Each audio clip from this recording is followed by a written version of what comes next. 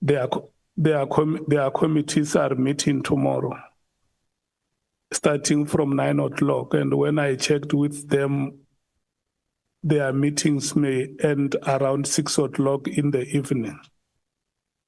So we will continue to engage with the two chairpersons and other committee members to look for an appropriate time which can accommodate all of us.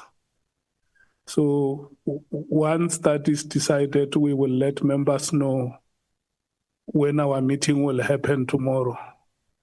But the likelihood now is that it may start in the evening. So, but we will confirm that time with you, honorable members.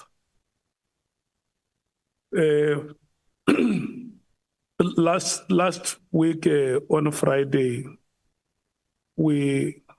there were some changes in the order of proceedings because there were honorable members who have requested to be released earlier during the proceedings. And so I want you to know that today we are reverting to the normal way of our proceedings.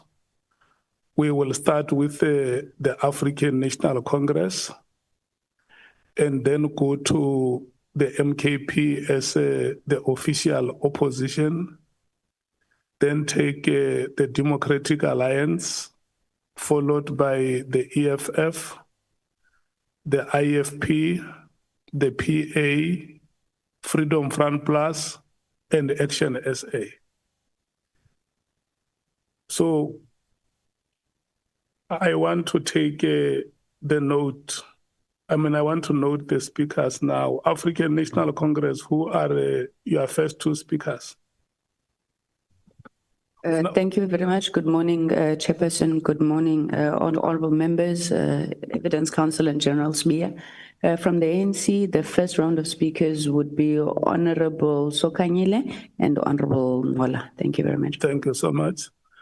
MKP, who are your first two speakers? Good morning, Chair, and good morning to my colleagues and everyone here. I'll be the first speaker today. Okay. And then maybe just to...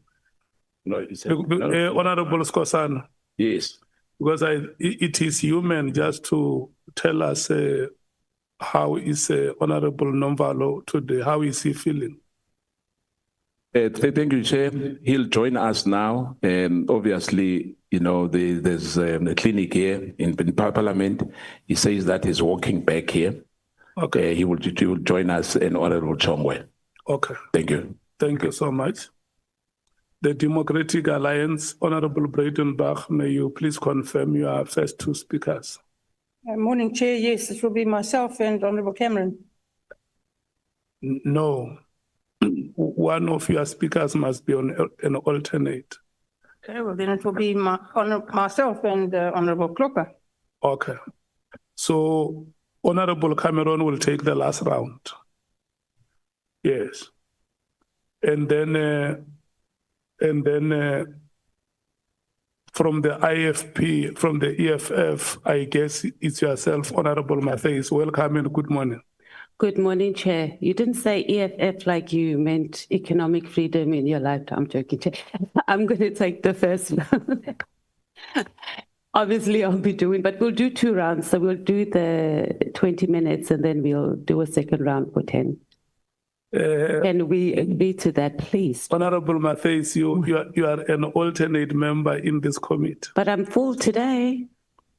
Today you are a full member, and when you are a full member, because I'm an alternate, when you are a full member, when you are a full member, you forfeit the status of being an alternate. Yeah, but I thought you'd just be nice. So let me allocate. You know, I'm a benevolent chairperson. Yes, that's what I'm counting on, Chair.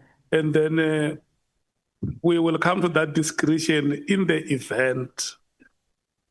I'm satisfied that you deserve it. Okay, but Chair, can we agree though, right? We're getting 30 minutes regardless, right? So I'm saying we can go 20 and then we can use the other 10 to wrap up. You have 30 minutes. If you use 20 or 25 and say, I would like to use the 5 minutes later. It's still okay. Okay. But I can see that you are going to give me the 10 minutes for the alternate. I feel it. Thank you, Chair. Yeah, look, that is a very strong feeling. I cannot take that feeling away from you. Honorable Sols, Honorable Mngango, the IFP is going to be you. Honorable Sols, the PA is going to be you. And the Freedom Front Plus will be you, Honorable Vessels.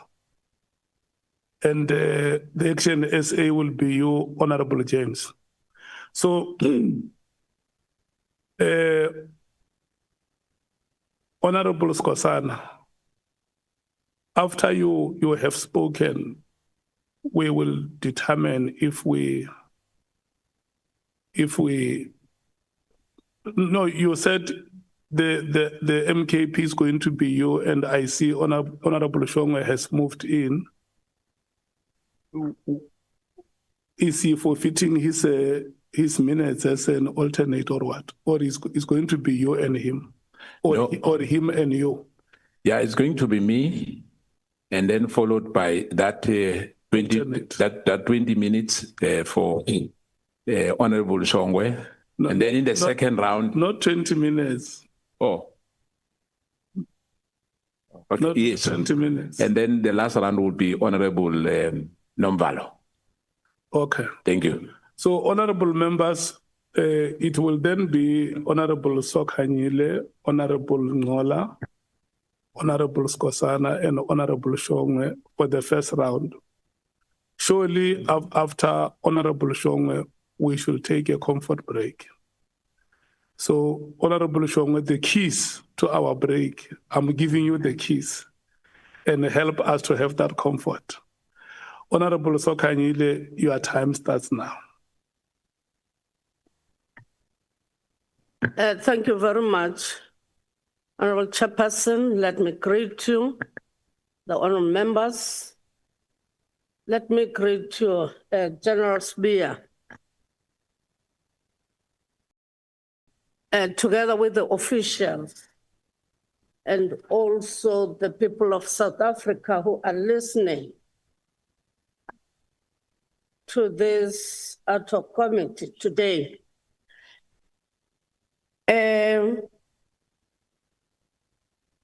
General Sibiya, I will go straight, I will zoom to your previous work employment that you did specifically with the city of Johannesburg. On paragraph 21, you have said that in your statement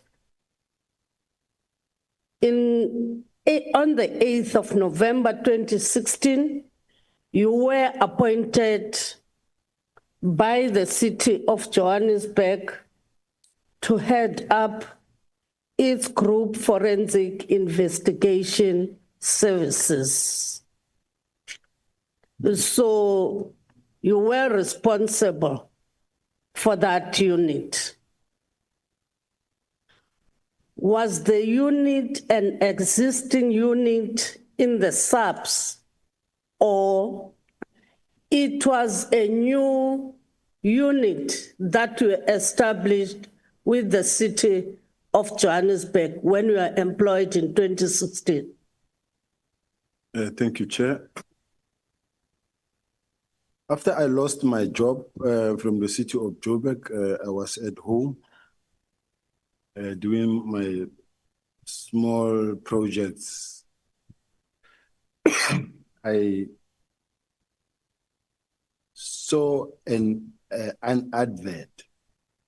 It was advertised that they're looking for to establish a city's forensic department that is meant to fight maladministration, theft of city assets, fraud and corruption in the city, the hijacked properties and that. So I also showed interest and I applied, like many others applied. I applied and then I was called for interviews and I got the job. And at that time, there was no group forensics in the city of Joburg, but there was an audit section within group risk and assurance. They call it JRAS within the city. So they were also conducting investigations on the other hand, but under like audit, they were not doing like forensic investigations per se. However, they were contracted to many service providers that are in the city's database, such as your KPMG, all the different forensic investigative and the law firms that conducted the investigations on behalf of the city. So the then mayor felt that, but they want to have a forensic department that conduct investigation that must fight corruption, fraud and corruption in the city, theft, the city's asset and maladministration. Remember in the city of Joburg, at that point in time when I was just starting, there were so many, I just don't have the figures now, but there were so many buildings, properties that are hijacked, where the owners were complaining left, right, and center that their properties have been hijacked and they were no longer even having access into. So I had to start a department that will actually focus specifically on fighting crime that is being committed in the city and against the city. Okay. Then, in fact, you have said that you saw the advert through in the newspaper. Yeah, it was advertised.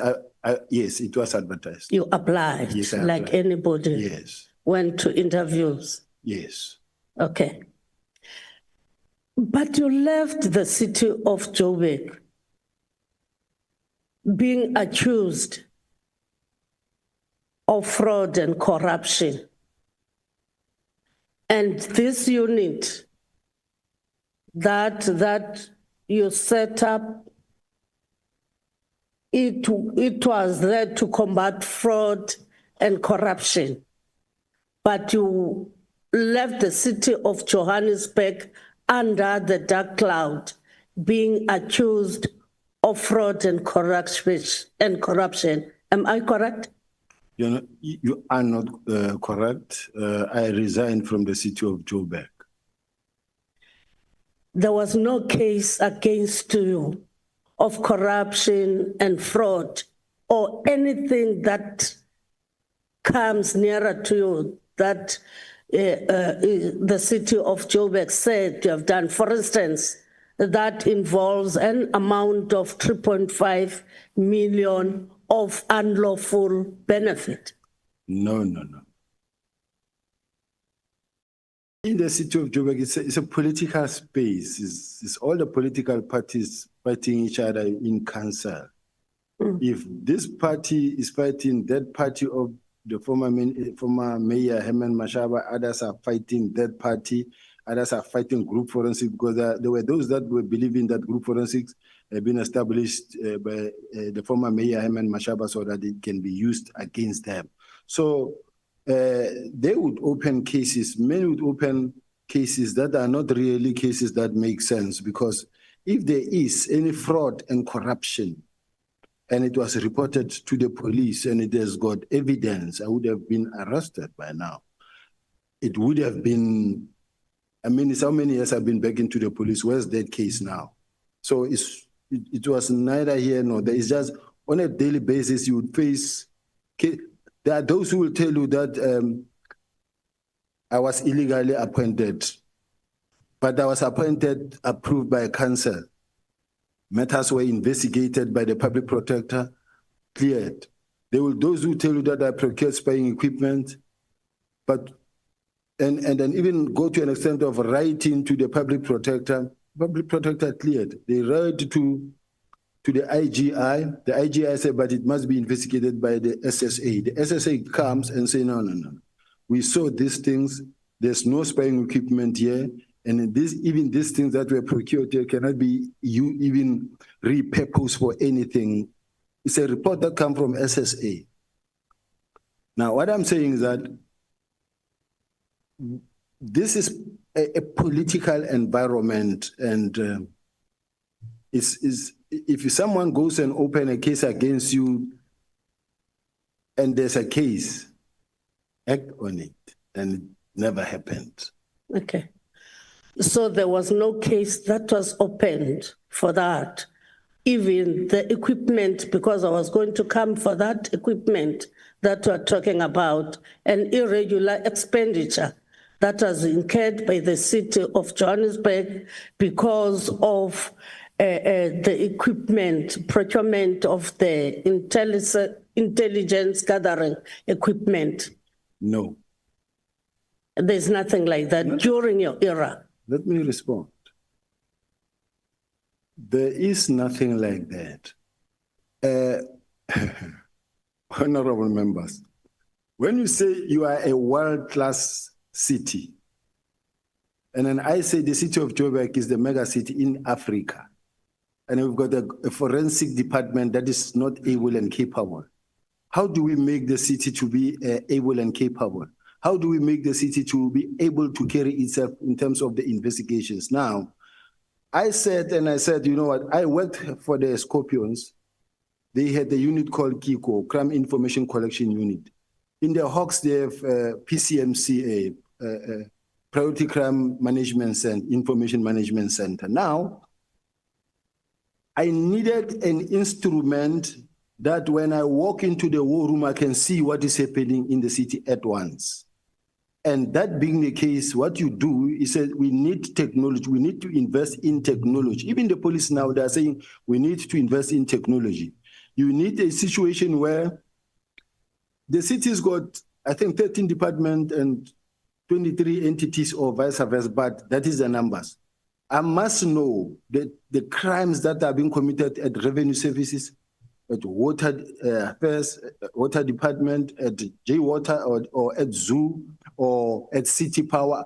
In those respective environments, I must know the type of crimes that are being committed there, but I must also check on the modus operandi of this crime that is being committed here. Is similar to this one, similar to this one, and who are the role players that are coming in. So if you don't have technology that assists you to be able to get that type of information all at once, I must know that how many cities' properties, how many buildings in the city are hijacked, so that we put the red dot in those that are hijacked, so that when I look at the wall must tell me that here is a cluster of hijacked properties. That building and that property and that property, they are hijacked. This one's the police affected, and this one what you label them red, green, and yellow. And the yellow will have its own status. Green, it has been arranged, it's in court, and this one is foreigners mainly. And so that what you need to do is you plan your operations according to what the system tells you, that we've got so many buildings that are hijacked. And then you must be able to know that who's behind the hijacking. Is it the same group of people, or you have different numbers of people? So this is just technology. So now, what is worse that we need to understand, honorable members? In the city, I will never wake up and sign a check and go and procure something. You make an application that must go right up through the budget steering committee, and right up to the council where maybe something gets approved. But above all, the person who complains that I procured spying equipment, it is his wife who procured those spying equipment, working for the city of Joburg. So this thing of making allegations for the sake of making allegations because you want to taint a person, they don't really work. That is why nothing happened to date, and nothing will happen ever. Okay. In your statement, and even... Honorable Sokhanyile, General, who is the person accusing you of buying spying equipment? Initially, I do know that the former city manager, Fred Brink, was the one who was accusing me, and then supported by a gentleman called Mesuli Mlandu, And this Mesuli Mlandu is a guy who was fired from Eastern Cape and then was employed in Ekurhuleni, was fired from Ekurhuleni, and then he started accusing and running after the former minister of Ekurhuleni, Mondli Gungubelo. You can check the articles. So himself, there were investigations running against him. How he got to be on the other side and started attacking me and challenging me and fighting me is because there came an instruction that say all senior managers of the city needs to be vetted. When we sent a team down there and say, we are told this man was fired in the city of, in Eastern Cape. He started saying, no, I'm conducting clandestine investigations against him. They are not clandestine investigations. Everybody must just submit the Z04, 204 papers so that everybody can be vetted. But he didn't want to be vetted at all. And above all, there were investigations that were registered where he assisted in the employment of a lady called Anela Kwababa, who had the qualifications of being a registered nurse somewhere there, because she created the impression that she's got HR-related qualifications when she did not have HR qualifications. Even now, I think she doesn't have, but this is a person who's occupying the most high position in terms of HR-related. So there are other people who think because of how forceful they are, how powerful they are, how strong they are in terms of character, they can force their way through and get what they want. And you will realize that even in the city. I think I'm fine with that. Thank you. So did these accusations happen when you were still their colleague? Yes. You had not left the city? No, they happened whilst I was in the city and they were investigated and I was cleared. They even attempted to stop their powers for group forensics to investigate. I went to court, the court ruled in my favor. All these things were investigated. I'm very much concerned when they are trying to get this again through the back door and have this thing resuscitated. So are you saying Honorable Sokhanyile is a backdoor? No, this is a dead thing that needs to remain dead. They shouldn't be bringing this. You know, when Lt Gen Mkhwanazi was talking about state capture, he was talking in a sense, not state capture, when he was talking about... No, it's fine. I don't want you to debate the questions. I just wanted to clarify.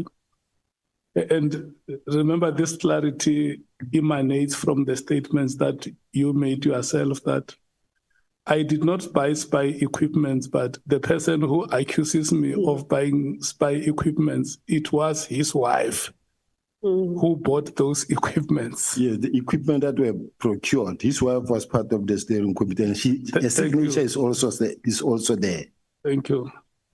No, it worries me. Honorable Sokhanyile. Yeah, it worries me. I'm sorry to interrupt you. I just want you assisted me because I was going to ask about Mlandu. I'm from Eastern Cape in Tata. He was fired in the Eastern Cape. Even in No, it's fine. It's fine. No, look. No, you don't. General, don't be agitated. Yeah. No, I'm not trying to put things behind or putting things through the back door.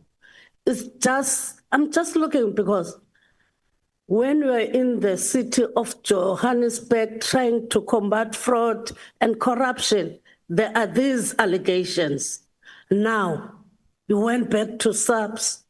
There are allegations, for instance, Brown Mkhwanazi, you said he came to your office and to inquire about supply chain.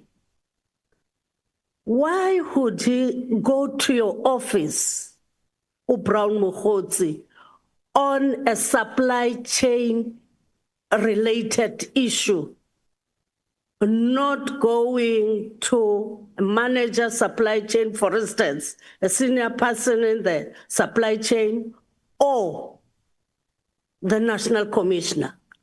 May I ask the honorable member to rephrase her question because she's put her facts upside down. Oh, okay. Mkhwanazi, Matlala, they're one and the same people. I'm saying that you said yesterday, Matlala went to your office to ask about a supply chain related issue. Then I'm asking why not go to a supply chain person? Just hold it there, Honorable Sokhanyile. Honorable Nomvalo. Chair, I thought you were going to call the witness into order. The manner he has addressed the member is unwarranted and undesirable. To say a member has put herself upside down, what is that? You've got a responsibility to protect members and witnesses who must engage each other with respect here. Yeah, he said the question. I think he might have wanted to say the facts have been mixed. Yeah. And I think the member understood it because instead of mentioning the name of Matala or Mr. Matala, she mentioned Mr. Mkhwanazi, but the witness understood the context to that the member wanted to ask about Mr. Matala. And that is why, look, we can pardon him for the language use. I don't think it was intentional. He would have wanted to assist the member to say, but it's like your facts are mixed. If we can have the facts reorganized. And for that, I did not fault him.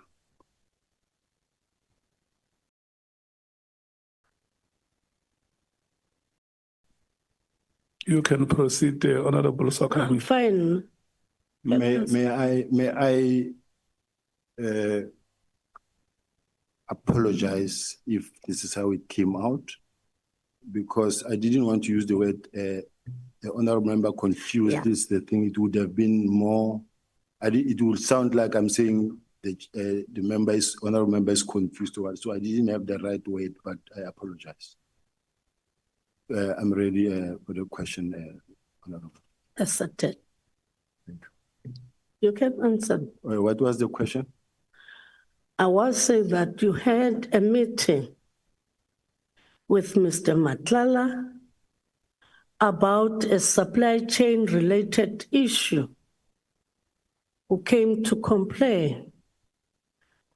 Then I'm asking, you didn't refer Mr. Matlala to a person responsible or a senior person in the supply chain department or the national commissioner? Why didn't you do so? Honorable Chair and members, when you are or you have been awarded a tender by the South African Police Service, which have gone past supply chain. Now, the next level to complain if there is an issue was the logical thing to go to the National Commissioner of the South African Police Service. This is what he did.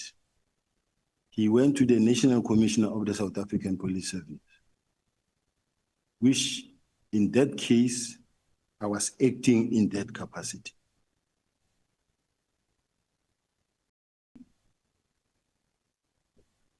Then the meeting that you had with Brown Mkhwanazi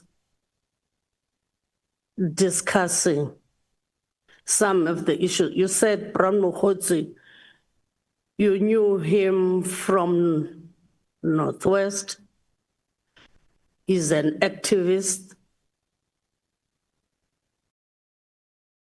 Then you said yourself, you don't belong to any political party. But you are meeting this, you met this activist and you knew Brown Mkhwanazi because he's an activist. Am I correct? Yes, I said that. Not because he's an activist. I know him as an activist in Northwest. then most of the meetings that you held, either Brown Mokgotsi or Cat Matlala, were work-related meetings, surely. In relation to Brown, I would say work-related, but if a person says, I'm coming, are you in Camps Bay, I'll come and greet you, because that's the only time I met him. And the second time when he said, I'm in Gauteng, I'm coming to consult. Are you around? And I said, yes, I'm at my lawyer's as well. Okay, I'll see you when I break, and we just greet. The work-related ones now, the outcomes of the work-related meetings, have you ever reported them to your senior, who happens to the National Commissioner? Have you ever reported the outcomes of those meetings and reported that you met so and so because of this and that? Firstly, I indicated yesterday that the moment I got these calls from Brown Mokgotsi, I said to the National Commissioner, there's a strange call that I found from a person who called himself Brown. But he was telling me more about me being careful that crime intelligence is following me and they are working on me and all those things. And then he said, no, continue meeting him, and where possible, you can even record him. But it didn't go to a point where I recorded him. You know, I didn't hear clearly. Can you repeat? Chair, General Sibiya is not audible. We can't hear him. If you can just speak closer to the mic. Thank you. Can you repeat your answer? I didn't hear clearly. I don't know if I still remember the trail of thought, but what I heard was, did you inform your National Commissioner? And I said, it was not a meeting per se, but I did inform the National Commissioner the very first time around. I received a call from Brown, that I received a strange call from a person who called himself Brown, but he was telling me that I must be careful. I'm being followed, I'm being listened to, which was the case. And said, these people are working against you because they want to push you out. That's what he said to me initially. And then I did tell the National Commissioner, I said, no, keep on listening to him. And it wasn't a subject to really take any further. And then thereafter, you knew Brown Mokgotsi because you are saying that you told the National Commissioner that you got a call from a person you didn't know. Yes. And as he phones, I took the calls. When you said yesterday, your hatred or the hatred, the presumed hatred between yourselves and General Mkhwanazi, you saw it, it was there. Is that the reason why you had to communicate with the junior officials in KZN instead of a provincial commissioner? Those are two different things, Honorable Member. The hatred is something that has been displayed over time until now, and why I communicated with Deputy Provincial Commissioner. I'm the Deputy National Commissioner of Crime Detection. I am allowed to speak to a Deputy Provincial Commissioner of Crime Detection. That's the first part. But the second part is that because when I speak to General Mkhwanazi, when I call him, many a times I call him when the relationship was all fine. You will call him, you won't find him because mostly he's engaged in meeting, whether he's engaged in a meeting with executive, business forum, or taxi people, but he's mostly involved in meetings. Now, he's the kind of a person who, when he's chairing a meeting, he will never take a phone and answer to your phone, but he will definitely come back to you much later. Now, I'm sitting here in making sure that since the minister said, may I see the team tomorrow so that I can brief them, I can hear what happened and how they got there. The minister didn't want to interfere, but remember that he is the Minister of Police. He conduct a lot of interviews. He wants to be able to account or to speak about it. So he said, can you get me the team to come and brief me so that I get to hear how we got here? And me trying to speak to General Mkhwanazi to arrange and also to please inform the PC on my behalf. Like it happens in many other provinces, I never thought General Mkhwanazi will actually take it too hard like he did. Similar situations have happened in Mpumalanga. Similar situations happened in Mpumalanga where the National Commissioner wanted to meet the team that was involved in a particular, I think it was a case where we found an arms cache or the one of Piet Retief where councillors were killed and a good job was done, but the National Commissioner wanted them to come and brief him. Now, as a result, I communicated to the brigadier, and then the PC called me and said, how? Now you are calling my people and me you are leaving behind. And these are my people. I say, General, please, I apologize. I should have started by you. And she said, no, I understand. Please, General, come with them. And she came, we interacted with them, but I apologized.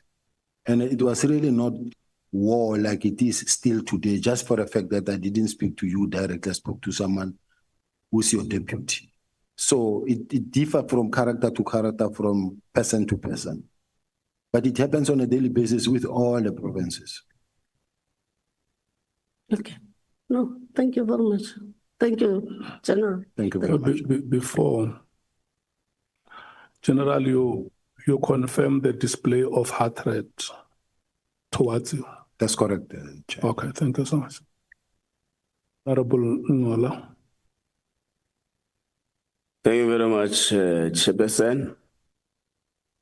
Chair, let me start with a disclaimer that I'm also from the Eastern Cape, and I am here not because I was fired there. Yeah, but before, Honorable Sokhanyile said she wanted to ask about that person from the Western Cape, who the general has said that he or she was fired. Yeah, Chair, that's why I'm saying I'm from the Eastern Cape. No, I'm just checking with her. Are you no longer asking that question, or because you had promised the general that you were going to ask him? No. I'm no longer going to ask because he has reflected how they hated him also. Okay. Yeah, my apologies, Honorable Nqola. Thanks, Chair. Thanks, Chair. Chair, General, good morning. We are going to sectorize my questions in two. The first emanate from the answers you have given yesterday to the evidence letter. And the second emanate from the statement you deposed to this committee. When I want you to confirm to the committee that the answers you gave yesterday are to the best of your information and they are not a bad denial. You confirm? Make me understand, Chair, because when the honorable member says the answers I gave versus the affidavit I deposed, they are not a bad denial. Can the honorable member take me to a specific point? I'm saying, leave the statement for now. We'll come to the statement. I'm saying you have been asked the whole day by the evidence leader yesterday. You have provided answers. Yes. And in your statement, you said, you confirm that the information you are to give is to the best of your knowledge. That's correct. So I'm asking that do you confirm on record that all the answers that you would have given to the ad hoc committee yesterday Yes. are the best of the knowledge that you have and not a bad denial. That is correct. Thank you. Your boss, General Masemola, deposed a statement in this committee. And one of the provisions in the statement say there was a meeting between him, General Khumalo, and the Minister of Police that declared you a rogue police officer. Are you a rogue police officer? I've never been one in my 37 years old in the service.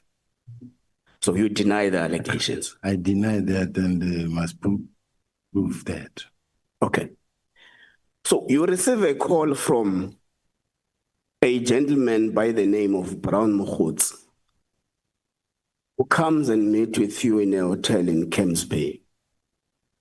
You dine together. He divulges an intelligence information to you, an alleged plot to oust you or something.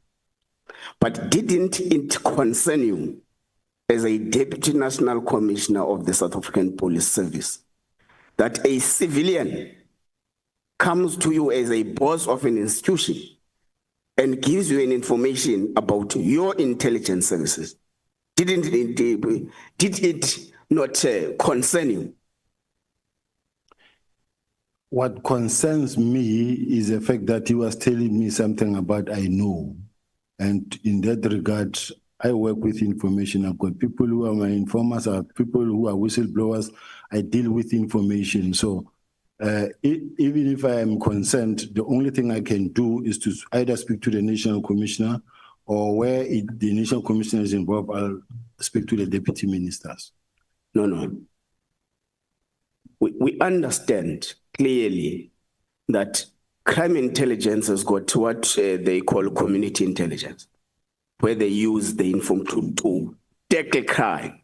They use information they get from community members, which is fair. This is a different discourse, General. This person comes to you as a Deputy National Commissioner, brings an information about your intelligence services, not about what is happening in the community that will help you execute the mandate that you have. So this is different. I agree. It is important that you work with communities, get information, but this is different. A civilian comes to you, gives you information about your intelligence services. Did it not concern you that how did a civilian get hold of this kind of information as a person given a responsibility to manage and control the police service? No, it didn't concern me. Why? Because when someone comes to you with information that helps your cause, you do give attention to such information. I cannot be worried about the fact that this person is giving me information that is actually saying to me, look over your back. I can't be worried about such. So intelligence formation of the countries that is lingering among community members doesn't worry you as a Deputy National Commissioner. Is that what you are saying? That is the most concern that we must raise within the intelligence structure. I'm talking about you, General, as a Deputy National Commissioner. So it does not concern you that an information that is supposed to be in the custody of intelligence services is lingering around community members. It does not confirm. Is that your evidence that you are not concerned when intelligence information is lingering around community members? Of course, I am concerned if ever a member of the public will have information, in particular documents that belongs to intelligence. It is a cause for concern. But if it is information that relates to the security that affects me, or you're just giving me information as a whistleblower, it happens on a daily basis from many angles of the country where you get such information. People on the ground do come across information, and people do report right up to the highest office. They report, they bring information. Okay, Chair, I think let's just note that the first General Sibiya was not concerned, and on the second, General Sibiya was concerned. What did you do with that information? It's information that says watch over your back. And then what I did is, sometimes I approach the National Commissioner. Sometimes I did speak to General Kumar and say, I understand there is one of the senior managers who's going around here and saying, when I'm going to arrest your boss, or we intend to arrest so and so and so and so. And at some point, it's even journalists where they want a journalist to run a story that says General Sibiya's arrest is imminent, and they want a journalist to run that story. And then I have a lot of AI generated TikTok messages about me. So you find that when you Google me or when you go into TikTok, you find that there is thousands of negative messages, or they will take my message and turn it replicates into many messages. The question, General, was that what did you do about that? What did I do about the information? I use it to my advantage to make sure that I survive. Okay. Are you in constant contact with Mr. Brown Mkhwanazi? Not on a daily basis, but you are communicating. I am communicating. About issues relating to the police service? No, not about issues related to the issues in general. In general. Okay. No, that's fine. Let's take back what Honorable Sokhanyile was asking you. Mr. Matlala finds difficulties in operating in terms of the work that he was given. Comes to your office for the first time. Yes. Then you say beyond that was the account that you have told us is that he came to ask about his tender issue where he found difficulties. You were acting national commissioner there. But you continue to say you have met him for about 5 times or less. Yeah. And you moreover say all this fracas happens when you are about to know him more, or when you are about to know each other more. Is it a general practice in the police service that the top brass of the service has got direct contact and direct relationship with service providers? And how many service providers do have the same relationship that you have with Mr. Matlala in the SAPS? What I know is that Mr. Matlala is a well-known person in the service, in the police. As you can see at some point right from the minister downward. Let's talk about you, General. No, I'm just saying, you ask, the honorable member asked a question whether is there a general practice in the police. Now, I'm saying it is a general practice in the police because it's a service provider, it's a stakeholder. Whether you're talking about Old Mutual, you're talking Metropolitan, you're talking about many other, they, on a daily basis, on a weekly basis, they find themselves in the same space. They are known to each other. That is why they gave him a tender to operate in the college where the National Commissioner is. And there was no problem that the National Commissioner saw himself on Mr. Matlala there. There was no issue because at that point in time, nobody knew about Mr. Matlala's involvement in any crime. Because if they knew, and I'm the only one who's actually working with him, it would have been understood or understandable. But in this case, I also take it that even the National Commissioner or any other person there didn't know. Do you know where Mr. Matlala resides? No. You have never been in his homestead? No. Okay, that's on the point. Let's go back to the entire fracas about the dissolution of the PKTT and stuff. Do you think that political killings are still prevalent in the political system in South Africa? Do I? Do you think that in the political system of South Africa, we are daily still experiencing political killings? Yes, but at a much lower rate. than it was before. Than it was Do you think that was the impact of the PKTT? at that point in time, yes. No, I'm saying general. Do you think that political killings are still prevalent in our political system? You say yes, but in a much lower rate. Do you think that that much lower rate is as a result of the work that was done by the political killings task team? I agree. You agree? Yes. Do you think that it is quite warranted that such a working political killing task team be dissolved? What is your view as a deputy national commissioner now? Analyzing the situation, seeing this team that you agree here under oath that is working hard. Do you think it was a proper decision to proceed with this dissolution given what you have just told us?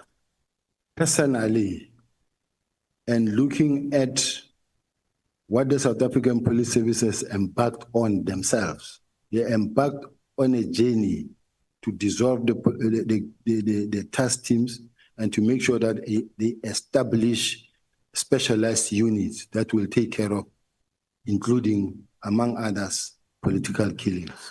No. General, we are talking about one letter here. I hear you are bringing an overall approach over task teams. Here, what brings us here today is the letter of the 31st of December 2024. And that letter only speaks about the political killings task team. So, you are saying, in your view, political killings are still prevalent, and the political killings task team has done a tremendous job in reducing political killings in South Africa. Now, the question still is, do you think then, therefore, that it's a proper, well-calculated decision, given these circumstances, to dissolve it? Honorable Chair, I'm saying still, they said to the House Portfolio Committee Chairperson that they have achieved the purpose for which they were established. They have stabilized all the districts except only eThekwini district. Now, we can't keep them only to attend to only one district now. I said yesterday, go to Eldorado Park, go to Westbury, go to Hanover Park, Manningberg, all those dangerous areas, Cape Flats, where people are dying every day. Let us refocus the energy and the resources and the budget to where they are needed. And we don't say political killing task team must die. We're saying we have now come up with a work study that says they must fall under murder and robbery unit so that the whole country can have a benefit of the expertise, to have expertise throughout the country to be able to fight this type of cases. Any murder, taxi violence murder, serial murder, police killings, if it falls under murder and robbery unit, that has got a pool of excellence within it. They will be able to operate throughout the country, but you don't need to have a small group of people based in KZN to take over the whole country. Okay. Yeah, just to hold it there. General, when you say that we are saying that the resources that we have deployed to the PKTT must fall under, you say, murder and robbery unit. Is that what is contained in the letter that was written by the minister dissolving the PKTT? Yes. Okay. And also when you look at the work study they did, it says that they must fall under murder and robbery unit. And it is also what they presented in Parliament, that it must fall within the murder and robbery unit. So in general, there's no disagreement that they belong. This is serious and violent crime that falls under component serious and violent crime. This is where they belong. So we should put structures, permanent structures, and even the CFO commented and say post-elections they must be deactivated. When you look at the elections that passed, there was zero incident. in many times it is just because of how you deploy. But let us have throughout the country structures that are well established to be able to fight that. Chair, I think let's pass, because what would have been said on the 5th of March in the Portfolio Committee meeting is actually an aftermath of, because the letter predates that meeting. The letter is 31st December 2024. The meeting is 5 March 2025. Now, in this resolution, you proceed with a plan and you sign the plan. General Masemola says, what keeps the status of the political killing system intact is the fact that the minister did not sign his winding down plan. You say in your statement, you have signed the plan. How many plans did you have to dissolve the trust? How many plans? Planning. There was one plan that says, as per the directive that I received from the Office of the National Commissioner, is to disband and to deactivate, to communicate the deactivation to the team. That's the communication that I received from the National Commissioner. Okay. And both the email and a document now that is well structured coming from the Office of the National Commissioner that gives out or lays out the whole plan coming from the National Commissioner's office, confirmed by him in July, in the March in Parliament, and the next day on the 6th of March in a form of an action plan. So all I'm saying is that there's never been any objection in front of the minister, at least. Okay. And in my case, I was never written anything in writing. If the National Commissioner was of the view or of the opinion that it looked like I am not listening or I don't cooperate, the National Commissioner would have officially written to me and say, this thing I'm still attending to it with the minister, and I would like to urge you to, at this point in time, hold back your horses because until further notice, but I am engaging the minister. You wouldn't have seen even a single letter from me. Okay, was there a meeting between yourself, General Khumalo, General Masemola, General Mkhwanazi, the Chief of Staff, Mr. Nkabinde, and the Minister discussing a winding down plan of the political killing system? Unless in Parliament, but I've never sat in a meeting when the political killing task team was being discussed and General Mkhwanazi was involved. But there has been meetings where there is General Masemola, Nkabinde, Khumalo. We have evidence in our disposal that there was such a meeting where you had the other tree supporting the plan and the other tree does not. It is not supporting the plan. But let's leave it like that. So in your winding down, let's leave the Masemola winding down. Chair, it looks like we've got two winding down plans here. The one of General Sibiya and the one of General Masemola. Let's go to yours. Political killing system does not only comprise of SAPS members. Comprise DPCI, comprise NPA, comprise crime intelligence. In your plan, was there a consultation process to those that are part of the political killing system? Let's start here. There are no two national commissioners. There's only one. No. I'm responding, Chair. No. Never did I say there are two national commissioners.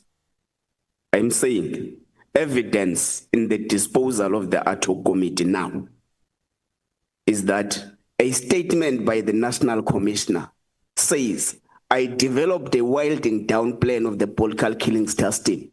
And the reason why the political killing system is still intact now is because the minister did not sign my plan. You depose your own statement immediately after General Masemola. You say you have signed the plan the process plan to dissolve the political killing system. That's the point. So I'm submitting to the chair that we've got two plans. The one submitted by the National Commissioner and the other submitted by his deputy. I'm still responding, Chair, that there are no two plans. There's one plan, and that plan is that of the National Commissioner. Then you don't have a Sibiya plan, you don't have a National Commissioner's plan. The plan that is supposedly supposed to be that of General Sibiya is the one that comes from the National Commissioner's office through his office managers, the one that we are relying on, and it takes care of all the issues raised, the stakeholder engagement and many other things. And I can read the topic. I just want to get to. No, it's fine. You can leave it. I got the answer. The answer. Oh, you're done. So there are no two plans. Okay. One plan. That's fine. That's fine. Let's take it from them. Honorable member, let's do it like this. General Sibiya, did you want to refer the member to some information in your notes? Yes, Chair. Yeah, that's what I wanted let's allow him to take you through.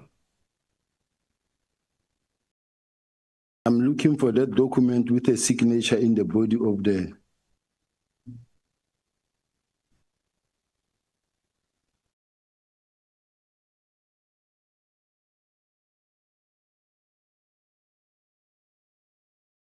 The letter of deactivation that come, oh, here is it.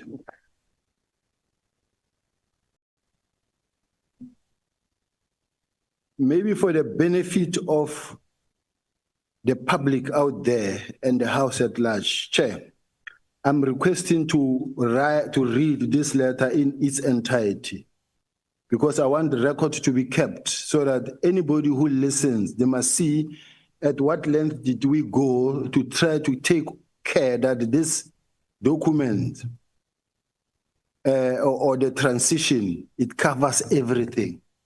Now, it reads that, can I proceed, Chair? This letter is just, and it is written to the Divisional Commissioner of Crime Intelligence. That is now after I received from the National Commissioner that says, please communicate to the team. And I forwarded to the Divisional Commissioner. Now, the National Commissioner says, I spoke to General Rabi to assist him. Now, General Rabi writes a letter that on my behalf, and this is how the letter reads. And you will also, we can read that one that was compiled by General Khumalo on instruction of the National Commissioner, and the House can decide which one, in fact, make more sense and more effective. But it says deactivating and disbandment of the National Task Team on Political Killings. The South African Police Service established the National Task Team on Political Killings, NTKPP, to address the concerning rise in politically motivated murders and related crimes involving political figures. This specialized task team was dedicated to investigating, resolving, preventing such incidents to ensure justice and maintain political stability in affected areas. On the 31st of December 2024, the Minister of Police issued a directive to the National Commissioner to immediately deactivate and disband the NTKPP. This decision was informed by an assessment that the task team no longer significantly contributed to policing efforts. The directive requires immediate compliance with appropriate measures to be undertaken to ensure the effective disbandment of the NTKPP in accordance with current prescripts in this regard. These measures must ensure that ongoing investigations are not disrupted or compromised. Now, that was our top priority, both myself and the National Commissioner, that investigations are not compromised. Monitoring and oversight. A temporary transition team must be established to oversee the disbandment process and address any arising challenges. This team must regularly report progress on the status of the disbandment to the Divisional Commissioner for Detective Service and facilitate communication between NTKPP, the Division Detective and Forensic Service, and other business units. A final audit must be conducted to ensure all cases and resources have been appropriately managed during a transition and appended to the closing report. accountability. Effective immediately, all investigative personnel of the PK responsible for case dockets are directly accountable to the Divisional Commissioner for Detectives and Forensic Service until they are assigned or reassigned to alternative units. This personnel will remain responsible for all investigations and resources allocated to them until a formal handover is completed in accordance with the established protocol. Now, this must indicate already that this was not saying immediate now. The same arrangement applies to crime intelligence and other personnel who will be accountable to the relevant divisional and provincial commissioners until final arrangements are communicated. Now, case handing over. Comprehensive handover protocol for all ongoing investigation must be established and implemented in consultation with the Divisional Commissioner for Detective and Forensic Service. This protocol should include complete case files, evidence, and related documentation. Additionally, detailed records of all handover investigations must be maintained and appended to the final report. Assignment of cases. And as you can see, it's talking about the final report, which means the report is still coming at some point, but we are not yet there. Assignment of cases. All case dockets must be hand-delivered to a location designated by the Divisional Commissioner for Detective and Forensic Service, who must establish a secure repository for case files and evidence to ensure continuity and prevent any loss or tampering. These dockets will then be reallocated to appropriate investigation unit within the capacity to continue the investigation. The point that I want to raise in this paragraph, it says, they must be delivered to a location designated by the Divisional Commissioner for Forensics, not to my office. The second point that I want to indicate here is that the docket will then be reallocated to appropriate investigative unit with their capacity to continue, as they indicated even in Parliament that they will take them to murder and robbery unit, and this is what is supported by the work study investigation that has been approved by the National Commissioner himself on the 6th of June 2025. Personnel redeployment.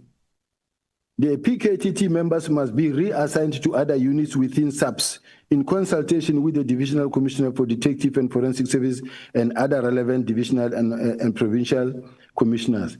Detailed record of deployment personnel must be maintained and apprehended to final report. To me, the SAPS was going to benefit from these members because wherever they go, they will re-establish the same time of approach, but the country will benefit. Equipment and vehicles redistribution.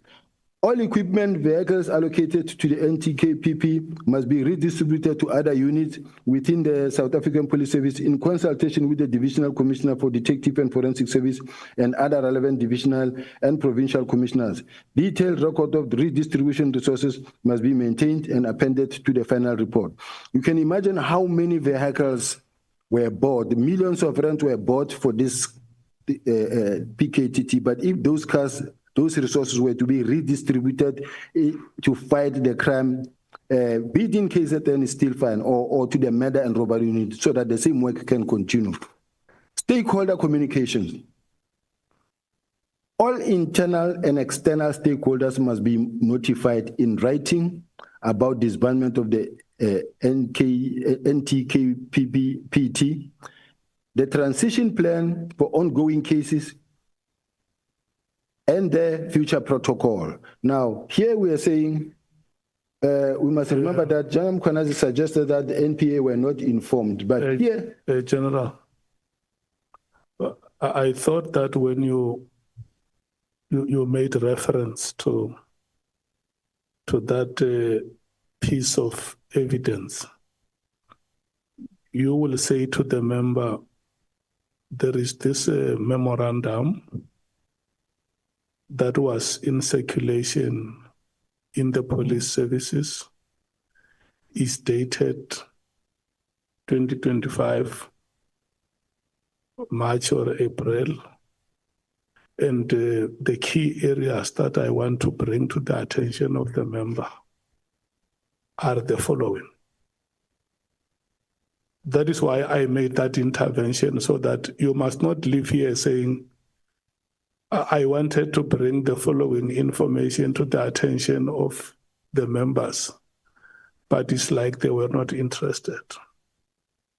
Because you can imagine if you read that letter from beginning to end,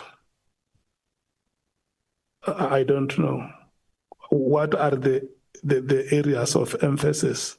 Chair, it's only 2 pages that is left, and they are not many, they are just short sentences. But what is important is also for the public to know that every step was taken to make sure that these doggers are not going to suffer, and there's a clear plan on the table on how to deal with this, because the political killing task team, it cannot live forever. It should not be a permanent structure. It's a task team. And that helps to answer the question of the member. Remember, the question is that you must demonstrate that there were no 2 plans. Yes. Between the police commissioner and yourself. Actually, Chair, we passed that. We're on the part where I'm asking if DPCI, NPA, and crime intelligence were consulted. I think the party is reading that all stakeholders must be notified through writing. I think we can take it from there now. Okay. Okay, so I must stop. No. Can I finish? He wants to hear the part of the stakeholders. We read past it that says they must be informed. And then, now this one is a plan that says inform them. This letter was intended to go to the project leader to say the stakeholder, internal and external, must be notified. In other words, the person who had to do it, if it was me, it was going to be like I was forcefully disbanding. But mine was to communicate to the team that had to do it and giving them a roadmap and say, these are the key issues that we must work on. This letter is signed by you? It's signed by me. This is the letter that the National Commissioner said you can sign because it's operational. And then it came via a general in the National Commissioner's office to me and said, no, the NASCOM says you can sign, this is operational, sign. Because I have got an email that comes from the National Commissioner. But maybe before you proceed with him, because the National Commissioner, when he was here, he says, not once, but on several occasions, I told General Sibiya that he must stay out of this process, and I will handle it. And I see the letter that you are reading, because I still have another letter here written by yourself, dated April 2022, 22 April 2025. And this is the period that in his testimony, he has said to us that he have warned you in April that you must stay away from the PKTT. But then, maybe before you go back to Honorable Nqola, if you can just take us through that to say, the letters that the reason why I'm asking you who signed the letter, and you say it's you, and I have this other one as well of 22. It has the same topic of, the same subject of deactivation and disbandment of the PKTT, and it's signed by yourself. How do you continue to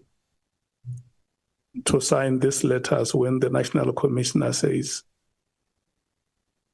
I have spoken to General Sibiya and instructed him to get out of the PKTT, because from the onset he was never involved. And I also listen to you when you speak here. When they appear before the portfolio committee, you say they, and my understanding is that when you say they, you are not there yourself. When I say they, Chair, remember at this point in time, we've got General Kumar and General Masemola, Yeah. who were presenting. I was part of the whole presentation because as far as I'm concerned, we are all part of one team. You were there in that meeting? I was in that meeting. Yeah, but when you say it here, you don't say we, you say they. Because I'm sitting with both General Masemola and Kumar accusing me of disbanding. But they were the one doing present. I mean, in the meeting of the portfolio committee. I was there. And then the presentation we own. Okay, no, it's fine. Let's leave it there. The chair of the portfolio committee is here for sure. These are matters that he will take interest when you. Can you just go back to your communication, your correspondences, and clarify within the context of what Honorable Nqola is asking, to say it appears like there are two parallel processes here, because the commissioner says, I talked General Sibiya out of this process and even reprimanded him. It's what he told us. And for sure, this may be some of the reasons leading to your suspension, because it's what he said, that I talked him out of this process. But then it appears like you sign letters, you communicate.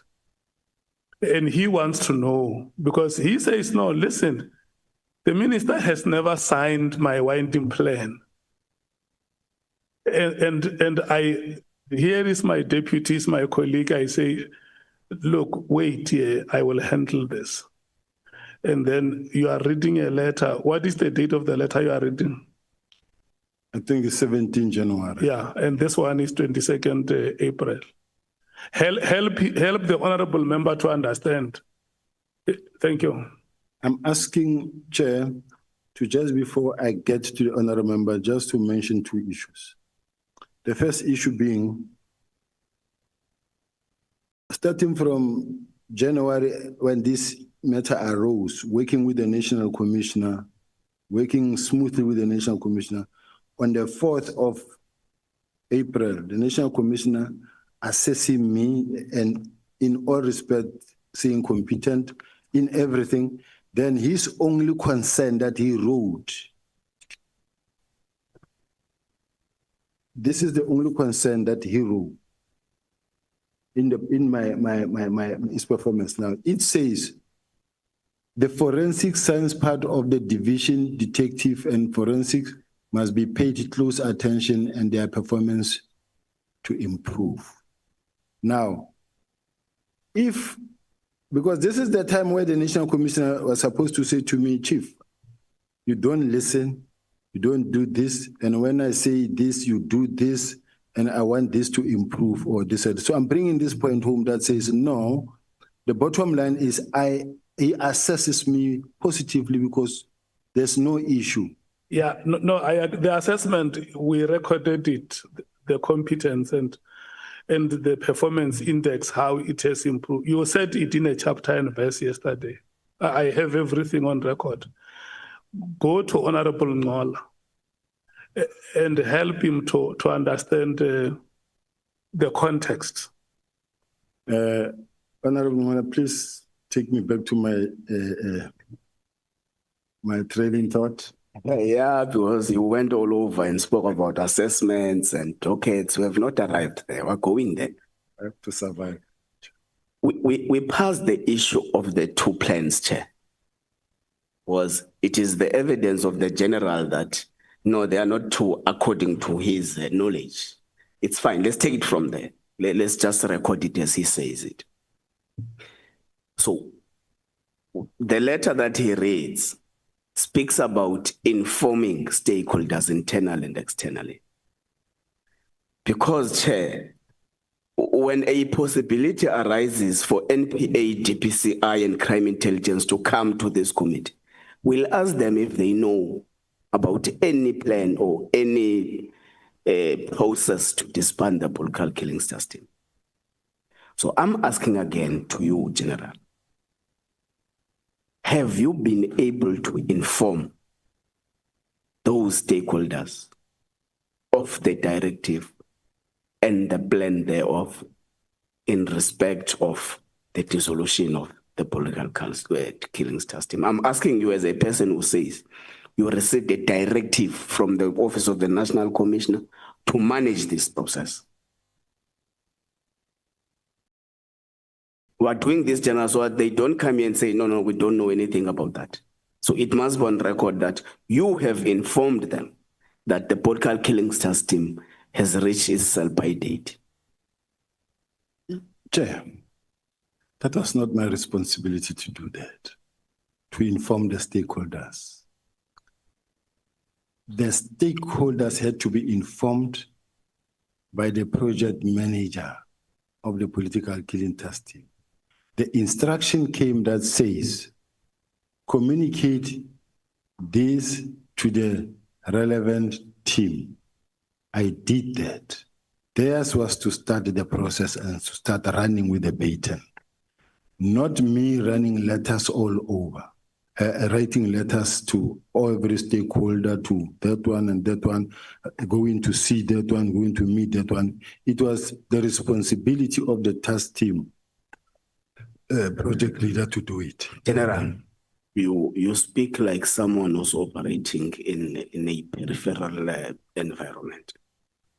You are given a responsibility to head an institution as big as SAPS. Beyond that, you are given a responsibility to oversee and preside over a process of dissolving the political task teams, didn't you? Was that responsibility not given to you? That's correct. Is it not your responsibility to ensure that your subordinates or your juniors do the obligations that they've been given to expedite the process? That is why I was writing those. But you can't say you can't go around with letters. The point here is you are a boss that's presiding over a process. Yes.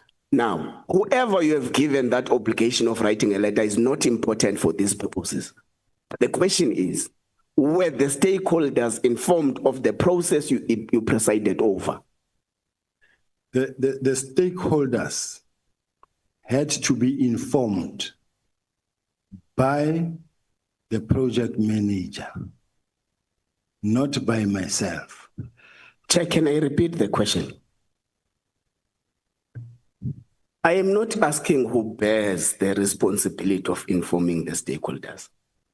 Imagine today, the chair gives us, all of us as members, responsibilities one by one. And when the chair is asked outside by the media that, how are you handling this and that? And he says, no, I gave that to Nqola, it's not on me. The point, General, here is that you are presiding over the process now. You give responsibilities to the project manager. So it's upon your obligation to ensure that who you gave a responsibility actually does the responsibility given. Unless you are saying you are not aware whether those stakeholders were informed or not. Chair, all I know is that the direct instruction from the Office of the National Commissioner says, communicate to the relevant team and to prepare a close-up report. Then come a letter of the 17th that gives a roadmap that says this is what must happen. Inform the internal and stakeholders. This comes from me telling the project manager, inform the internal and external. That's the part that I could play and how far I could go. And so that's you're not aware whether that one you gave a responsibility to inform stakeholders did that responsibility? I'm not aware. Okay, let's pass that part. So in your view, what is the status of the political killings task team? It's just like General Mkhwanazi said, it's running, it's up and running. So it's not dissolved? It never was. Okay. The plan was signed? The plan was signed. But why was it not dissolved then? Because General Mkhwanazi says he was not informed, therefore the team is running. So according to General Mkhwanazi, is acting against the instructions of the top brass of the service. Which happened. Okay. Let's go to dockets. You say you are the custodian of all the dockets in South Africa. Correct. But you say there are dockets that you can be unable to account for. How does that happen?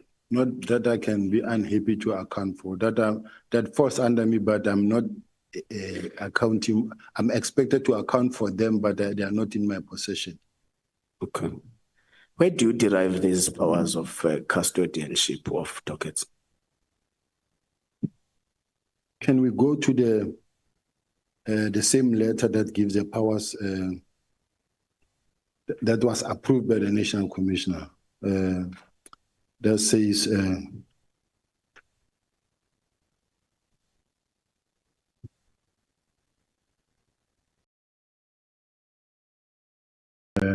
I just want the page, Chair, that says the Deputy National Commissioner Crime Detection is the custodian of all dockets in the country. In the bundle. Chair, I want to just, legal team, do you know? Evidence leader? Yes, the witness is. I want to be able to get to that page that assists me where it says the Deputy National Commissioner is the one that was even approved by the National Commissioner, because I account for the performance of the detectives even before the Auditor General. And as a result, when we talk about the docket, when you register a case docket, it is for investigation. Once it is for investigation, it falls within my space. Now the docket leading to up until prosecution is my docket as the detective. The uniform in the police station will open a case docket, and then the next person who comes to sign for the docket is a detective. Now the detective is their docket. Yes, it belongs to a station for that station, because when you ask, for an example, you say you open a case in Witbank, it will be Witbank case so-and-so, Midrand case so-and-so, Devon Central case so-and-so. But the dockets belong to those stations, but I am responsible for all the dockets because I account to the Auditor General for all the dockets. I'm saying this now in the absence of the documents I have here. I will come across it now. But all the investigations or investigative processes belong under crime detection, which I'm responsible for. Now, which means that is why I was saying to the National Commissioner, I have dockets that are in uniform, that are at ORS, and the National Commissioner said, no, those detectives must fall under you. I have dockets that are at ID or Hawks. Those dockets, I must account for those dockets. So I'm the custodian of all the dockets. Okay. I was asking. Sorry, Chair, I was just trying to... Let's allow the member to conclude. You will come later.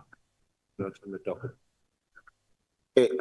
I was asking, where is the power derived from? Is it derived from the employment contract? Is it derived from the policy? Is it derived from legislation? Where is this power of custodianship of all dockets? Is from the employment contract and from the legislative framework of the detectives. Okay. Where are the 21 dockets, 121 dockets? Where are they? Now, yes. They are... I'm asking from the custodian now. They are I take it that they will be with the political killing task team project manager. Why were they taken? They were taken, brought by them to be taken to where they needed to be taken to, which is the specialized unit, murder and robbery unit, which is mandated to investigate political killing task team. those political, that what they are investigating as a task team, in fact, belongs to murder and robbery unit. They are just a separate structure that is running outside the structure. Okay, General, you have just confirmed with us now that the political killings task team is up and running. If that's the case, why were 121 dockets taken from the political killings task team that is up and running? Chair, a decision was taken to disband immediately.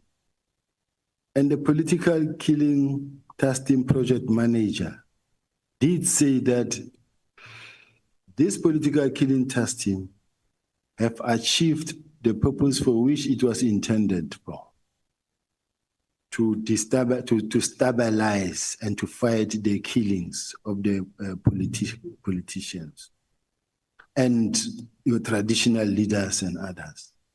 Now, when you look at the map, I wish we could display the map. If it's doable, Chair, that what was presented in the to be able to see how they've stabilized. I don't know, Chair, evidence leader, that is it possible to put that document that shows how they have stabilized, all of them green, and then that in fact it shows 1-1, and they said only eThekwini district is the one that is problematic, but the rest, there are no political killing testing anymore. So as a result, it can be used as a benchmark, and that it will be now done in a phase-out approach. It will be taken to murder and robbery unit. This is now General Khumalo saying it will be taken to murder and robbery unit. Okay, let's leave General Khumalo.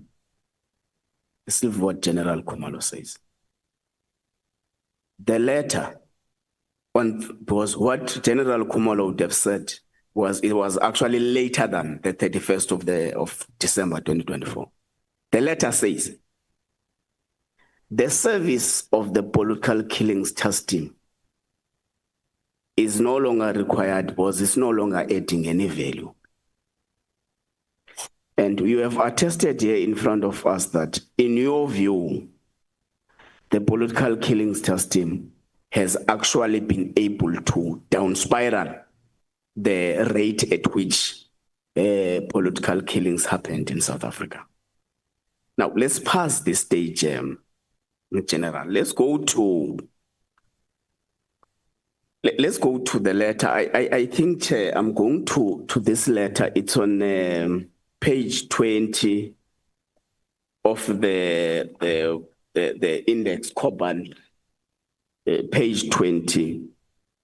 I wasn't happy with how the General responded yesterday, and I thought it's fine. Let me not stress. Let me come back to it today. Here, there is an issue about confiscation of Vusumzi Matlala phone and a cracking of WhatsApp conversations of Vusumzi Matlala. It is established there that there is a constant communication between Mr. Matlala and Mr. Mkhwanazi. It's not between you and them. 2, in this communication, Mr. Mkhwanazi, the one you had breakfast with, alleges that he has the message reads like this: I have arranged a meeting for Sibiya and the minister. They must have a solution. And it goes down and say the task team that came to your house and harassed you have been dissolved. So this is a chronological order of the messages between the two. But in that there is confirmation of a person you considered in this meeting that you have had a breakfast with. He says, the person, your breakfast person says, I have arranged a meeting for Sibiya and the minister. He goes back down and talk about the dissolution of the PKTT. So this is my question. Has Mr. Matlala and Mr. Mkhwanazi influenced the dissolution of the PKTT, as it has been alleged by both the two witnesses that appeared before us? 2, do you have a direct relationship with Mr. Mkhwanazi and Mr. Matlala? 3, was there a meeting arranged between yourself, the minister, Mr. Mkhwanazi, Mr. Matlala, on the dissolution of the PKTT? This must be your last 3 questions. Yeah, but 20 minutes, I'm 30, let's fine. No. I want you to do this. Do not bombard the witness with questions.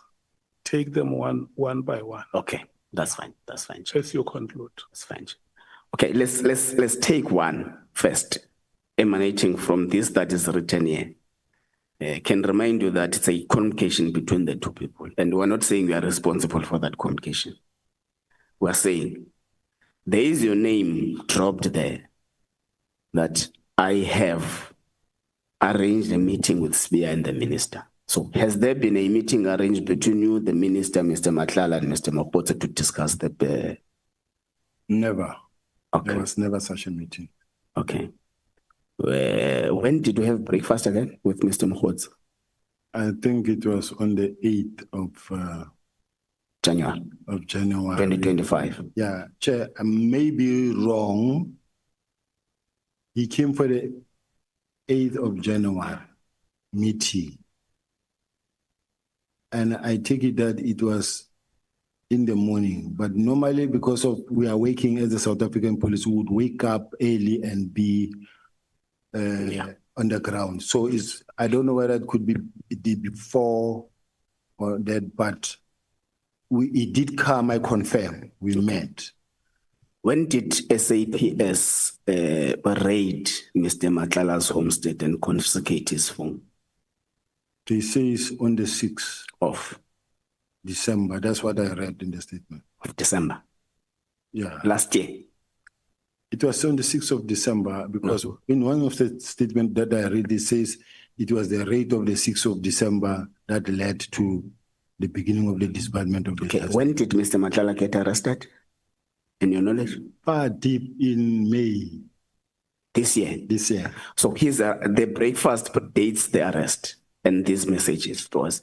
These messages are taken on the basis of the arrest and confiscation.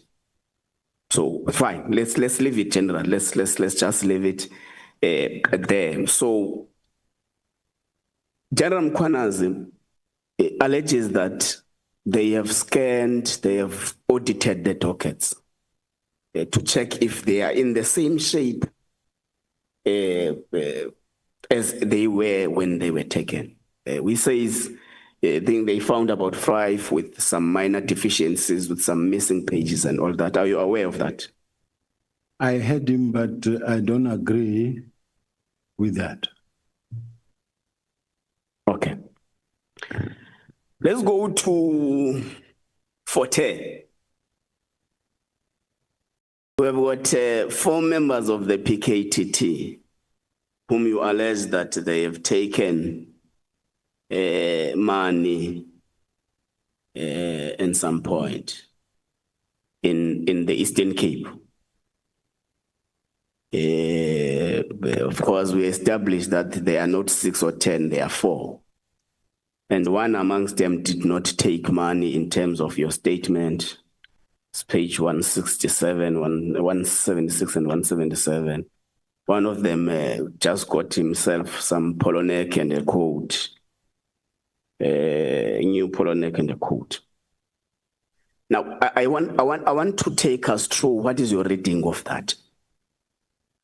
Do you read it as a pure act of bribery and money laundering between police and an accused person?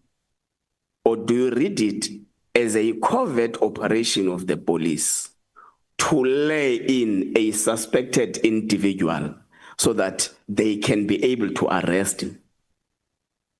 It's not how a covert operation works. And it's not even how an undercover operation works to law.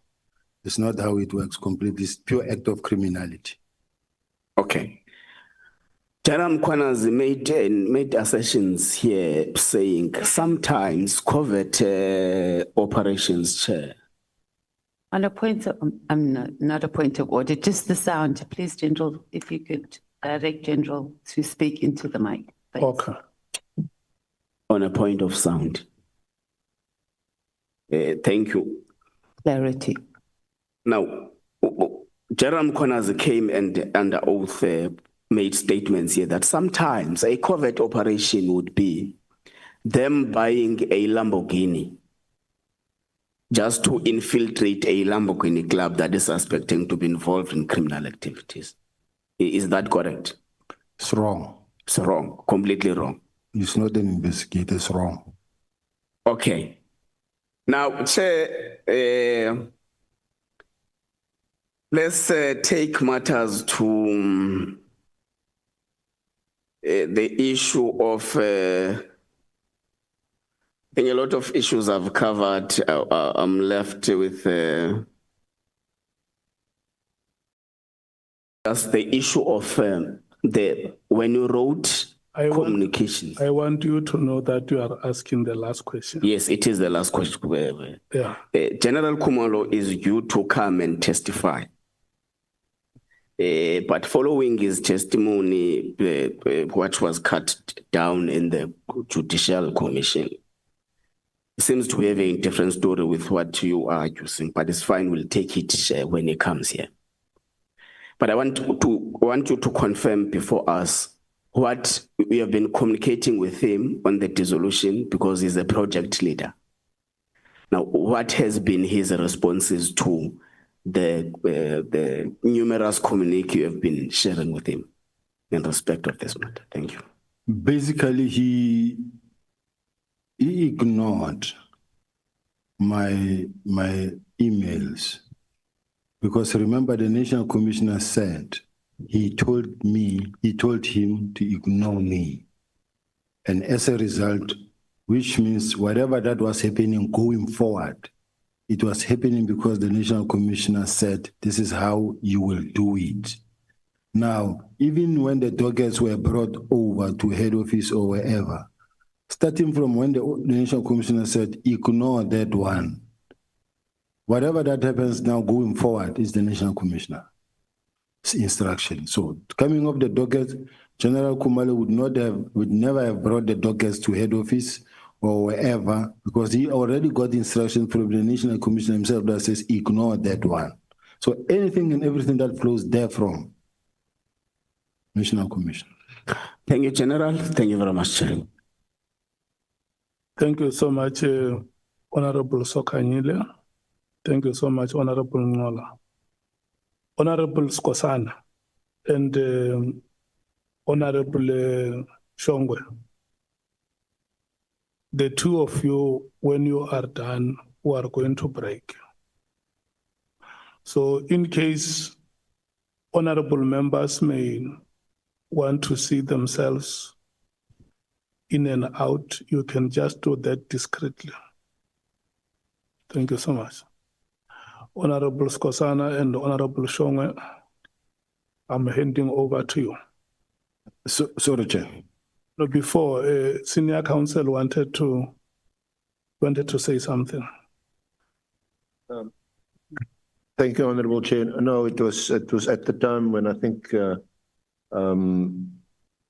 he was looking for some assistance on the dockets, and I was going to just point out perhaps which annexes he might want to refer to, but it seems we've passed that now. Thank you. Chair, thank you. Just a quick one before Honorable starts. Are we sharing the time, or you're going to cap us in terms of 10 minutes of an alt, or taking us 20? or is it one time? Your time is 40 minutes. Okay. It's 30 minutes for the full member and okay. Can you please advise us when you must not even ask about your time because it's the discretion of the chair. I won't fight you today. But kindly, when it's 30, please tell us so that I won't be told it's here. I have said that when you see the microphone upright, you must know that your time has petered out. Thank you, Chair. General Sibiya. Chair, I want to ask a question in relation to the Honorable Member Skhosana, that because he's a complainant in my case, and this is the person I'm going to sit with at some point, stand against in court, because he's a complainant. And him using this platform now to solicit answers from me that I'm going to have to defend before court, to me, it's a very serious concern. This is the member that I feel is working with General Mkhwanazi, because the statement that was used by the General Mkhwanazi's team to go and open a case, this name is there. Now I must stand before the same member to cross-examine or to ask me questions. Now I'm raising a concern. If I can be protected. I'm going to protect you in this way. You are raising a legitimate concern, and then we may not even be seen trampling on your rights. What I will advise you to do, because I explained to you yesterday that sitting here as the committee, we do not have any power to decide on how we are composed. So to protect your rights, I will advise you to decide if you want to respond to the question or not. If a question is asked to you, you can decide if you want to respond to it or not. And if I say I don't want to respond to his questions? No. We have to follow the process. You can't say, I don't want to respond to your questions. We must allow him to ask the questions. And then if you say, I reserve my right to comment, then it's okay. Thank you, Chair. I think, Chair, there's a portal, Chair. Sitting in front of us is Honorable Skhosana, who was sent by Mpofu-Walsh. Mpofu-Walsh is the one that opened the case. Now, let me remind you quickly, Chair. At one stage, South African says Parliament did nothing when Honorable General Mkhwanazi came to Parliament on this matter. So Mpofu-Walsh took an initiative before, at the same time when Honorable General Mkhwanazi spoke about this matter and opened a case. It is Mpofu-Walsh, not Honorable Skhosana. It can be in a case where General Sibiya will be sitting with somebody else in court, not Skhosana, sent by Mpofu-Walsh. So I think the clarification is pure and clear, Chair, that he must answer questions. And when you say he must not answer questions, sorry, Chair, when you say he must not answer, you can decide on which questions to answer or not. He can say from number 1 to 30, no, I don't want to answer. No, I don't want to answer. Where are we going to do that? No, I'm not saying that he must not answer. No, Chair, you are saying that he must decide if he wants to answer or not. So if from number 1 to 100, he decides, okay, he's going to waste our time and say, he asked a question and then he says, no, I don't want to answer. No, I don't want, until number 100. What is that? Is it not the same as Uguti? You have instructed or somehow gave him an option not to answer. So I think this is separated from court. This is Parliament. He must answer to Parliament. Here is answering to a parliamentarian who's sent by South Africans, not a person who opened the case sent by Mpofu-Walsh. Two matters are separate, I think. Thank you. Honorable Nomvalo. Chairperson, thank you very much. My apologies. When the matter was raised, I was responding to a nature call. I'm actually surprised that the matter has been raised by a witness because if my memory serves me well, the position that we took yesterday in relation to this matter is that there will be a legal advice from the office of the Speaker. But before that, a member, Andile, from the technical team, made an indication that as far as the applicable law is concerned, there is no crisis here. Honorable Skhosana can continue to participate in a meeting. And that decision was communicated to the witness, Chair. I remember you conveying, and you even made a reference to the terms of reference. The witness said, it's fine, Chair, if that is a position, I will continue. But please note that I had a protest. Those were his reply. For him to come and raise the same issue here, even when it was better clarified yesterday, I think it is undesirable, Chairperson. We had a position on this matter. If there's anything that is outstanding, is a legal advice from the office of the Speaker. If still the committee members are not satisfied with a response that was given by Andile, we also even said, as the MK party, if there is a legal advice coming from the office of the Speaker, we will also consult our own senior counsel in this regard to ensure that there is a strike of balance and we are satisfied with what has been communicated to us as a legal position. So I really understand, maybe the witness has forgotten, but my memory reminds me that this is a position that we agreed upon yesterday. Honorable Matthys. Thank you, Chair, for recognizing me after. Okay, just a few things, Chair. I think we are keep regressing on this matter, right? So we have gotten an opinion from our Parliament lawyers, and not just on these matters, but when we were discussing recusal on a lot of different members. It's clear, number one, Chair, that there's no independent member of Parliament in South Africa. We are political party democracy. The things that we do it on behalf of our political party. The next thing we're going to have here is that we're going to be told when Cyril Ramaphosa appears here that the EFF or the Commander-in-Chief must recuse himself because we've got a case against him in the Constitutional Court. That's where we are heading. Further, Chair, even if any of these members from their political parties, we as a committee take a decision, which we don't have the power to do, both within our terms of reference and within the rules of Parliament, because the rules don't cover the issue of recusal, right? We political party members. Nothing stops the other member from the same party or the party of holding that position. So I can recuse myself because I've opened a case on behalf of a party. That doesn't mean that Honorable Malema, we don't have the same position, and when he comes here, he presents the same thing. The same thing, Honorable Kekana, even if he makes a decision to recuse himself, it doesn't stop his other members from asking exactly the same questions. So I think we are really wasting our time, and we just need to move. I don't even think we need to have a legal opinion about this. It's very, very clear. There's nothing in both our rules of Parliament and both in this ad hoc committee that says that members or gives us as a committee or even as Parliament for any members to recuse themselves unless they've gone through some ethics process or powers and privileges process. And none of us have done that. Thank you.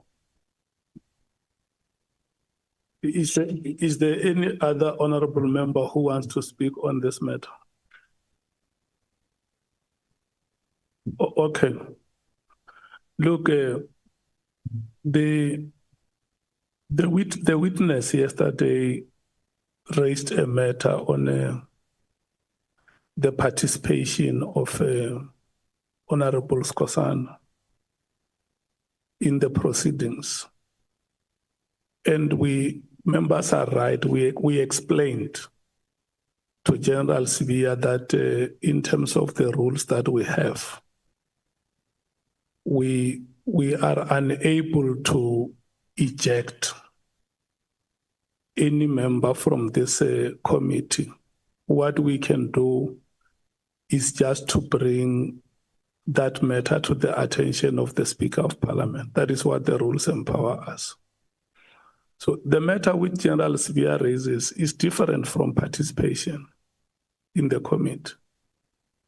He is saying in the records that you have in the courts and the police, the complainant is Honorable Skhosana. And so do you allow him to ask me questions? And I respond. And where I'm sitting as the chairperson, I can't prescribe how the questions must be answered. I can't force the witness to say, you are going to answer in this way. And that is why I say, if Honorable Skhosana is going to ask questions, let's allow him to ask the questions that he has and hear what the responses of the witness are. If the witness says, no comment, that is a response. It's a response. Because we must not run these proceedings in such a way that we become unfair to a member of Parliament, or we also become unfair to the witness. And if you remember, I have been emphasizing this point that the Constitution of the Republic of South Africa is written in the name of the citizens of this country. That's how it is written. It's in the name of the citizens. So when General Sibiya appears before us as a committee of Parliament, he does not forfeit his status as a citizen of this country. And the honorable member as well is a citizen. I think what the honorable members from the MKP, if they feel that there may be a problem, they may decide to ask the same questions through another honorable member. But I mean, you are going to put the chair in a very difficult position if every time a question has been asked, especially that when we started the proceedings, General Sibiya put it on record here and said, you must know that I'm getting into these proceedings under protest. It's not something that he's raising now. So can I get indication from you, honorable members from the MKP, if you want to proceed, Honorable Skhosana, to ask, or you pass your questions to? Thank you, Chair. It will depend on the response from the witness. If the question which I have, as you said, if you say no comment, I'm going to leave those questions. There's a lot of questions besides that, but I just want to say here, Chair, before you allocate me the minutes, I don't want us to mislead the nation and the members, honorable members, that I am talking to General Mkhwanazi. That statement alone is misleading. I sit in the South African Police Service Portfolio Committee here. I mean, dealing with South African Police Service. I sit in the Police Portfolio Committee. I deal with everyone across the board, from the minister to the top management of South African Police Service, and to the ordinary member, a complainant on the ground. Yeah. So it can't be right to say, maybe I'm a friend, maybe no, I'm not a friend. You are raising I'm at work. You are raising a valid point, Honorable Skhosana, and let's get Honorable Sibiya to withdraw that part that says you opened a case because you are talking to General Mkhwanazi.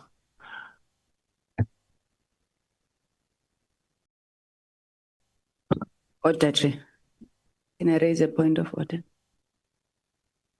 Chair, I don't think it would be correct for you to direct a witness how to answer or what he must do. He's made the point, And I think you rather want to ask him if he wants to withdraw it. Because now it looks like you are saying to General Sibiya, withdraw that. So maybe you want to ask whether he thinks he wants to withdraw it. Thank you, Chair. Okay. General Sibiya, when you made a statement how you feel about Honorable Skhosana asking you questions, you made an additional statement apart from the protest that you registered with us.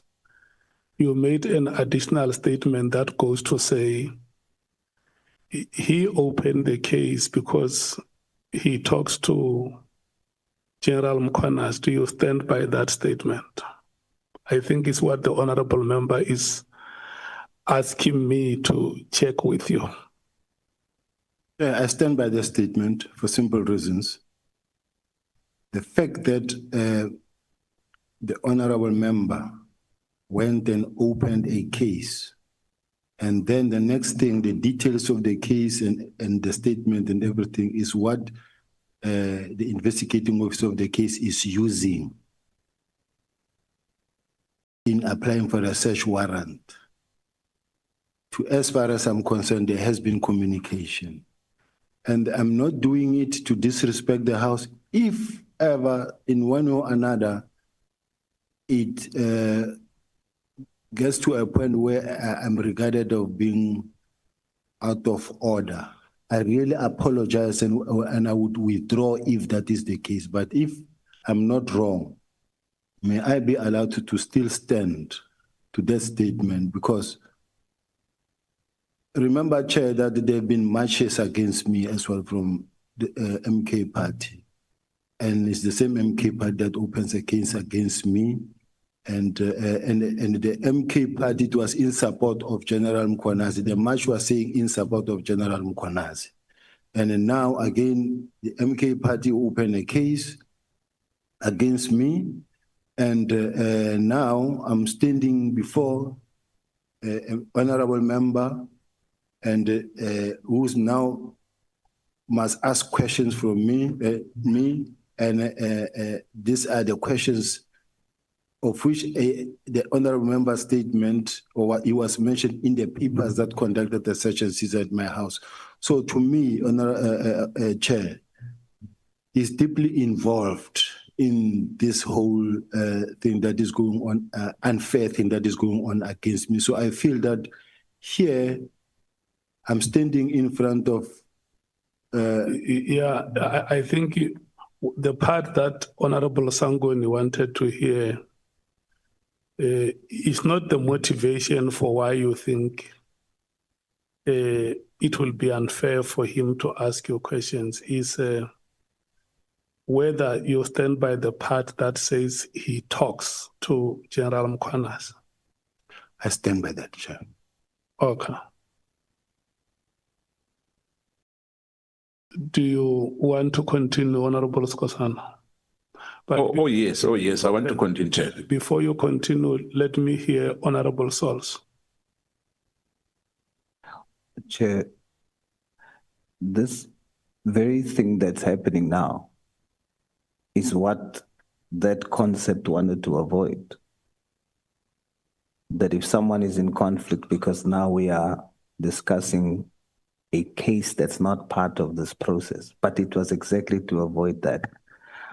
But my question of clarity on a matter of procedure, I asked it yesterday, but it wasn't responded to after the parliamentary legal advisor gave the legal opinion on the matter. So I just want to have a clear understanding. The advice was, or it sounded like it was, that honorable members on the committee is not required to be impartial. So just for procedure, not specifically for this matter, but in general, are we not required to be impartial? Thank you. Okay. Look, we must move forward. Don't ask the chair the questions that he does not have answers. Let me tell you, honorable members. Chair, can I just say, sorry? Yeah. I'm not asking you specifically. Yeah, let me tell you how this thing is. The rules that we have say that any matter which we may pick up must be brought to the attention of the Speaker of Parliament. And sitting like this as a committee of Parliament, I have said that we don't have any authority, neither of us. I can't instruct Honorable Skhosana out of this meeting. Neither can I instruct any other member of the committee. I don't have those powers. It will be arbitrary if we want to try and do. We find ourselves in a situation like this, a situation which we do not know how to extricate ourselves unless the Speaker gives a directive. And remember, as a chair of the committee, I can't write to the Speaker of Parliament without your consent.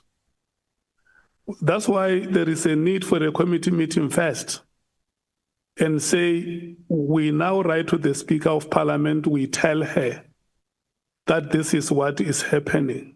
General Sibiya was here before us. He registered a protest in the proceedings as the Speaker of Parliament because the rules say we must report the matter to you. We reported the matter to you, and then we will wait to hear from you how we must proceed. For now, to save these proceedings, let's allow the honorable members to ask questions to General Sibiya. May I finish? Honorable Sols. Yeah, your hand can go down. I'm going to allow you a chance to speak. We allow the honorable members to ask General Sibiya questions, and General Sibiya will respond. Yeah. And if you are not happy with any response that he gives, you can raise your hand and say, but is there anything that you may want to say, General Sibiya? And then he will tell you, yes, I have more that I can say, or I have nothing more to say. Honorable Sols. Yes, Chair. I'm asking on a matter of procedure for how we're going to move forward, because the honorable member from the MKP based his response on the advice given by the parliamentary legal advisor. And that advice was that we are not required to be impartial.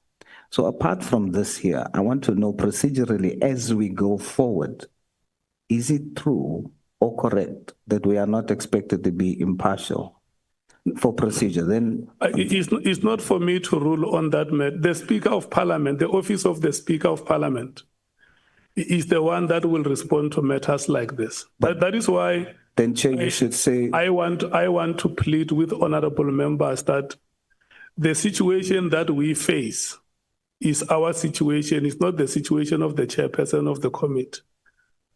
The rules of this House say take all these matters and elevate them to the office of the Speaker. And in your terms of reference, honorable members, are saying that you are the ones who take decisions on any matter. So the chair will wait for that moment when you have taken a decision as an ad hoc committee that a letter has to be written to the Speaker to inform her office about these developments. And so for now, I'm going to request that we proceed. I'm requesting you, honorable members, that we proceed. So for clarity, Chair, that means for now, we should not base any of our actions on that advice until we hear from the Speaker.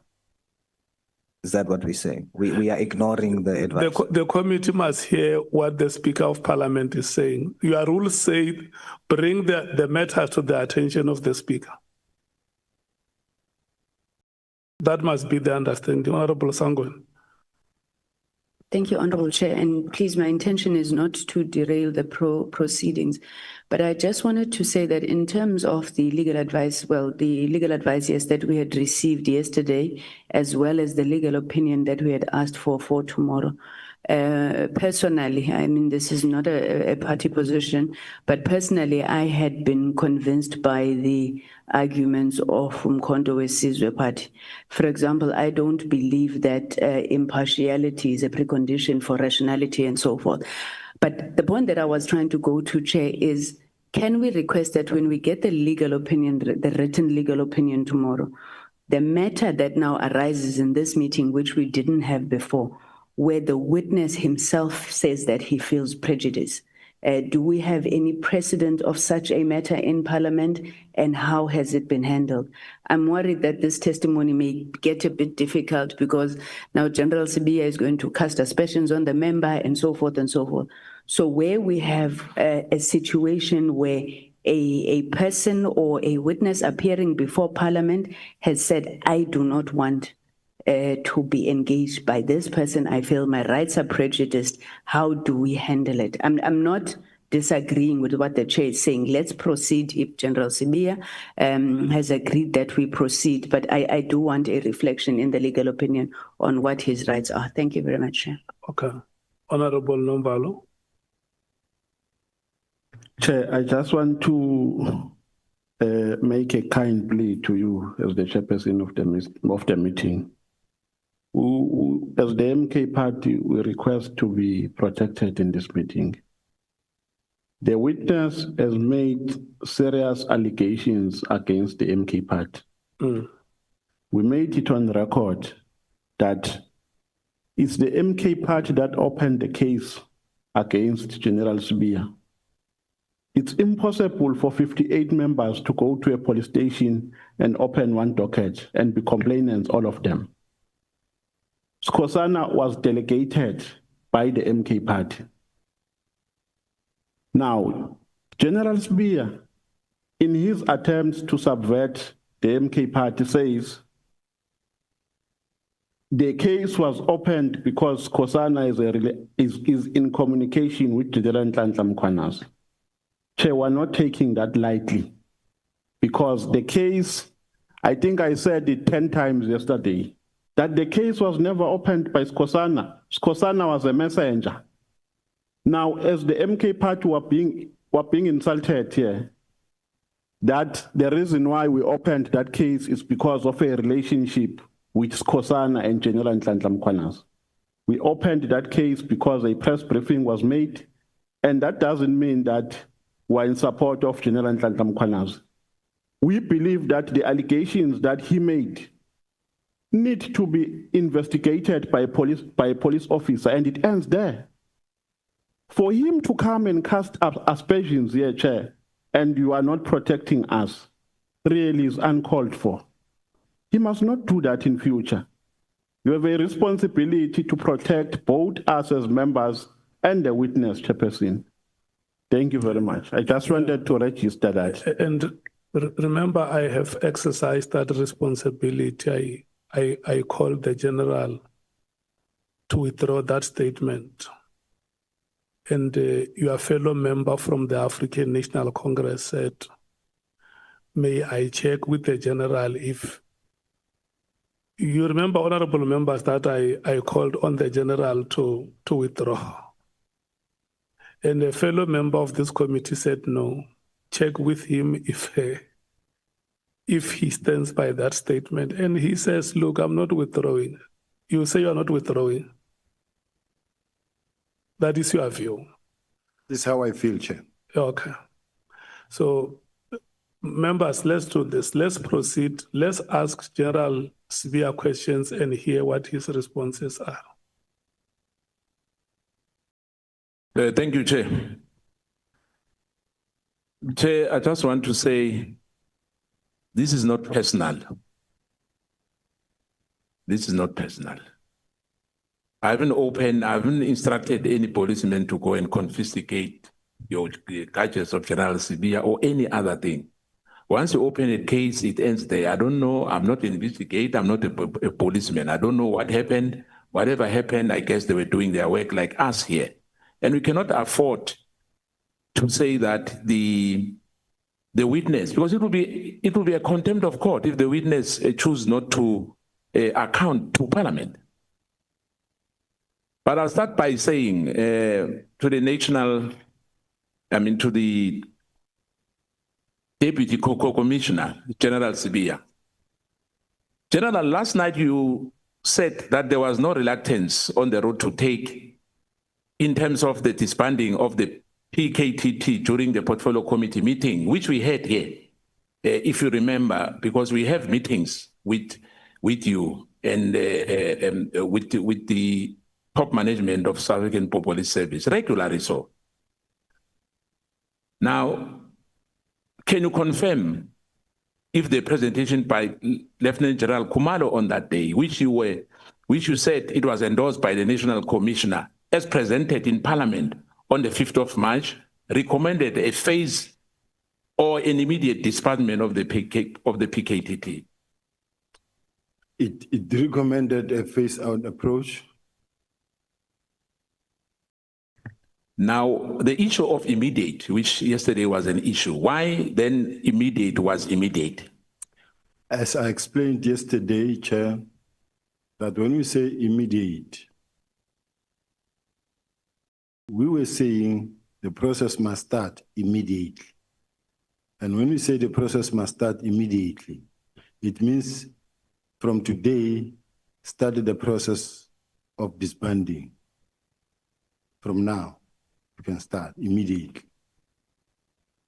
And this, even as you can see, is consistent with what is said in that statement, in that document of the 17th of January, to say stakeholder must be engaged, internal and external must be engaged, this must happen.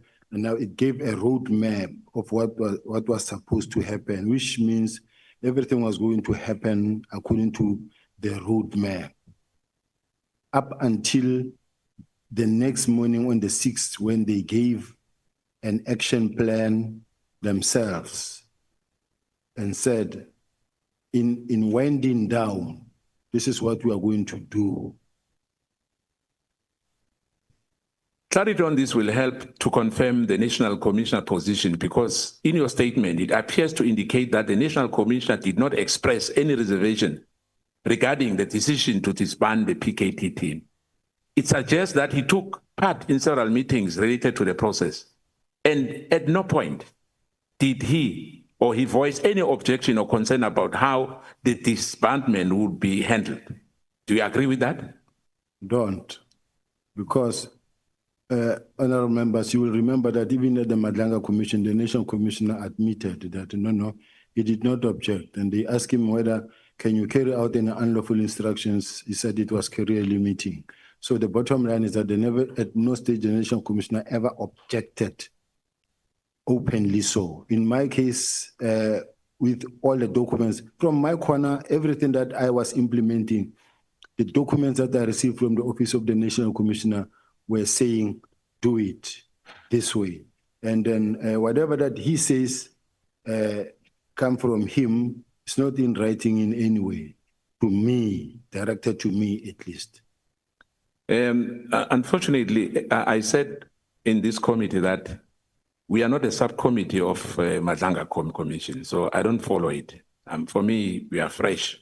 You know, all the questions which I'm posing to you are very fresh. You know, it's not like I'm undermining anyone, but I just want to put it clear.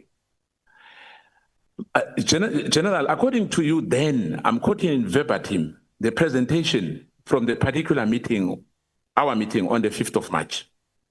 What was meant by the de-establishment or disbandment, which will take any form of transition from the PKTT to that component which you spoke about, of serious and violent crime within the division, detective, and forensic services. The transition will ensure continuity of cases, particularly those who are under investigation and those that are in court.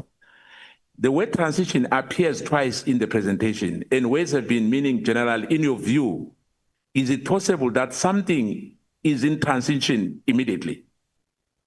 Yes, the transition meaning that we will then take it from this team PKTT to murder and robbery unit. This is transition from that to this, and it will take form in a phase-out approach, meaning that the phase-out approach says the first phase will be to deliver the case dockets to the murder and robbery unit, which is the phase they started, they carried out. Now, was it not only yourself and the chief of staff who were in favor of that? No. It's crucial, General, to separate NASCOM acceptance of disbanding the PKT from his views or the method which you thought was correct. He may have agreed to disband, am I right? Possibly under pressure, as this was an instruction from the minister. Do you agree? No, I don't agree. Now, yesterday you said to us here that you are an accounting officer, inverted commas. Never said that. No. I will remind you, General. One, you said that General Mkhwanazi undermined you as his senior, am I right? Yes.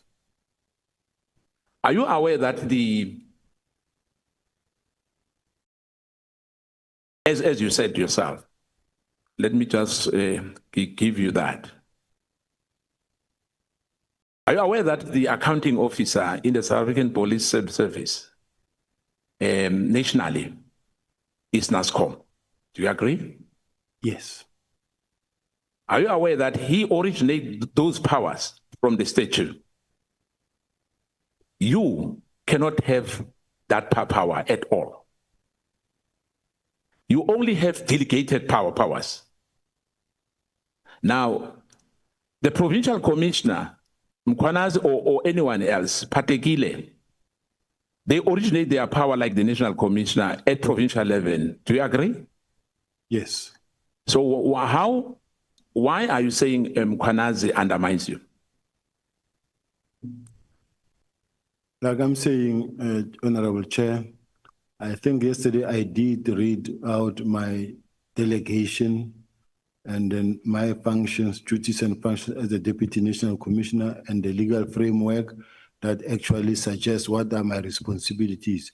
The National Commissioner, even in his own words, said there's no gap, there's no any other member between me and him. It's him, ourselves as the Deputy National Commissioners, then the divisional commissioners and provincial commissioners under us. So in other words, I'm a Deputy National Commissioner, I'm accountable to the National Commissioner, but the provincial commissioners and any other, they are below the Deputy National Commissioners. Let me repeat again. So are you saying it was is correct for you to say you can come to Mpumalanga? You are senior when you come to Mpumalanga to the provincial co-commissioner? I am.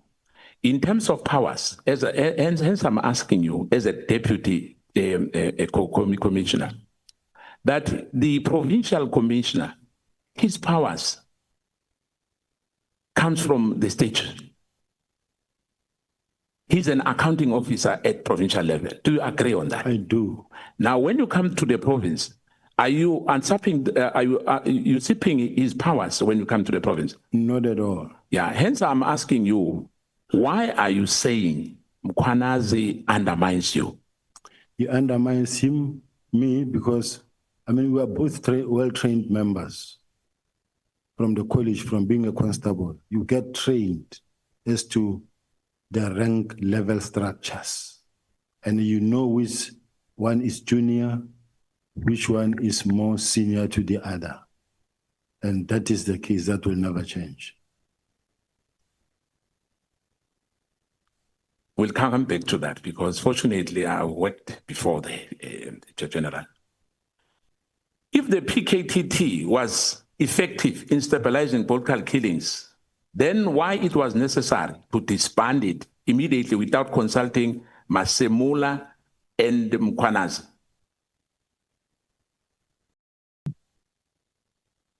I think that's a question that you can pose, that can be posed to the minister. What is your view as the Deputy Commissioner? My view is that I received an instruction to disband from the National Commissioner to communicate the letter of the minister to the team. Yeah, I just wanted to find out on that regard.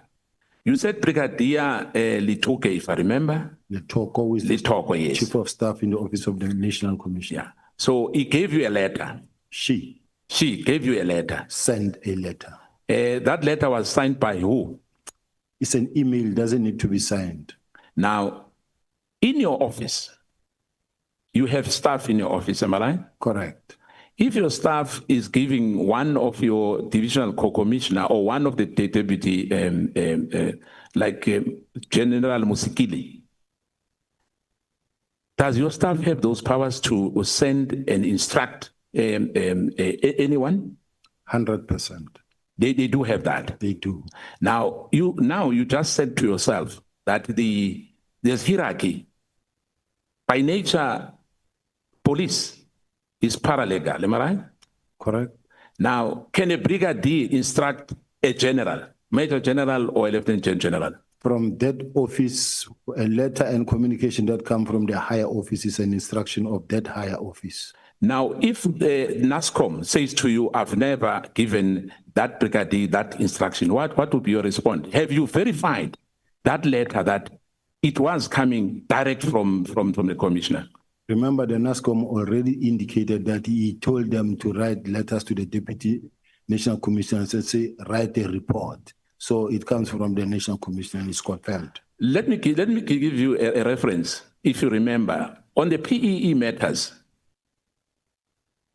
there's an issue which is in court because some directives were given verbally. So do you agree that if somebody sends a letter which is not signed by the accounting officer, is legit? I don't know the facts in that PPE matter, but what I have and what I know and the working system and the standard practice is that the National Commissioner, even myself, I'll come and tell the staff officer or the PA and say, I want you to write a letter to General Khumalo. The National Commissioner want to have feedback in relation to 1, 2, 3, 4, 5. Please send that letter. They are well trained and they know what to write. And they will write the letter and they will send it to me or they bring it and say, are you happy with this? Then after I said yes, they will send. So in this case, even all the correspondences, you can check all the correspondence that come from General Brigadier Letoko and General Sebola. They represent the National Commissioner, and this is the standard practice in the police. General, you've been in the police force for almost 3 decades. Correct. Police Act Section 5. Can you just paraphrase for us? Section 5 of the Police Act. I need to read it verbatim because I don't know. No, in verbatim is fine. It's fine. Yeah, I need to see it because I don't want to quote something wrong. Section 5. What does it remind me? I will then take it from there. Let me say this to you. You cannot take any directive from a lower level. You can't take an instruction from a brigadier or from a sergeant as a matter of fact. As you said yourself now, that you are senior. But we are saying to us that a brigadier, in fact, even a Kekana can give you instructions and say, NASCOM has said that has to happen. For instance, if a brigadier says to you, NASCOM say you must disband crime intelligence today, are you going to verify that or are you going to take that instruction? No. Like once a letter of this nature comes from the Chief of Staff of the Office of the National Commissioner, it is an instruction. If a letter comes from Major General Sebola of the National Commissioner's Office, it is an instruction. And if you are not clear about it or the instruction is somehow somehow illegal or contradictory or concerning, it is my duty now to go and verify with the National Commissioner, because, or I will tell the National Commissioner that NASCOM, I received this document, but do you know the consequences of this, or are you sure this is what you want us to really communicate? Because I know of 1, 2, 3, 4, and this may result into 1, 2, 3, 4. You will say, oh, I think maybe let's put it this way. It's when you think there is a situation. So according to you, you don't have to sign a letter, even if it's a matter of national importance, as long as it comes from that office. Without verification, you can carry those orders. You can. If it's lawful, you can. Thank you. Now, once you were with the municipality, the competency of the vetting, where does that fall to? It falls with the SSA. Why when you were the head, you said that this, you were cleared by the municipality security head, the vetting? Just in the city of Johannesburg. And I remember you asked me a question and said the security competency, where does it fall? And I said SSA. Yes. And you're asking a question that I think is unrelated a little bit to that what you just asked.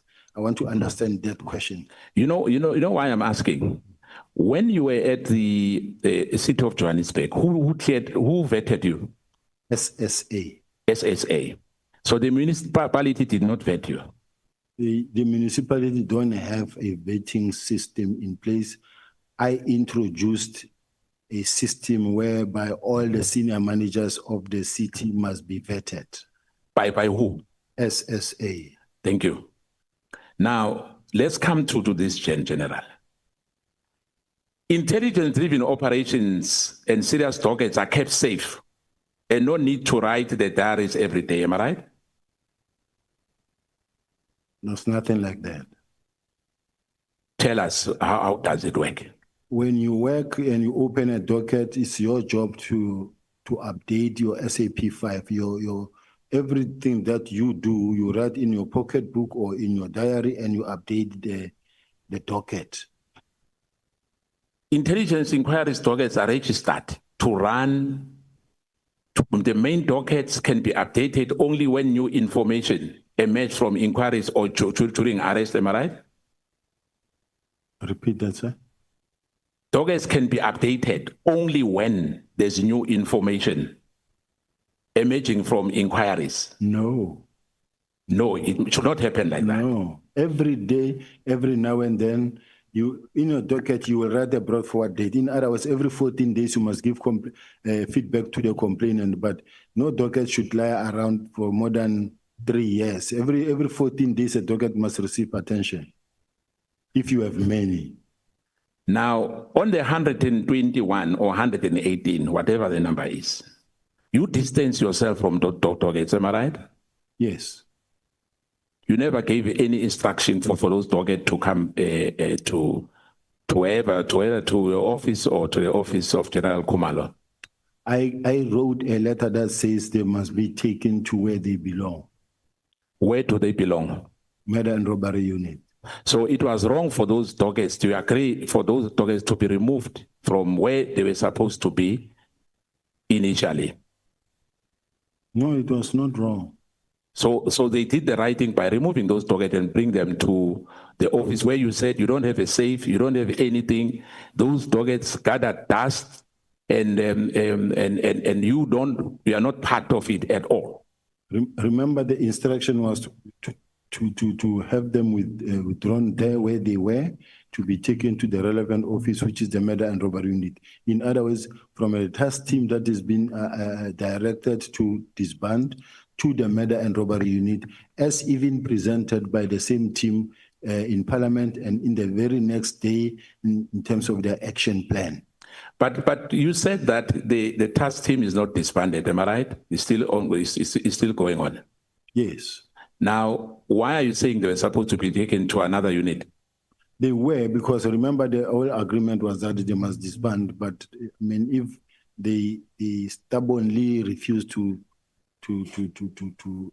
disband, there's nothing one can do. Is it the responsibility of General Khumalo to keep those dockets?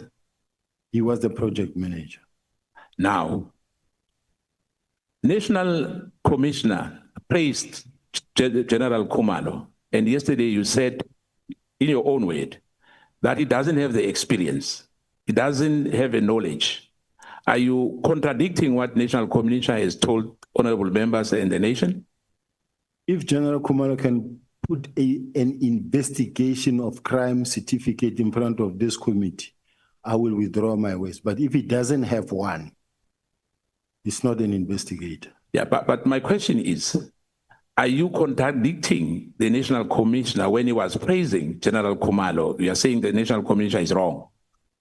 Well, the National Commissioner believes so much in General Khumalo, and what the National Commissioner said is what he said, what I'm not saying. Yeah, but remember, you are the deputy commissioner. My question is, you don't agree with the National Commissioner in the respect of the competency of General Khumalo. You are questioning his credentials. No, I say he does not have investigation. And I also said he has done a good job. I've never said he didn't do a good job. But the bottom line is, I'm saying he does not have investigation as training. General, yesterday you stated many issues here with us when the evidence leader was questioning you. Page 9, paragraph 28 of your core bundle, that when Masemula, as an accounting officer of South African Police Service, asked the Minister Mkhunu to provide reason for his decision to disband PKTT, on the 6th of March, he failed to provide reasons for his decision. In your opinion, do you think it is acceptable for a leader to take such a crucial decision in absence of any stated justification?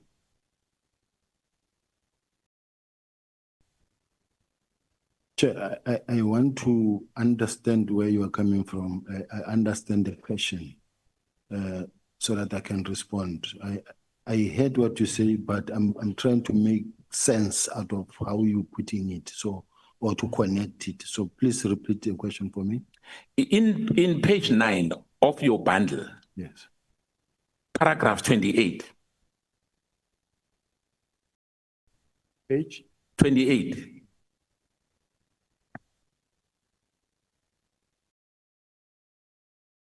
Page 28. I'm at page 28, paragraph. No, page 9, page 20. I'm in paragraph 28. Page 9, paragraph 28.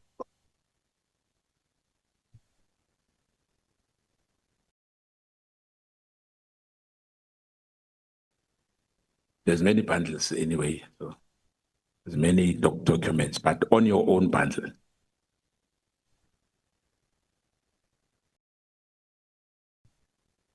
Paragraph 9, page 9 of my bundle. It doesn't have page 28. I'm not saying page 28. I'm saying paragraph 28. I don't have in page 9. It doesn't have, let me see. Let me go.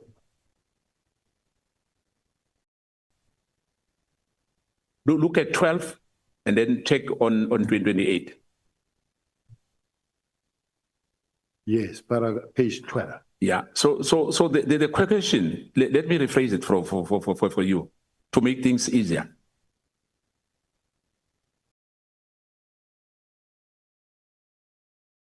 General, you stated on that paragraph 28, on your core bundle, when Masemula, as an accounting officer, asked Mkhunu to provide reason for his decision to disband PKTT, On the 6th of March, he failed to provide reasons for his decision. In your opinion, I'm just saying in your opinion, let me finish. In your opinion, do you think it is acceptable for a leader to take such a crucial decision in the absence of any justification? Chair, just a second, Chair. The honorable member is referring me to page 12. Yes. Paragraph 28. Yes. Can I read it? No, because when I look at it, it's not what the honorable member is talking about. Yeah, the evidence leader will help us on that. But why is he doing that? We'll come back to that. Do you think that Minister Mkhwanazi justification that the task team was established because of an executive decision? Therefore, an executive decision is all that is needed to disband it as a matter of justification to disband the task team. I would like to leave that response to the National Commissioner, to the Minister. To the Minister. Does this not create a dangerous precedent, allowing the executive to informally or casually make a withdrawal decision in the absence of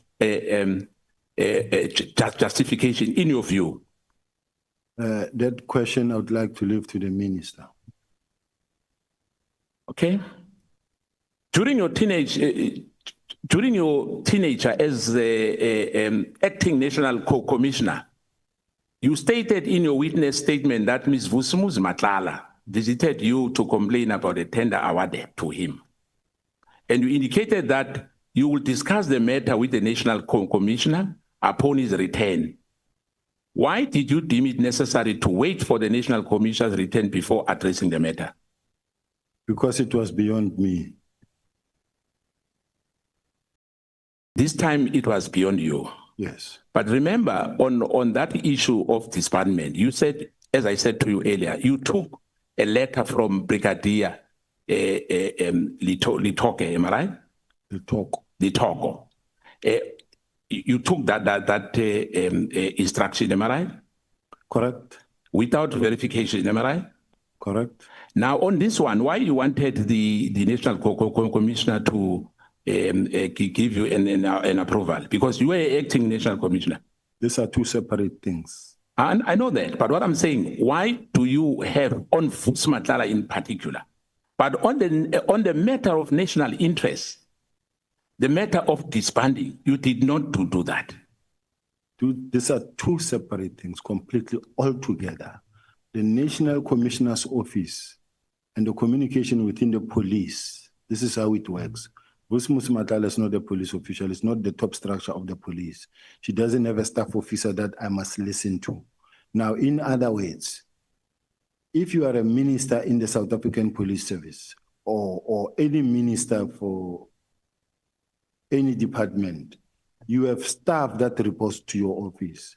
And that staff, including your PA, is entitled or is empowered or is delegated to write letters on your behalf. And those letters are deemed to be coming from you. Now, I'm going to sit on that. You chose to act on a directive given by Brigadier Litoko without a consultation with the National Commissioner by virtue of an email, which was an email we know. Do you think that was appropriate to do?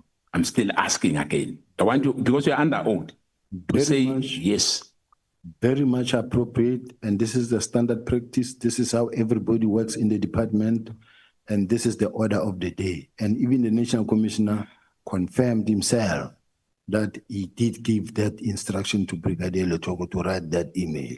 So you say it's a standard practice in your office for decision of a considerable importance to be taken or communicated by junior staff members? In the organization. That's what I'm saying. Are you saying that to us?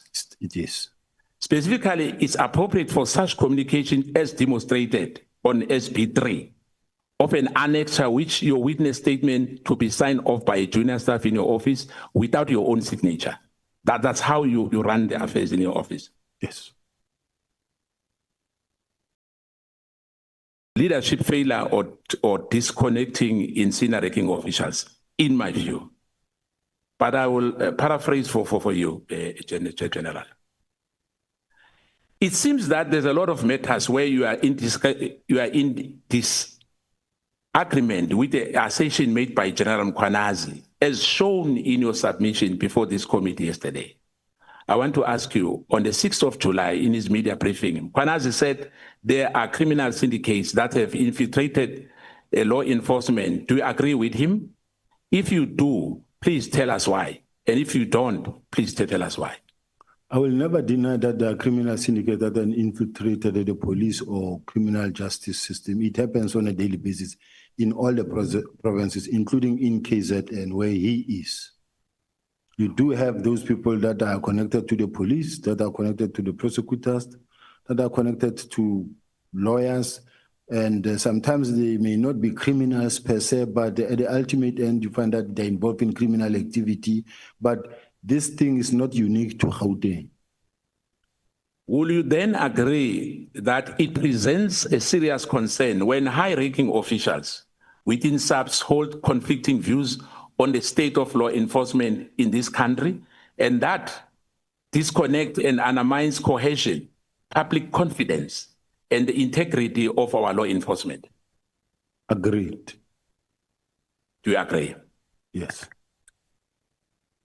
General, let me come to the issue as well, which you are being accused of for many years. When Senzo Meyiwa was killed, did you went to the scene? I'm actually happy that I'm being asked on the issue of Senzo Meyiwa, and it's an issue that I wish I could spend time on it to clarify, so that finally South Africans can get to hear the truth. And allow me, Chair, to deal with this Senzo Meyiwa issue. When Senzo Meyiwa, after Senzo Meyiwa was killed, I was the head of the Hawks in Gauteng. I was at home in Pretoria. I got a call from the acting provincial commissioner, who was General Musikiri at that time. I was at home at night. I didn't even know about the shooting. And it was around about 11 at night. And remember, Senzo was killed after 7:30, around about 7:30, early evening. And what I had to do as the head of the Hawks was to call a team to say, let's meet there. It's just like when a serious crime has been committed, we move, we go there. And what happened there is that as we moved, all of us, we got there. I ran straight to hospital. And simply because of the fact Senzo Meyiwa is a national key point. It's a national asset. It's not ordinary member where someone can say someone has been gunned out, then as the head of the house, I'll also go there. But because it was a national goalkeeper, we all had to react, and we went. Even General Musikiri, who was the acting provincial commissioner, we all went and we met at the police station, at the hospital. When I got to the hospital, it was packed, even in the passage, even in the ward where he was lying motionless, and everybody was crying there. Even myself, I could not make my way through into the ward. I saw him lying inside there, but from outside the ward. And then I realized that it won't work. I then said to General Musikiri, I will go to the house where now the investigation must start, because now the investigation process had to start. Now, for the investigation process to start, we then had to go to the scene of crime. When we get to the house where it happened, it was packed. Outside the yard, inside the yard, there was up and down movement in the house. I'm well trained when it comes to investigations. I'm 37 years doing what I'm doing. The very first thing is to take charge of the scene of crime.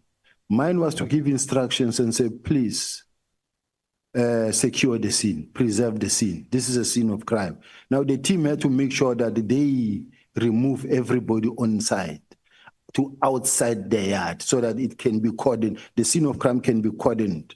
Remember, I arrived late at night when this thing happened almost after 7:30, and the scene was already processed by the officials. It was processed, cleaned. The experts have done their work. Now, when I arrived there, I also found MEC Sizakele Nkosi Malobane and other generals were there. Now, ours, we come here as a fact-finding team. We come in here, we knock, we sit down in the sitting room. It's clean, there's no blood, there's no spotty that you can see, everything is in place. And then we sit, we listen, we ask questions, what happened? This one explained, this one explained, this one explained, this one explained. This is the normal course of attending to crime scene. The MEC was there also, we were all listening. And then from there, General Musigiri and them arrived from hospital to join us. There were other generals, including General Musigiri. We all listened. And thereafter, it was a question of, General, are you taking it or am I taking it? As the Hawks, do I take the matter to run with or are you taking it? Then she said to me, the National Commissioner who was Maria Pierre then said or suggested that this matter must be investigated by a team of experienced investigators. Now that already took us out of the way. Now we stood by when they made a press conference, a press briefing at that time that says there will be a team appointed to investigate and will run with this matter. We were standing by, no longer involved in the case. That is why even today, when this matter has been testified, I haven't submitted a statement. I haven't submitted I've never been called as a witness. It's almost at the end because I was not involved. I've seen messages that says I took $1 million and I did it, I shifted the firearm order. No. At what point would I have done that? So I just wanted to say to South Africans, I am not involved in the Senzo Meyiwa case. I've never done anything wrong. And there have been many teams, more than 10 different teams that were set to investigate this thing. I have done nothing that can actually cause the matter to be, not to be successful. Thank you, Chair. I'll just give one because there's a warning already there, a red light before my colleagues takes over. The last one from me. Unfortunately, other issues are still under investigation because you said you are like a specialist, an expert when it comes to investigation. Because I don't want to eat time for my colleague. Can you confirm yes or no on the matter that that scene was not contaminated by your presence? Not at all. It was never communicated by my presence. When I arrived, it was a done deal already. It was cleared. I mean, when you arrive and already it's trampled upon by many people, I was very late when we come there myself. So were you the first person who arrived at the scene? Not at all. I came after 12 there, when in fact this thing had happened after 7:30. So logically speaking, how can I be the first person to arrive past 12 when this thing happened at 12:30? Thank you, Chair. Honorable Shongwe. Ndaba, siyabingelela baba. Sawubona. Hey, makumele umuntu akhulume nawe ngathi udla intelezi, amehla vele angaboni indaba. Ngiyifunda. Izolo before ngichubeka nje, bengifuna ukubuza enye clarity seeking question. So bengisaba ukuthi uChair uzodla isikhathi sami ubuya ngishaya uChair yabona. Can you kindly assist me with ubundle le? page 234 SB 19. Just the first blocks ungifundisa ukuyifunda lapha ya mhlawumbe ungifundele.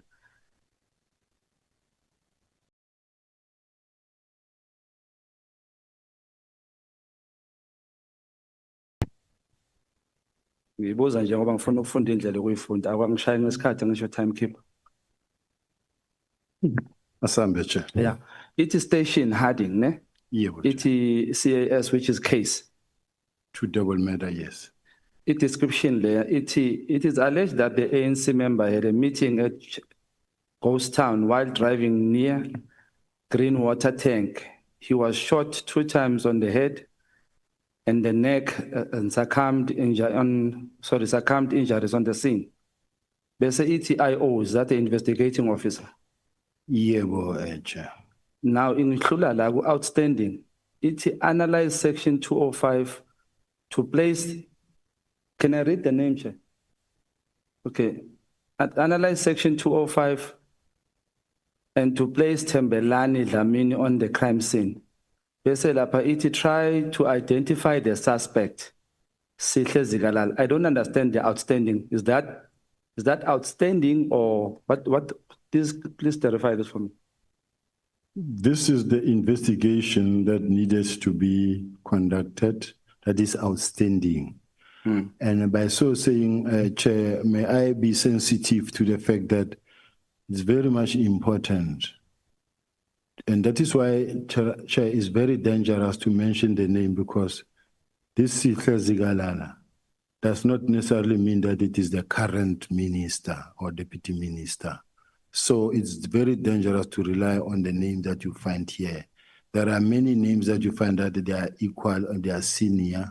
I mean, they are similar to the name of some of our leaders.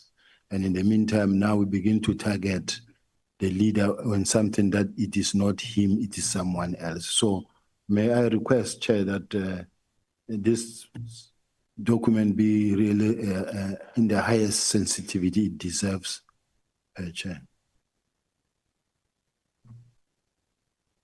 All right. Should I continue with it, Chair, or just me? No, you can continue. The documents have been made available to yourselves and they are on record. But what the witness is requesting is that you may not read the names because they may be misinterpreted. Now, as I was asking for clarity, Chair, I was saying, does it mean when you say analyze section 205, does it mean the placing of that suspect or there's this name Nqola on this crime scene? And does it also mean try to identify the suspect as that suspect, does it mean exactly that or it means something else? When you read the docket, which is the double murder, heading double murder, that was registered in 2016 on the 20th of 12. And it gives you the description of the case that this is what is being alleged, that the ANC member had a meeting at Ghost Town while driving near a Green Water Tank, and he was shot 2 times on the head and neck and succumbed to injuries on the scene. Now, here's the investigating officer. Now, here my main intention was to point out that the last day of investigation of this matter, the last handwriting in the docket was on the 24th of March 2023. This is the last time this team looked at this docket. So in other words, for almost since 2023, this docket was never looked at. 2 years. It was not open. It's somewhere sitting, gathering dust. Now, the rest, the information that is outstanding in this docket was to analyze the 205s and to place this person on the crime scene. In other words, it's when you apply for the communications from the cell phone providers, the car trackers and everything, and then you analyze that so that you can see that it gives you whether this person was there or not. No, thank you. So this Sihle Zigalala that is here, was he arrested? 2 years ago? I thought, Chair, we agreed that the names are not No, going you said it's to be- not the minister, just this one. I'm not sure. Okay. That's why I say I'm not sure whether he's a minister or We not. may pass. Do you agree with the relationship between Jackie Silibe no Glenn Aglioti made South Africans ukuthi bangawathemba amaphoyisa? And if you do agree, what do you think, or what should South Africans think, or what should they make of your relationship, if you have, between Brown Mokgotsi, who has relations with Ket Nqola? Well, what I don't know is whether they are criminals or no. Ket Nqola, I do know now that he's been arrested, but at that time, no one knew whether he was. That's why even the police awarded him a tender, because they didn't know apparently that he was involved in crime. Even myself, I didn't know if he was in that a criminal. So, since one became aware that the man has been arrested, we cannot now further communicate or associate ourselves with him. But at that time, going backward, we didn't know. So when I didn't know him up until he came for the first time to the office. Okay. Asidlule lapho. Izolo ubufuna i-document yaka public protector, which you say it's the one that clears your name, correct? Do you agree with that document, that letter? Yes. Okay. Which one is it? Because there's a letter written 18 December, and there's a letter written 8 May 2022. Which letter are you referring to? Assistant legal with my protector report.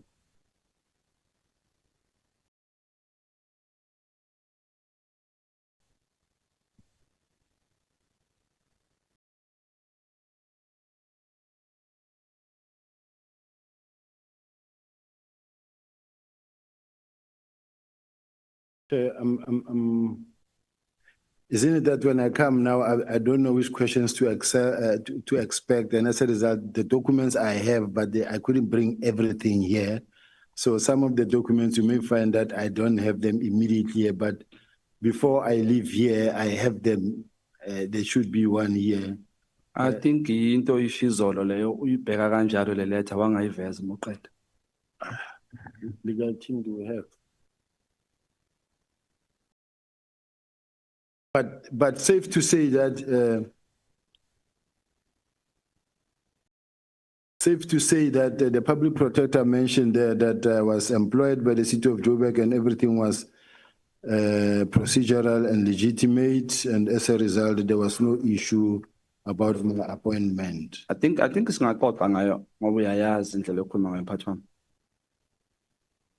Now that letter, before I ask you a question on that letter, in the SAPS, when one is subjected for vetting, and should that person fail vetting, do you continue to employ that person?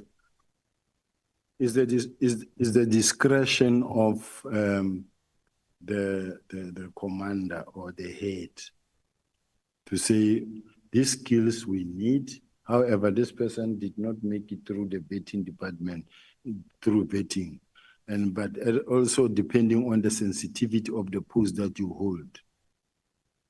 For an example, there are many members who don't have security clearance. Similar KZN Provincial Commissioner doesn't have. Provincial Commissioner Western Cape doesn't have, but yet they deal with sensitive information. Because the letter ebhalwe advocate Bosisiwe Mkhwanazi, who was then the former public protector, states that at the stage when he was investigating your case and he wrote the letter you are talking about, that clarifies you. He did not have the evidence ephelele. The city of Johannesburg concealed the evidence. Therefore, she came to those findings without this evidence that came there. One, it is the letter that was written by Ubrink, speaking about you not passing a competency assessment report. Did you do a competency assessment, and did you pass it or you didn't pass it? I'm not surprised, Honorable, that It is that letter that come from Advocate Busiswe Mkhwanazi, but Advocate Busiswe Mkhwanazi was given all the information that she needed when she investigated, because remember, her team came, not herself. The whole team was sent to investigate, and she conducted an investigation, and she wrote a report. Now, after she was approached again by Mesuli Mlandu, after having been cleared in this report, she wanted to start again, and then we wrote to her and said, but advocate, you cannot review your own report. Then she wrote to the Hawks to investigate.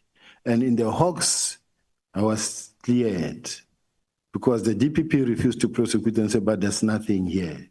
And as a result, there was nothing. But I'm sitting with the report from the public protector that says, and it is important that we find it because it clears me.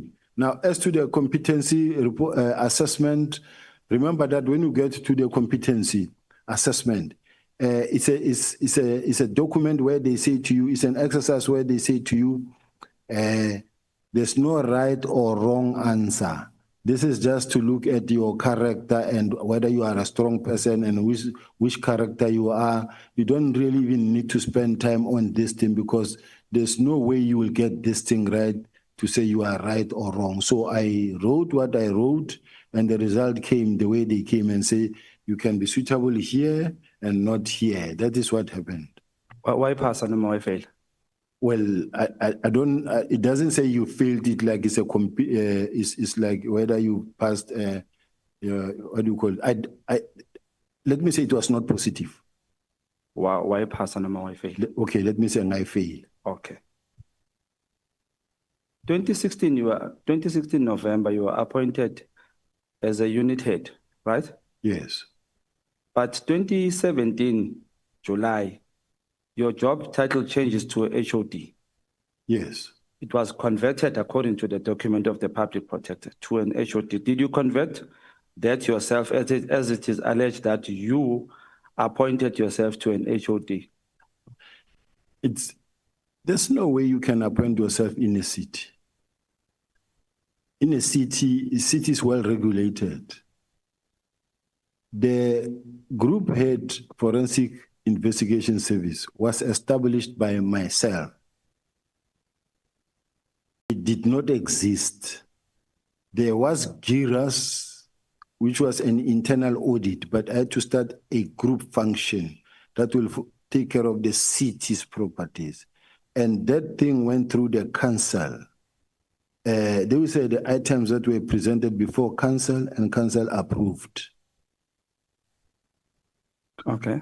And Chair, there's no way I could be the head of the DPCI and someone like Mesuli Mlandu want to come and tell me that I cannot be the head of a small group forensics within the city. And this was based on the fact that already there were some differences between myself and Mesuli. I do have correspondence here that he wrote himself to. Firstly, he wrote a report regarding suspected clandestine rogue unit. And then he also wrote to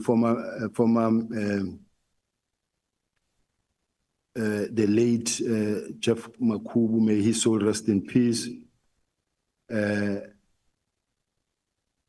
where in this one, that was written on the 20th of September 2019, he says, reference is made to my report regarding the above matter, which was received by Mayor's office on 16 September 2019, a meeting with you, Chief Operation Officer, Executive Mayor, and MMC Finance held on 18 September to discuss same. Noting that this meeting confirmed that the officials of GPs traveled to Eastern Cape and purport to be conducting a security vetting with my previous employer, which never materialized. Further noting that the meeting also requested that I should allow that this matter be dealt through internal processes instead of reporting same to the South African Police Intelligence Structures. Request which I succeeded acceded to without difficulty. Further note, while such internal processes are being followed, kindly be advised that me and my family must also satisfy ourselves of the nature and extent risk we are exposed to from the confirmed clandestine and rogue activities of the officials of GVs. This is important in regard is heard that the said officials acted with impunity, disregard the political and administrative authorities of the city, and abuse the resources just to execute an unlawful criminal project of hitting my person, career, and reputation. Further noting that I bear the responsibility to assess such risk of my person, career, and reputation, and such is urgent that I should mitigate and protect myself and my family from the potential adverse consequences of the clandestine, illegal, and rogue activities. Also noting that covert operations are generally life-threatening, your office is requested to cause these officials to write Son's affidavit and detail the following. The person who authorized their clandestine, illegal, rogue activities, the involvement of logistical planning, including their travel arrangement, as well as any other officials, the place these officials visited, people they met, and the role, the information that they have gathered, and source of such information, and how such information has been used. Further noting the agency to mitigate any immediate risk to me and family in Gauteng and Eastern Cape kindly request. So this is the letter that he wrote when he heard that we are conducting a vetting on everyone. And it was the whole city. It was unfortunately not him alone.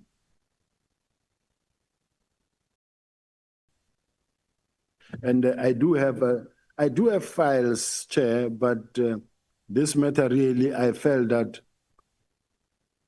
quite honestly speaking, it have been dealt with by the public protector. There were Moody and Robinson investigations conducted and all cleared me.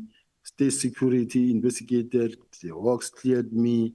For this thing, for people to take advantage of the current moment, the current situation, and be throwing this thing again through the back door, that we must re-listen to this thing that were investigated many years ago.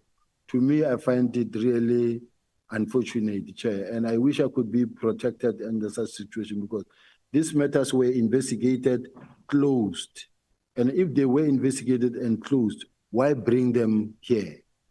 Is all I'm asking, because the context within which General Mkhwanazi was making his press conference was in terms of political interference was based on the 121 dockets and the disbandment.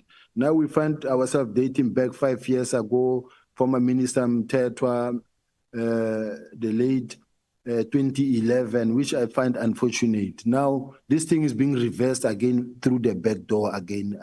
I don't think we should allow that, Chair. But not that I'm here to tell the Chair and the committee members that what to ask or what not to ask. I was just raising a concern that personally I feel that they're throwing it through the back door. Angithi Babu Sibiya mfokandaba indaba isekuthenini kuthiwa ama-politicians and senior officials of certain positions benza izinto engaqondile ukuvikelana. So yingakho le matter ibuyile. So ngicela ngingakuphathi kabi lokho. Ngoba the same letter wena othe uthembele kuyona yaka public protector. It's the same public protector that says the city of Johannesburg yafihla i-evidence kwi-team yakhe ekuthenini kuze afikelele kulesa sinqumo asithathile. So uphinde uyabhala futhi in this one. That's why ke ekugcineni athi we are at liberty to confirm that information revealed by Mr. Brink above, in particular the competency assessment report of Mr. Sibiya and the non-approval of the municipal council. Can I ask ukuthi, when that matter yakho yokushintsha position and the grading of his salary from 1.2 million to 1.8, who was supposed to report that matter to your council? It was the city manager, and all the processes were followed. It went through council, and council approved. So it was not a private deal somewhere in an office. So it's not correct what the public protector is saying here, Wuti. However, the report, sorry, this was not reported to the municipal council. No, it was reported to the municipal council. And who was the mayor at that time? From which party, if I may I ask? think it's former Mayor Herman Mashaba. He has never said anything to you about this matter of you being put to, of the grading of your salary from 1.2 to 1.8. Are you also saying he's the one who appointed you or the municipal manager at that time? This is the municipality that appointed me. The same applies to the same Mesuli Mlandu himself, the same process that was followed to have man promoted or increased.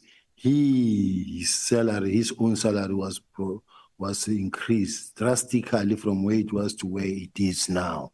So it's the same process. Are you aware that the public protector in his resolution said they must open a case against this issue? Which she did. And what happened to the case? They investigated and the DPP declined to prosecute. All right. No, thank you. General Mkhwanazi said you procured prohibited equipment in the city of Johannesburg with the assistance of Paul O'Sullivan. And we have seen a letter from the State Security Agency confirming paragraph 4 that you bought equipment. Can you confirm that? General Mkhwanazi ukhuluma into angazazi nje. There's nothing like that. That's what General Mkhwanazi is talking about is in his own head, in his own mind. Ayikho leyo nto. Le equipment ekhulunywa ngayo la kazi wayithenga wena for baba. I did explain, Chair, that if you are the head of department of a city, world-class city, and you say we need to create an office that will carry the office, that where we need to build a war room that is strong, and then you let the IT people sit together in a room in consultation with SSA and say we want to build capacity that will be able to carry the city, so that when we are sitting here, we know that we are able to trace as to how many buildings are hijacked. In the city of Joburg, you do find a situation where you find that they buy tires, but they buy tires every day. There's a car that keeps on replacing tires. Almost in a month, they will replace tires twice in a month, which means they steal tires. There's a car that continue keeping on pouring petrol 2 times, 3 times in a day, which means they steal petrol. Now, you need a system that is able to actually gather such type of information and be able to give you a picture. You need a system that will tell you that how many syndicates are operating within revenue services. There are people who are milling around revenue services when people are coming to pay electricity at the revenue services. You have people who says, let me help you jump the queue. And they will go take the money and go as if they are going to pay for you, and then the system will be updated, but people will share money. Now, you need to create systems in such a way that from the war room, you are able to know where is the city losing more money of all these departments. You need to have a system where you know that we have a database of all the cases that are reported, and to be able to track them and to be able to do the linkages and to be able to see whether are there officials that are working with outside people or not. So to have an information management center is the only way to be able to run the affairs of the city. This is technology. Today we are living in the fourth and fifth industrial revolution. You cannot depend on paperwork that is not able to assist you. So having bought that, I was not the one even who said in the meeting or no who designed those whatever equipment that was said, because I didn't know them. The team that we employed mostly teams that come from state security, crime intelligence, police. Now these are the people who sat and say, we think we need a camera, this camera that we're going to use when we shoot the videos or the TVs for hijacked properties or during the operation. So it is things like those. there was no grabber because the main bone of contention was apparently I bought a grabber. Now, the state security said there's no grabber, and there is no grabber. And at the same time, if you remember Al Jamaa, they also made such a statement that says, when you walk past me, I undress you. Because as you walk past me, my system that I have undresses you, takes all the information from your phone. I went to court, and the court ruled in my favor. It's just that they keep on recirculating the same lies, same lies. This is what we are sitting with even today. There's no grabber that I ever procured. He even go to an extent of saying, when I was the head of the Hawks, I procured something like a grabber. Being the head of the Hawks, there was General Rahman, and where was he at that time? No. There's no grabber that I procured. I don't have such a grabber. Some of these statements are just malicious. Impendulo yakho baba usibiya iyangidida kancane because ifana nale yayizolo yaka Khet Matlala ukuthi uyamazi uKhet Matlala bese ubuye uthi umazi 5 times mama phone calls ayi5 phinde khona la uphendule khona nabebuza ukuthi elisikisiki wayekhona na. Your answer said wayengekho. So if you say that, that means uyamazi umuntu sheshe umbone. Like if somebody can ask me ukuthi ukhona ubaba Mkhwanazi, I will tell you akekho because sengiyamazi. So umbuzo wami ngicela uphendule nje mhlawumbe ngendlela ethe ukungisiza ukuthi le equipment othi Mkhwanazi ukhuluma into engayazi ikhona yini yathenga? No, ayikho akazi ithengwa futhi. So akuna Polo Sullivan owakusiza ukuthenga equipment? No. I-relationship yakho no Polo Sullivan injani? Polo Sullivan, I know him very well. I know him very well. I've been operating in Gauteng for many years, and then he's one of the active role players in terms of crime fighting. He reports crime, people report to him, he reports to the police, and look, Polo Sullivan contacts everybody. Even if you are the National Commissioner, you will get an email from Polo Sullivan. He's not my friend. I've never been to his house. He's never been to my house. I've never gone to a restaurant with Polo Sullivan where we sat and we drank tea or coffee. What Polo Sullivan is all about is that he's a forensics expert. He receives many information that he processes and even relay to the police. Just like your Mike Bolhayes, your Thomas Chat, these are the people that are active in the crime fighting system. They are there. You can't avoid them, and you can't wish them away. No, thank you. SAPS is instruction based. You give instruction, conjure instruction. As most of course you get a call-up instruction. Yes. Do we agree? Yes.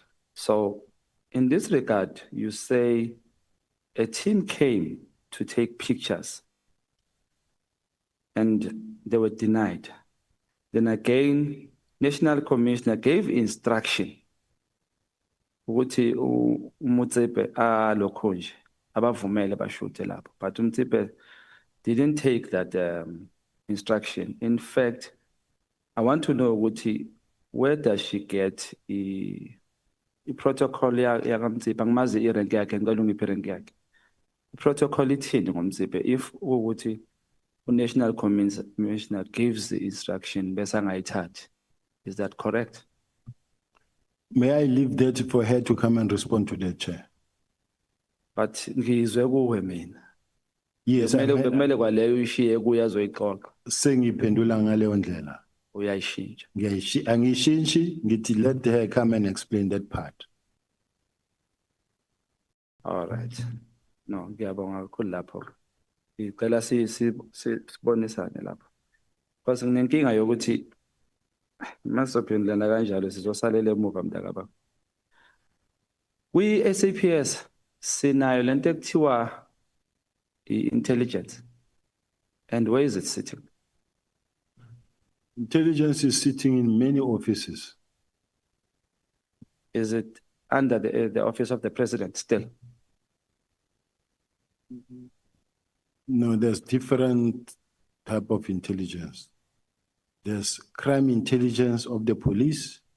There is senior state security that is taking care of both international and local. And which one when le Oratile or I7?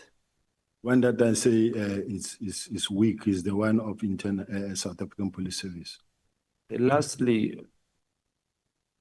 what is your take, or would you agree with the General Mkhwanazi when he says PKTT deserves to be awarded for their good job they did? Do you think the PKTT did a good job?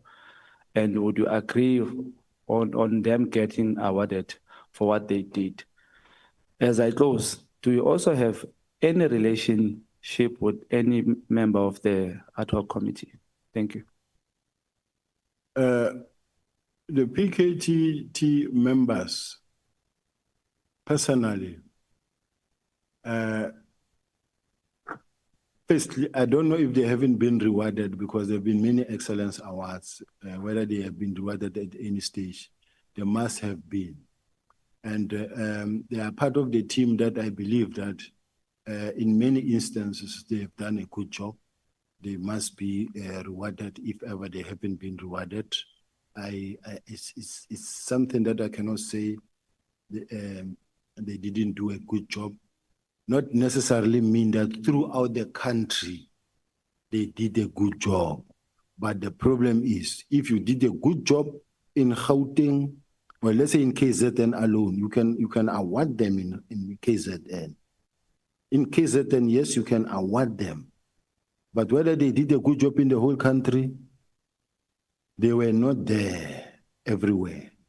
When you look at Lusikisiki, it's Lusikisiki 18. They were rewarded because of only Lusikisiki. But even if they did a good job when it comes to whatever matter they dealt with, and the commander feels that they need to be rewarded, submit paperwork and they will be rewarded. Shay didn't finish the question. Do you want to make a follow-up, honorable member? Still the very same question. Does know any member of the ad hoc committee? And I think I was not answered in the question of Brown and Lusikisiki, which, as you said, you don't know him. Yes. Brown Mkhwanazi, I said it, I think, Chair, even yesterday, that I know Brown from the time he contacted me. I didn't know him. The very first time I got to meet Brown is when on January 8, he called and said, I'm going to General 8, are you going to be there? I said, yes, I'm here on operations. We are working here in Western Cape. He said, I'll come and greet you. That's exactly what happened. And even if you check the footage, you will see. And before that, you can see my phone, you won't find Brown. And then thereafter, I allowed those calls. There were moments where I could have blocked him and stopped communicating him, but when it comes to issues of safety and a person who gives you a lot of information, you let it flow. Any member of the ad hoc that I know, I've worked for a very long time with Honorable James. I know her. I've worked for a long time with Honorable Glenis. I've worked with some members I saw in the portfolios where we account. I know the chairperson for portfolio committee from the portfolio committee, not anywhere else. So these are the only members. Honorable Nqola Danabayana, I know, not personally per se, just official capacities.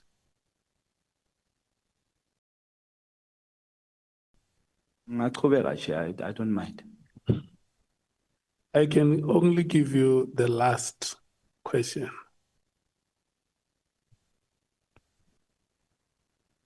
Because abantu balambile, Chair. But Chair, let me finish here. Thanks.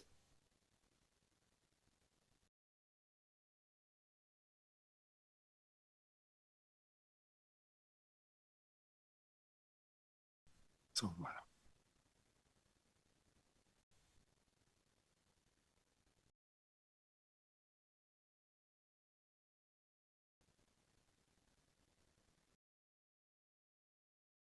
I think we share Sapala. Let me ask you this one. I'm tempted to.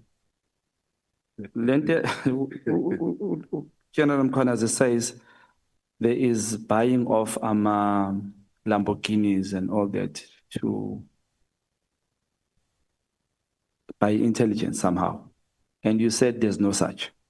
So I want to ask Uguti, in the SAPS in totality, akwenzeki ukuthi uthole ukuthi umuntu uyi-spy uthunywe yini to infiltrate a certain criminal syndicate? Is no such. Is there no such? A Lamborghini is pushing it too hard. You can't buy something of 5 million because you want to infiltrate somebody. You can always do it cheaper. But you will never go buy a Lamborghini because you want to infiltrate someone. Yes, so, but there is such a doing. It matters in terms of the budget. So it can be done. Even if let's say you want to run a covert operation, we have well-trained undercover operators that can infiltrate that space. And let's say, for instance, they are dealing with a syndicate, a group of syndicate, a big one, and where you have to appear as a rich person who is actually living that lifestyle. They will make sure that you get that car, not necessarily that it is procured, but they'll organize that car and then you will use that car for that time being for you to be able to operate. But what I wanted to say, Chair, I don't want to sit here and expose how the police operate in some of the operations because you are leading me into, Chair, you are leading me into a situation where I'm going to be accused tomorrow and say, he did the following. No, ngiyabonga mfowanda bengiphendulile bengicabanga nje ukuthi ungazi ukuthi ikhona lento ayishilo noma ayikho so uthe ikhona just depends on the matter of value that will be tell us. Siyabonga mfowanda. But General, are you saying that in a corrupt environment, officials may not use state money to buy themselves the vehicles that he talks about? In an environment where corruption is pervasive, is there no possibility that the money can be siphoned to acquire such or vehicles of that value? No, Chair. You can't, unless, I mean, we're working with the public's money, public's fund here. You can't really nilly-willy just spend millions because you want to investigate a certain crime. You can investigate crime. Not for purpose of investigation, no. for self-aggrandizement. And I buy a Lamborghini. Yes, you have correct. Access to this purse. There is no monitoring. You have become a law unto yourself. It's not only the vehicles, Honorable Shongwe. He also spoke about people who have acquired farms. And buildings. And buildings. Yeah, that's correct. So you may have a building that is higher than that vehicle in value. Yes, Chair. And the state money has been used. Yes, Chair. So that is why I'm asking you, because this is part of our probe, the extent of, okay, I must not say that, the extent of, how corrupt activities have been entrenched. Because he says police officials do this and that, and you say, no, we can't. In terms of our operations, if they are covered, we can't buy vehicles of that value. And I'm asking you, in an environment where corrupt activities have become pervasive, is it possible that state money can be used for personal use, where a person can take it and go and buy himself or herself a vehicle of the value that I don't want to advertise that vehicle? It shouldn't be, Chair, and it shouldn't be allowed. Because to start with, there's a way of procuring such a car in such a way that it cannot be traced back to you. And therefore, it is not even known in the system. And what you do with that car at the ultimate end may not be known by anybody. But that other properties have been acquired. Have you heard about that, or do you know about that? I saw it in the papers. I heard about it, but I don't know the detailed facts of it, quite honestly speaking. I just see it from a distance, even myself. And as part of the senior leadership of the police service, when you saw that reports, did it shake you, or you just said, I know, this is what we are used to? Things were reported, but as far as I'm concerned, I'm very happy when things get reported to the platform or forum where they belong. And they were reported to the IG, and the IG conducted the investigation and dived deeper in investigation, consulting with the IDEC or NPA, and they came around a decision whether to prosecute or not. But none of us were involved in the process. Let's leave it that. Thank you so much, General, and I want to thank you, honorable members. Honorable Adams, we have made it a practice that when we have an honorable member in our proceedings, we introduce them for the public to know that members of parliament also take interest in the work that we are doing. So I take this opportunity to formally introduce you, that you have joined our proceedings today. Thank you, Chair. I thought I was in trouble again. Thank you. Thank you so much.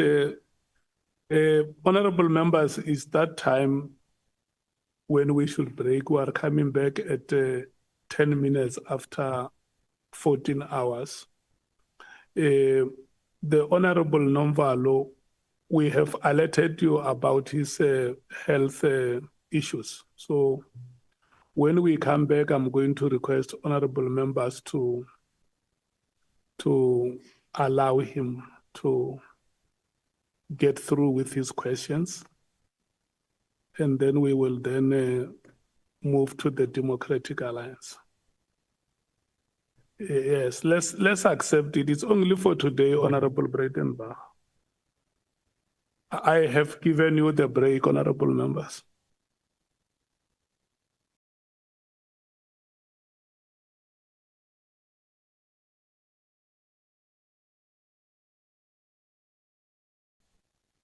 Yeah, I'm just making this announcement that the owner of this cell phone, in case they may wish to use it again, they can come and collect it here. Yeah, they may want to use it again because it has been abandoned.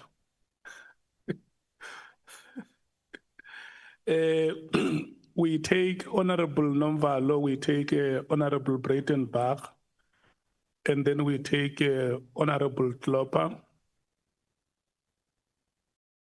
and then the EFF, Honorable Matthys.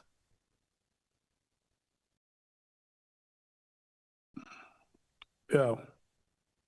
Honorable Nomvalo, General, thanks very much again and welcome to this session. Thank you.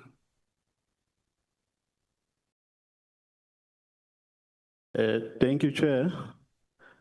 Good afternoon, General.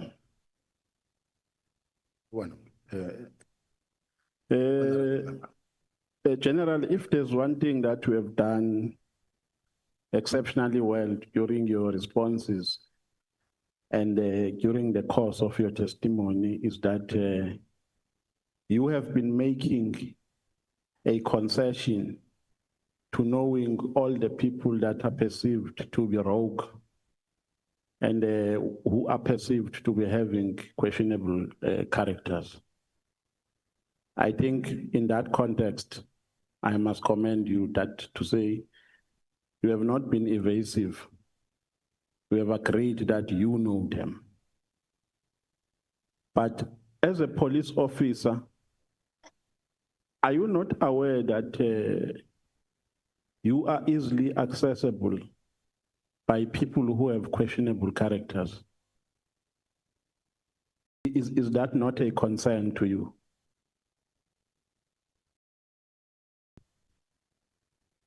Chair, I think if you meet a person or you come across a person who at this point in time, you don't know that this person has got questionable characters or issues that were not really evident from the onset. Like any other normal South Africans, you don't know this person, but later you come to know that this person, this name comes. This thing again, this name comes. That's when you begin to raise your eyebrows and begin to step back. I think it happens naturally that you will meet a person that you think is innocent, is clean, but later you find out about the rest. No, but even that response is worrisome, General, because you are a police officer. You don't just mingle with anyone. You have an integrity and a credibility to protect. Before you mingle with people, you first investigate their characters. Are you an irresponsible police officer that just mingles with anyone without checking the credibility of such people? I don't think it's fair, General Chair, that every person that I meet, I must investigate. You do meet people, and you won't have capacity to really conduct a background check on anybody that you meet.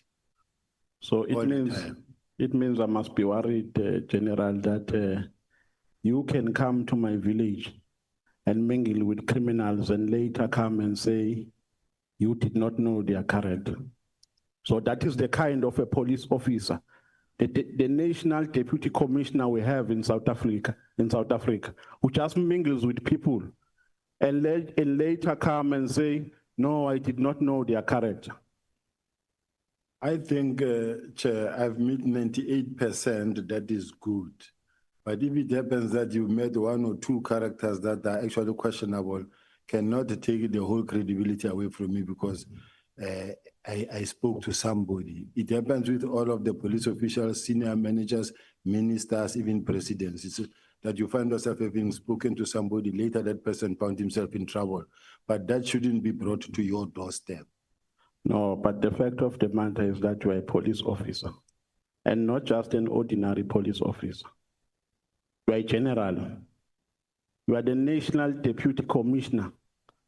For you to have a relationship with people who have questionable characters can never be justified. It is not correct to say I have a relationship with them as if they were my friends. They were not my friends to an extent that it can be called a relationship with criminals. It's not correct. But General, when we asked you about the relationship with Brown Mokgotsi, I think the question was asked by Honorable Nqola. You said, he was asking if we are still speaking, if you are speaking with Brown Mokgotsi. You said we are speaking with him. And he further asked if you are speaking on police issues. You said, no, we are speaking on general issues. What do you mean by general? If you remember very well, Chair, I said that my relationship or how I got to speak to Brown, he gave me information, valuable information that according to me was valuable to me. No, but you are contradicting yourself. Remember, you said the information that he gave to you was already in your possession. Yes. So how can something that you know be valuable when it comes for the second time? I know that I'm Skhosana Nomvalo. If you come and tell me that something that I know, it can't be valuable. Chair, no matter how much you stretch it, the bottom line is, I say I met Brown and he gave me information that I needed, although it was confirming something that I knew, and I see nothing wrong in that regard. But how can something that you already knew be valuable? Up until I meet him, I would then here take it from there. Let's go to to Ket Matlala. Is it true that Ket Matlala paid an amount of 2 million towards the purchase of your plot in St. Joran in Pretoria? I don't know, because my plot is procured, is bought through the bank, and there's no 2 million that was paid. So it's not true? It's not true. You said Ket came to your office to discuss about a tender. Did I hear you correctly? No, you didn't hear me correctly. Where did you meet up? I said he came to the office to discuss the issue of the fact that he's been awarded a tender, and then he's got a lease agreement to do to occupy the facility, and then he was not being allowed to occupy the facility. This is the meeting that was intended for the National Commissioner, but the National Commissioner was not there. I was the one acting. Yeah, but that is what I was saying as well. Now, did you see it appropriate to meet a service provider? I meet everybody. Even if he's a service provider, he is a stakeholder, but at that time, in his capacity, he was more of a complainant. Who signed his appointment letter? A letter that was appointing him to work for the department. I don't know whether it's the National Commissioner or supply chain, but I was not part thereof. Now, why did he not refer that concern to them? He came because they are the ones, General. I see a general who's all over the place here, meeting business people. They are the ones who appointed him to work for the department, not you. They are the ones who signed the appointment letter. How does it get to you to speak about a tender?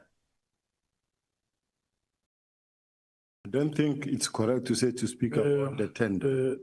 Let me just do like this. Honorable Nomvalo, let's go easy on the general. When I say easy, I don't mean you must not be robust. You can be robust in any way.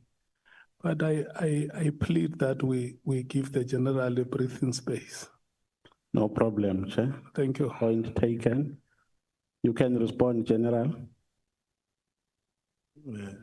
Repeat the question, please. I was asking, how does a service provider, how do they get access to you in the first place? To come and discuss about technicalities that they are faced with after they have been appointed. I think does it feel in your competence to attend to such issues?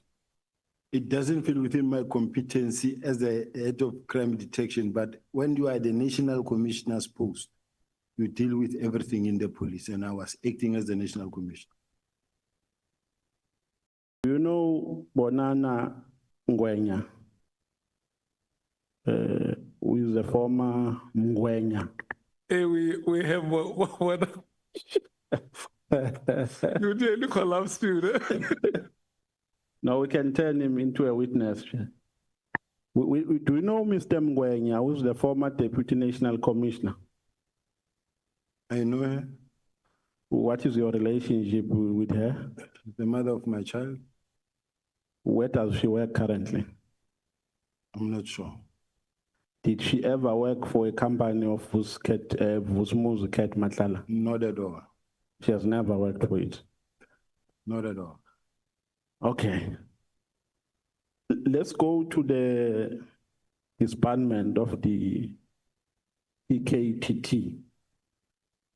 You know where my concern is? Just hold it, the Honorable Nomvalo. General, you say the person is in question is the mother of your child, and you don't know where she works. Yes. Okay. She's the one who was actually at some point who lost her job. So I don't know where she's working. Oh, Okay. She doesn't live with me. Okay. But you, okay, no, it's fine. Let me leave it there. Can I proceed, Chair? Yes, you can proceed.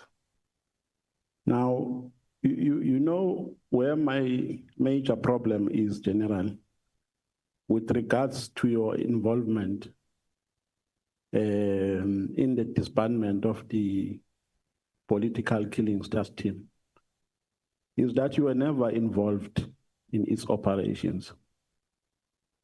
Correct. Neither did it send any report to you. Correct. You have already said that the PKTT was doing a sterling job.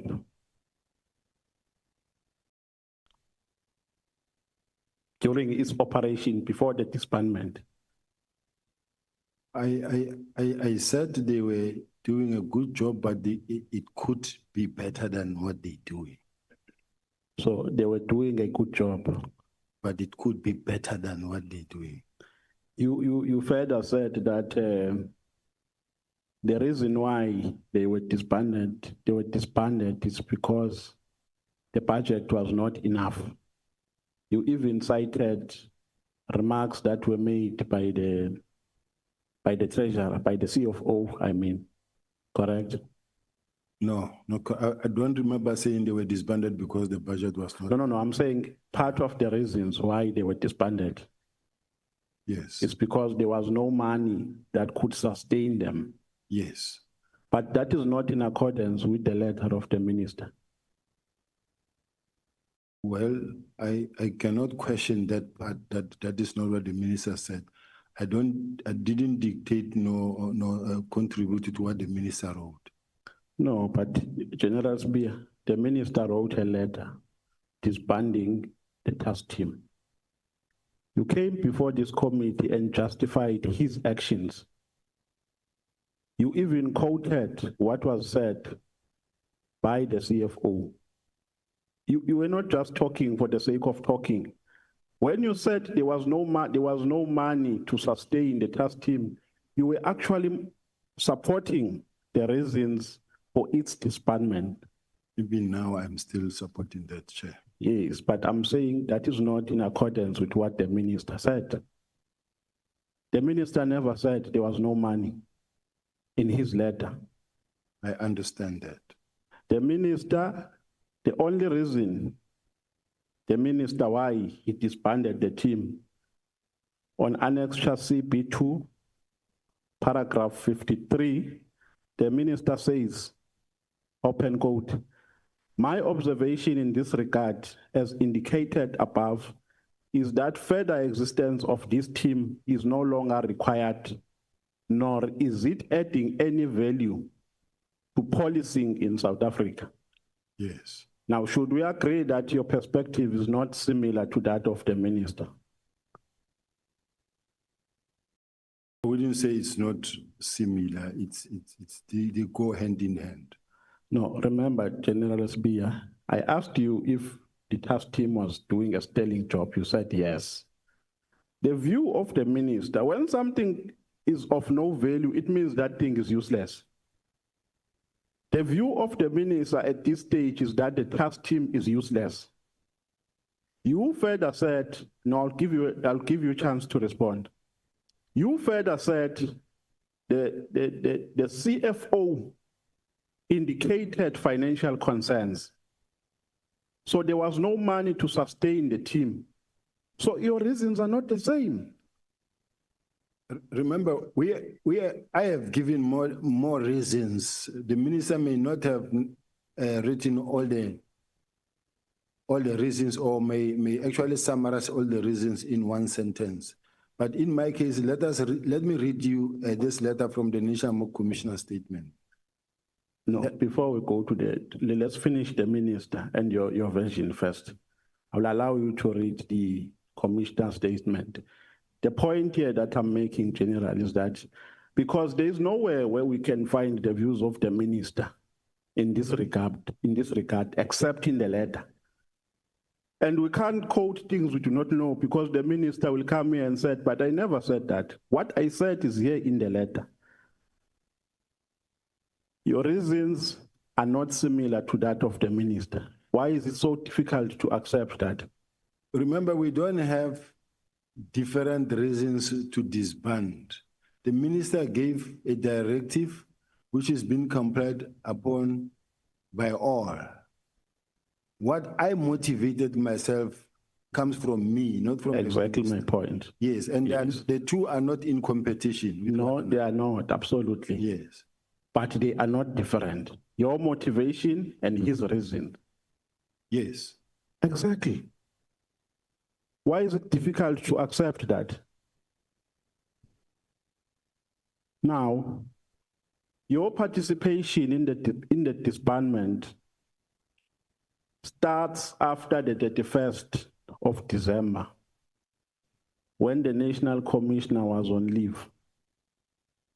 You keep on citing the name, the National Commissioner, not the name, to say he is the one who gave instructions to do the implementation plan and so on and so forth. But the minister that the commissioner that we're talking about here, who refuses that he accepted this decision, General Masemula, there is absolutely nothing that points to a direction of his acceptance of this decision. To the contrary, the National Commissioner saying in his statement, and a sworn statement at the Madlanga Commission, he says, since the letter required a report to be prepared by the 20th of January 2025, and given that I would be on leave until the 14th of January 2025, I instructed Brigadier Letogo of my office to forward the letter from the minister to all Deputy National Commissioners, including Lt Gen Sibiya, Deputy National Commissioner Crime Detection, to instruct them to prepare the necessary report. My intention was to discuss the matter with the minister to understand his reasons and attempt to dissuade him. However, the letter contained an instruction to prepare a report that were due by 20 January 2025.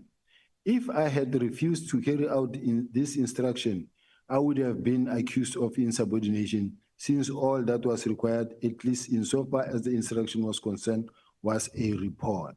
So now this says, or this tells us that the National Commissioner agreed and he complied with, because had he not done that, he would have been he was going to be accused of insubordination. So the minister, the National Commissioner, for all intents and purposes, he agreed.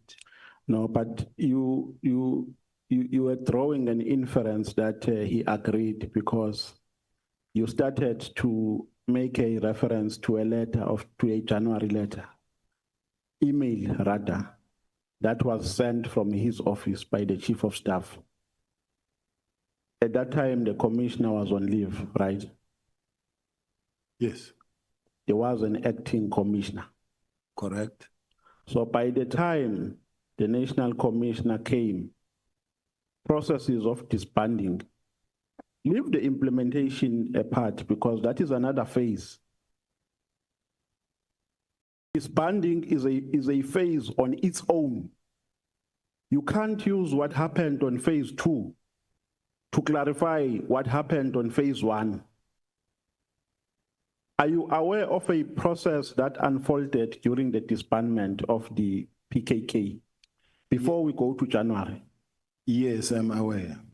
How was it disbanded? The process that was followed that I know of is the letter that was received from the minister on the 31st of December that was sent to the office of the National Commissioner, and the National Commissioner further forwarding that same letter to my office with a directive that I must communicate same to the team. And the team also started reacting or acting on that, leading to a presentation that was presented before Parliament. And before Parliament, this is where they explained that the task team has achieved the purpose for which it was intended for. All the districts in KZN have stabilized except the Etiquette district. And as a result, we are now going to be phasing out. And in phasing out, we'll start 3 phases. The first phase being to deliver the dockets by the 17th of March, and that happened. And as a result, by the 28th of June, of March, a handing over was done between the 2 divisional commissioners. General Khumalo is the one who went and fetched the docket, handed them over to General Sintumule, as per the arrangement. And then from there, from General Sintumule handed them to General Motsepe. They conducted an inspection, and General Motsepe, they attempted to return the cases to General, the Provincial Commissioner, General Mkhwanazi, who rejected the docket. The docket found themselves back at head office. But that's the process of disbandment. Chair, I don't want to be accused of not allowing the witness to respond, but the witness has not done justice to my question, and I hope you were paying attention. The question that I asked from the witness is, what is a process that was followed before the letter was issued on the 31st of December? Now it tells me about what happened after the 31st of December. I'm talking about processes that unfolded before the minister took a decision to disband the team. Yeah, I give you free airtime for General Sibiya to respond to the question. The process before that, there was a letter that was received from the members of the community who complained to Professor Mary Dihas of the University of KZN. Professor Mary Dihas forwarded the complaints of members of the public to Parliament and to the minister. And the minister also discussed the process in a management meeting where they consulted with the management in general. It is in this meeting where General Masemola actually intimated that the task team permanent unit, to an extent that it was meant to evolve into a unit. As a result, it is not in the structure of the police, and yes, it can be done. So the National Commissioner was consulted and all other senior managers, and he never actually showed he never showed to be against the disbandment. And as a result, the process started. Okay, so General, we are saying here on record under oath that before the decision was taken, because the National Commissioner said the decision was taken while he was on leave in December and he came back in January. So you are saying here under oath, the National Commissioner was consulted prior to the disbandment of the team. Is that what you are saying? I'm saying that, Chair, is what I'm repeating here on record under oath, that there was a meeting that was held on the 27th of November, where consultations were made with all stakeholders or all relevant in the presence of the National Commissioner, and the National Commissioner did say that this is just a task team, it was not a permanent structure, and it was meant to evolve into a unit, and it can be done. And starting from then, that's how everything unfolded.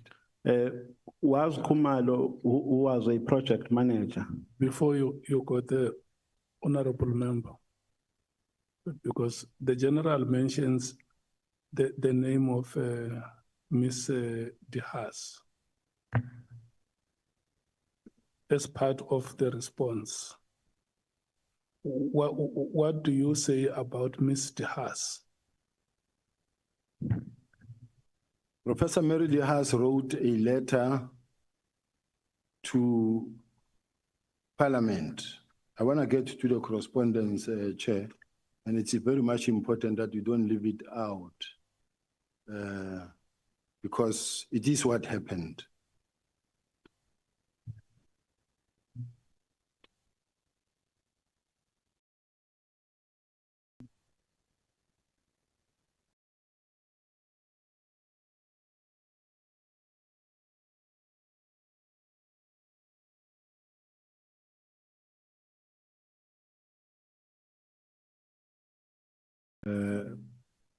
Professor Meridi has wrote a letter to cabinet.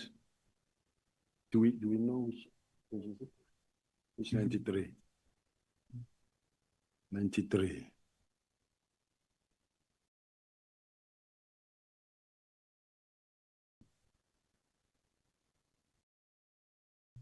Now, Chair, I've got a trailing email between the offices of Ms. Mthembu of SAPS sent to Major General Sebola, and then leading to, now when you go to page 96 of the bundle. Chair, will you allow me to read the statement from the members of the complaints that were sent to Professor Meridi has, and then Professor Meridi has document. Can I come in as a person who asked the question? Yeah. I'm really not interested in the substance. I just wanted to know if the complaint is there. Okay. I'm satisfied if the complaint is there. I can move on. Thank you. You can then go to the question on General Kumar. Now, the question is, do you see it appropriate to disband a structure without asking for a report from the project manager?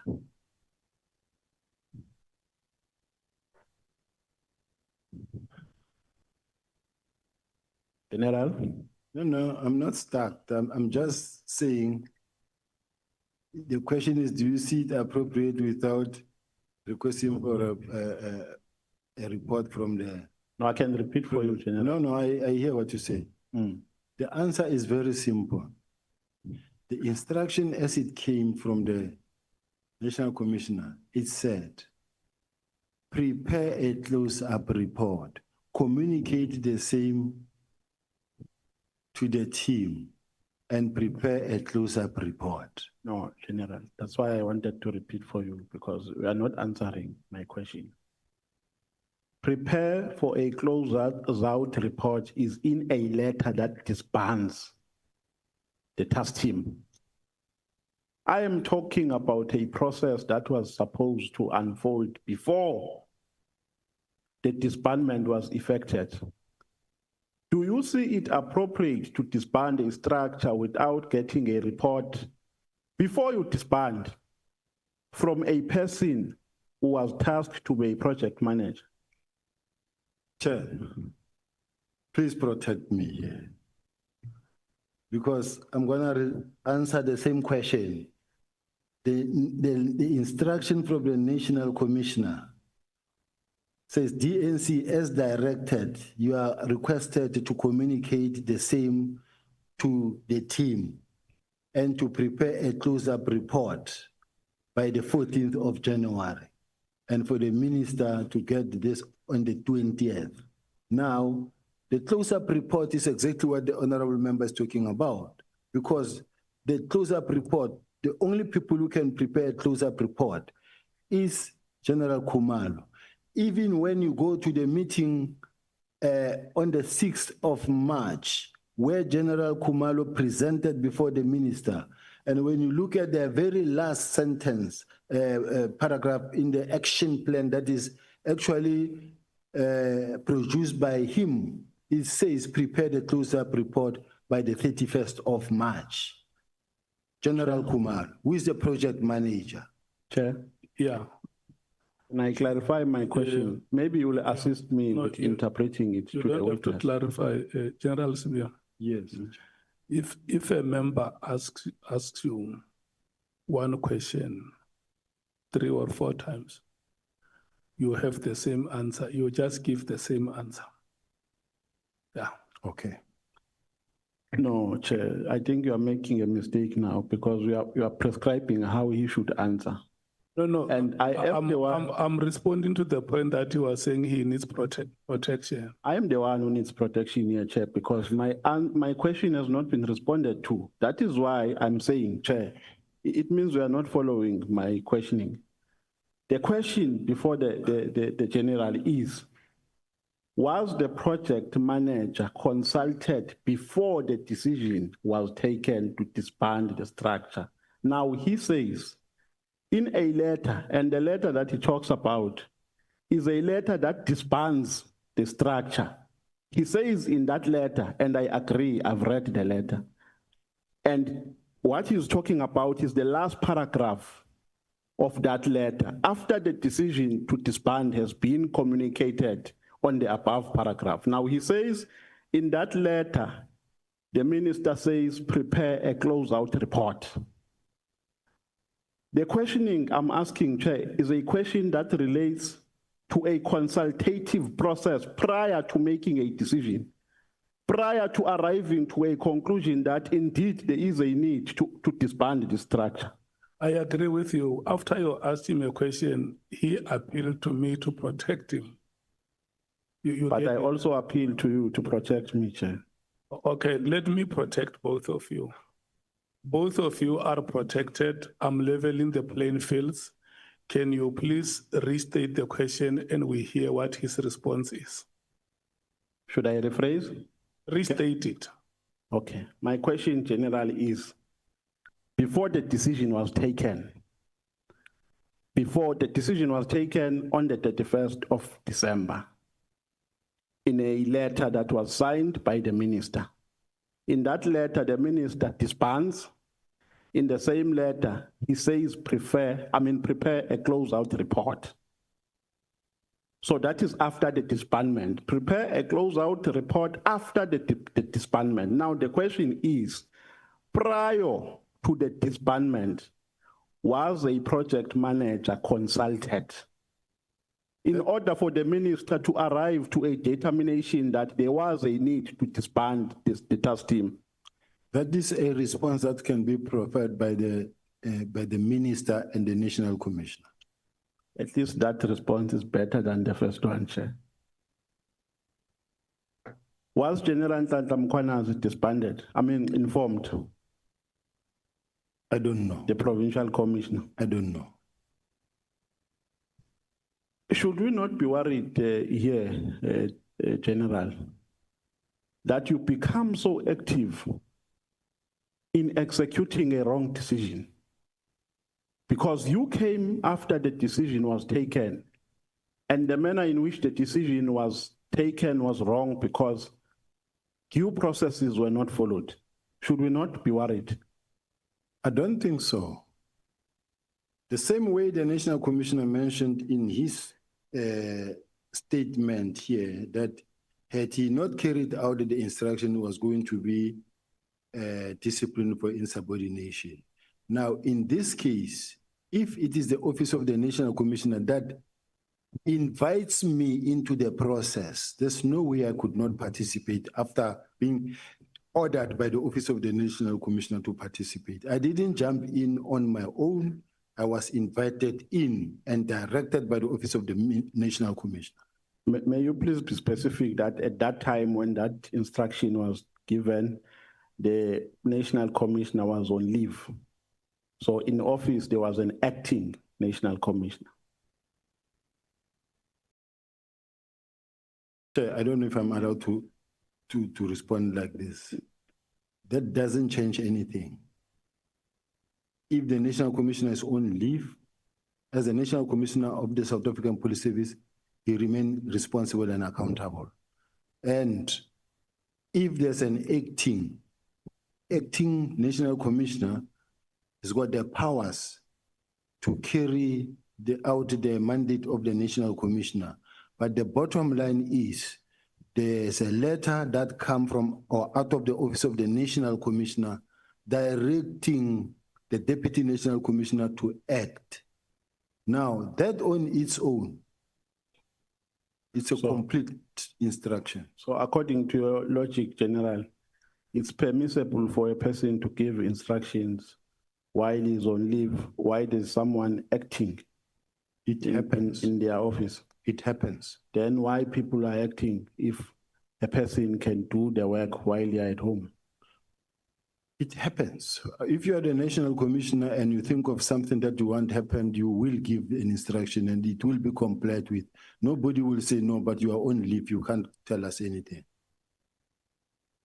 So are you not worried, General, that there is nothing written or signed rather by the National Commissioner, because the gist of the bone of contention here centers around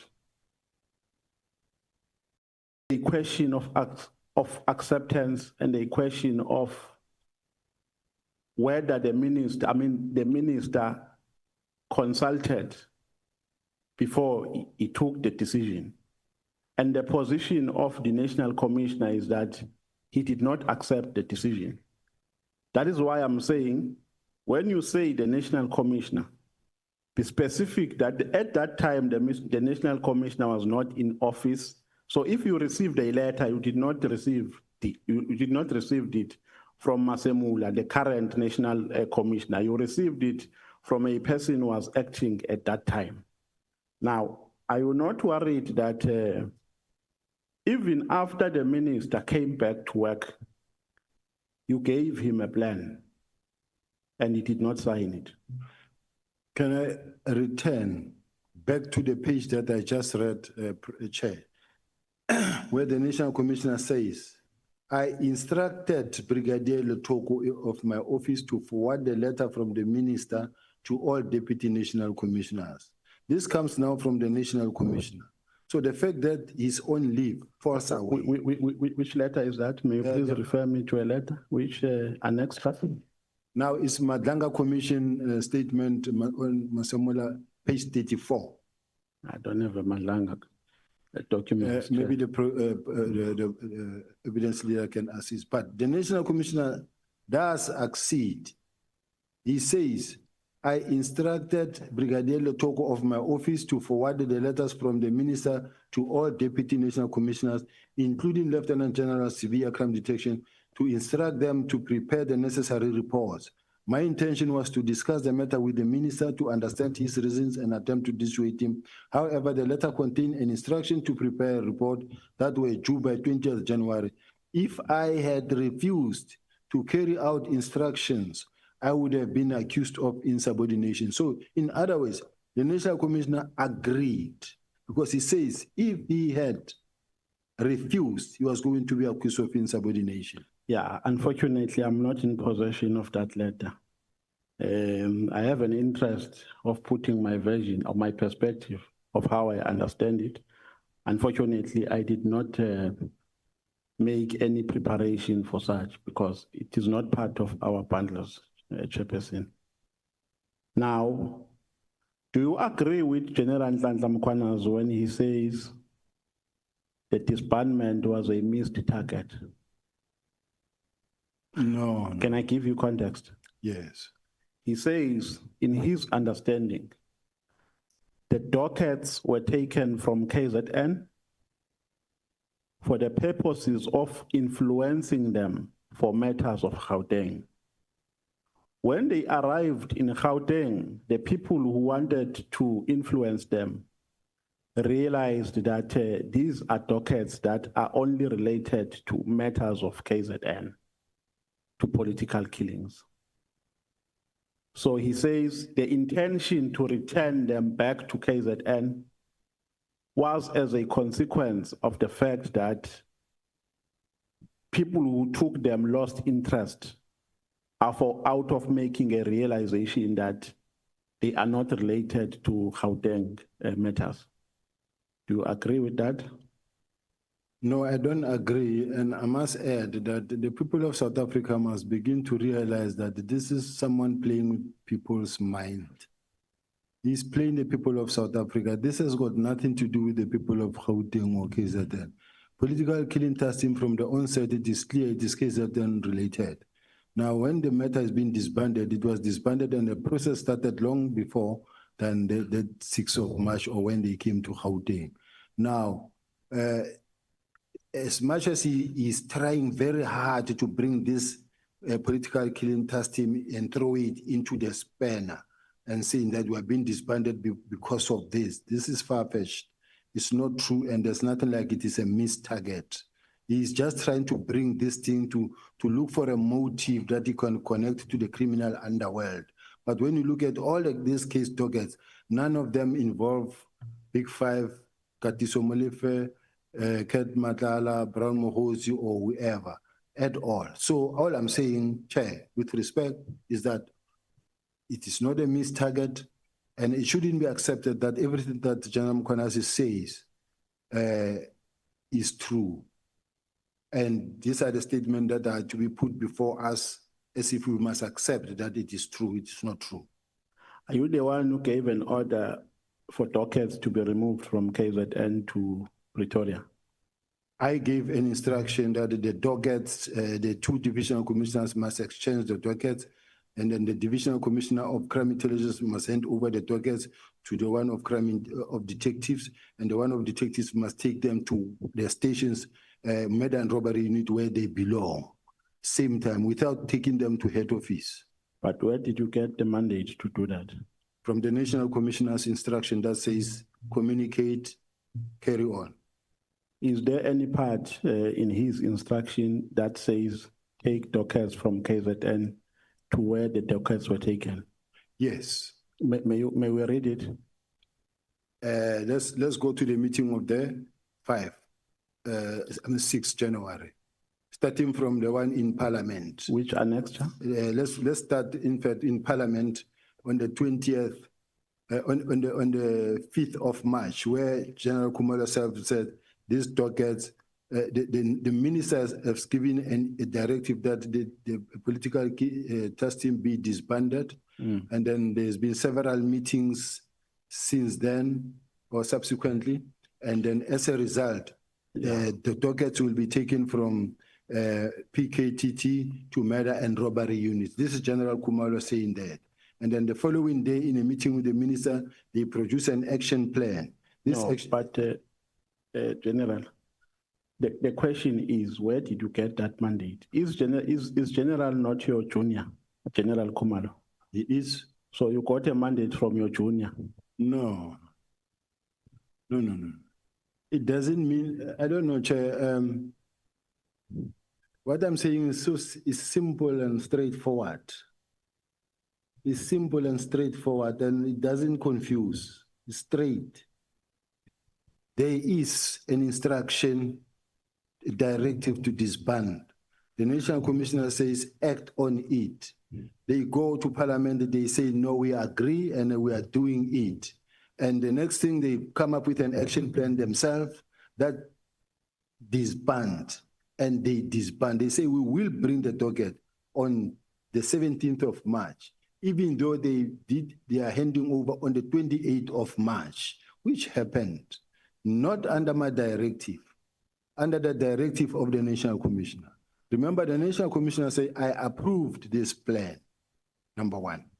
Number two, the National Commissioner said in one of his statements that I told Sibiya to stop, I will do it myself, and then directed General Khumalo to do it. And he said from then onward, he told them to leave me alone and ignore my communication. And then from there, since then, his communication took precedence. So henceforth, whatever that was happening is the precedence that come as a result of the National Commissioner's instruction. In other words, everything that was happening, flowing therefrom, it was the National Commissioner's instruction. That is why they could come up with their plan that says, on this day, this is what will be happening, and this is what happened.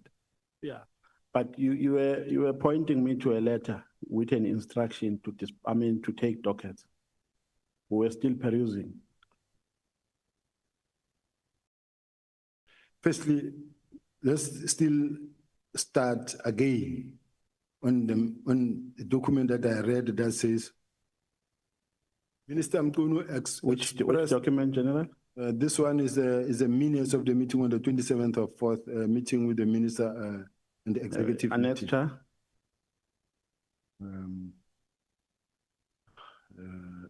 Evidence leader.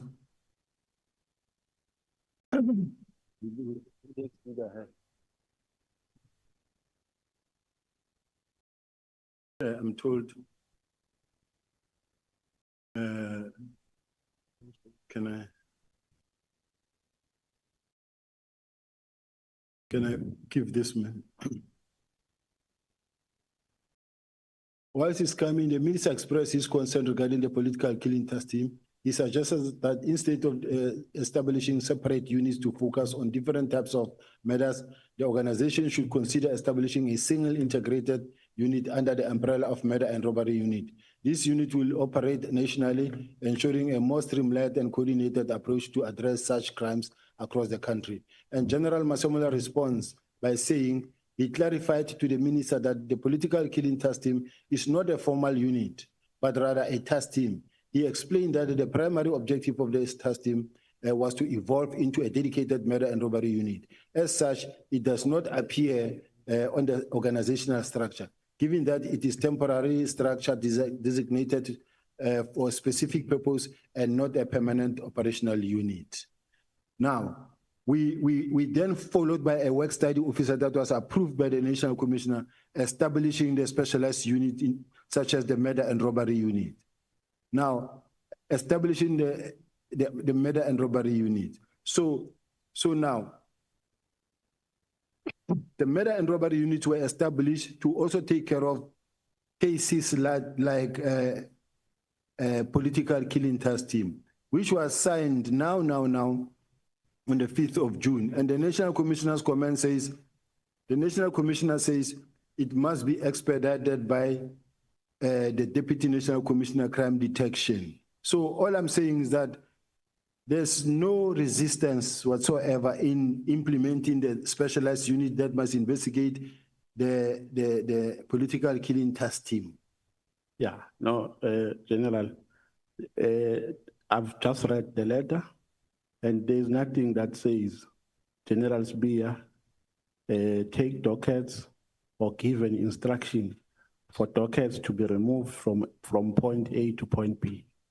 That is what I was looking for. All right.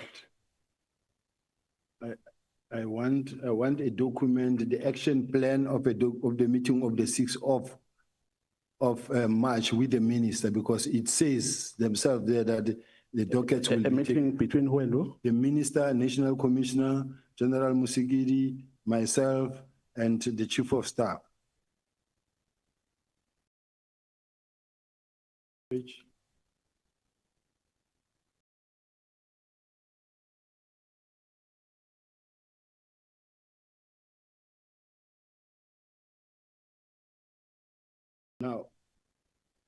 Now, when you go to page 72 to 79, 79. 72 to 79. 72. Page 79. 79. The National Commissioner here says, based on this plan, they then handed dockets to Situmule. Looking at this action plan that, according to the National Commissioner, she and General Musigidi agreed and supported the plan, and I was opposed to the plan together with the minister and the Chief of Staff. But this plan was produced and approved by the National Commissioner. It says, approval of disbandment plan by the Minister of Police is 2025-0306. Stakeholder engagement, and on the 6th of March, the minister actually partly approved the plan, but was just more concerned about the fact that you have now dockets, court-going dockets that are going to take too long. Now, it says stakeholder engagement with NPA, including prioritization of the 114 cases, is the National Commissioner on the 17th of March. Approval of the new call-up instruction and financial authority on 2025-2026, which is the National Commissioner on the 17th of March. Retaining the case dockets under investigation to KZN and Eastern Cape Project Manager, Divisional Commissioner, Detective and Forensic Service on the 17th of March. Provide progress to the Minister, National Commissioner, Deputy National Commissioner, Crime Detection. It will be Project Manager, Divisional Commissioner, and Forensic Service on the 31st of March. But to submit a final report, close-up report to the Minister, to be the Project Manager on the 31st of March. I'm willing to even though I'm not satisfied with the response that we have given so far, but I think we can move on to another question. But before we move on, even if we don't read the entire letter, just go to a paragraph that says, if there is, that gives you an instruction to take dockets from KZN to Pretoria. I just need that only. Yeah. I don't need a context for you to conceptualize and give interpretations of what you understood out of what was written by the commissioner. If there is, unless you are saying we won't find that paragraph, that I can accept. Is there any paragraph that says General Sibiya give an order or give an instruction for dockets to be taken from KZN to Pretoria? There's no such letter. There's no such letter. Even from my side, there's no such letter. No, I think I'm satisfied. We can move. No, I'm satisfied. We can move to other questions. Now, the PKK, the PKTT chair, are you talking? Okay. Now, the PKTT in question, was this the only PKTT that we had across the country? Was there no any other PKTT that was in existence? Yes, it was the only PKTT. So, okay, or task team rather, let me not say, because K stands for killings, and a task team can have various responsibilities. Is that correct? Responsibilities, is that correct? There were many other task teams. There were many other task teams. And how many, during this period, how many were disbanded? There's a letter that we read, the one that disbanded all the task teams because we are reintroducing the specialized unit. And the document specifically talks about, and we read it yesterday, that says, let's go to page 11 of 184. Page 11 of your statement or of the bundles? Of the bundle. Of the attachments, right? Of the annexures. Page 11. Page 11.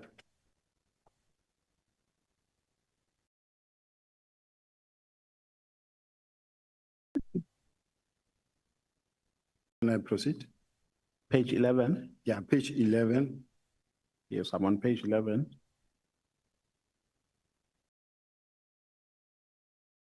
$177. No, it's not here, General. No, General.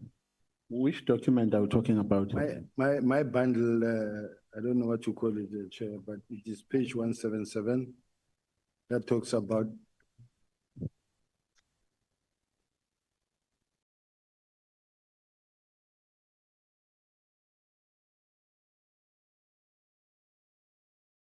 Okay. Yeah, you can proceed, General. You see, from paragraph 6.4.5.1. Yes. Chair, all these are task teams, and they are like 1, 2, 3, 4, 5, 6, 7, 8, 9, 10, 11, 12, 13, 14. This is 14 so far that I see. But the sentence that I want to say, task teams that are not monitored ran rampant for years without determining or accounting for the gap left where the members were taken from, mostly station level.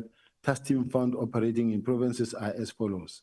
Then you find your foreign vehicle task team, multiple tour task team. So now the important sentence is this. These task teams should be placed within the murder and robbery unit to capacitate direct focus on a permanent structure with the necessary command and control budget and capability instead of functioning in silos. And it mentions also including political matters team. Now, when you go to the end of this same document, it's a work study that was approved and approved by the National Commissioner. Now, go to page 202. When you go to page 202, the National Commissioner says, implementation of these units must be expedited by DNC crime detection, DIFCOM detectives, and provincial commissioners. Now, DIFCOM, DNC crime detection is me, says implement and expedite the units. And this unit, like such as murder and robbery unit, is meant to investigate political killing task team as well, including your taxi-related killings, including your serial murders, police killings, etc. Okay. The question was, were there any task teams that were disbanded simultaneously with the KZN1? That was my question. Remember, the KZN1 was disbanded on the 31st by the minister, right? So were there any other task teams that were disbanded during that period of the KZN disbandment? It was an inspectorate, it was not a task team, but at the same time, in the same meeting, the minister disbanded the inspectorate and the PKTT. So there were other task teams that were not disbanded? Yes. Okay. Can I no, you can respond if you want to say. Remember that we've got many task teams that are running depending where the fire is. If now there is, we have deployed in Emangozi, I'm sure it's for 3 years now, where people could not even sleep in their houses, vehicles of South Africa being stolen into Mozambique all the time, weapons coming into the country, people being terrorized. Emangozi today is very quiet. We deployed there and then we keep on retaining the members. We've deployed in Richards Bay and I think the task team has been disbanded, I think. We've deployed in Eastern Cape. There's Operation Bamba and different other task teams that have been established but disbanded because it's only for a short little while to extinguish the fire and then move to another place where there is a crisis. Then we go in there, stabilize the place and move out. Now, General, the decision to disband was taken by the minister. There's no question about that. Do you agree with me? I do. And in the disbandment, the National Commissioner had no role in the disbandment. Remember, he came after the disbandment. No. I read this document that I just gave to yourself, Honorable Member, where the National Commissioner said, this is just a task team. It was not meant to be a permanent structure. It is not in the unit, it's not a unit that is in the structure of the police. It can be done. So he participated. He participated after the letter was issued. Even after the letter was issued, he continued to participate. When you say even, you mean before he participated? Before and after. Before, what did he do before? Before he gave his opinion there. And then during when it was after receiving of the letter, he directed that it be actioned. And then even after that, he participated in all the meetings and he was positive. Okay, so this paper is part of which document? These are my notes from the minutes of the meeting, and then we try to get the minutes of the meeting to summon the minutes of the meeting, but we were not given the minutes. But from my own work diary, this is what we have. So there's nothing to prove at this stage that the minister participated prior, except your notes that you have written. I'm saying there is everything to prove if the committee can summon the minutes of the meeting, because there's also recordings where the National Commissioner's voice will be heard. I'm wrapping up, Chair. Am I running out of time? Let me wrap up, Chairperson. I will ask questions which require short answers. When the robot is read, you don't ask, may I stop? I didn't see the robot, Chair. My apologies. May I wrap up, Chair? Yeah. General, what is the SAPS procedure to deport an undocumented person from South Africa, in a nutshell? Well, the people are taken to Lindela and the Home Office processes follows, where they begin to interact and with the other country. There's a process where the forms are being completed from the police stations that deports the person. Were you a member of the DPCI members who were led by Lieutenant Colonel Maluleke, who were implicated in the rendition case? I was not a member of, I was the deputy provincial head. I was the head of the Hawks in Gauteng, and I was not part of that operation of head office. So I was not part of it altogether. You were not part at all. You don't even know how it happened, how they were deported. I never gave anyone instruction. I never participated. It is just one of those incidents that look like this one. So you don't even know if those undocumented people are in jail or they are out. You have absolutely no. Absolutely no. And they were all, and for your information, Chair, they were all arrested by crime intelligence. And crime intelligence even gave them the letter of commendation for the job well done at intelligence head office. I was in Gauteng. I had nothing to do whatsoever. I never even phoned one person. I never signed any document. I was never at the scene, not even once. My name was just used. I appreciate your extra time, Chair. No further questions. Thank you very much. No, I want you to ask the question that you asked on Friday, the 10th of October. And you asked that question to General Masemola. So General Sibiya is here in person. You must ask him that question, which you asked. You asked General Masemola whether General Sibiya is a corrupt. I will corrupt cop. So he is here. You must not. You must have the courage. Thank you for reminding me. That question was part of my questions. General Sibiya, are you a corrupt cop? I'm not. You are not? Yes. So all these allegations against you are false and frivolous? False, contrived, and frivolous. Thank you very much. Thank you so much. I think you have done justice. It will not be fair to ask a question like that in his absence, and when he's here, you don't ask him.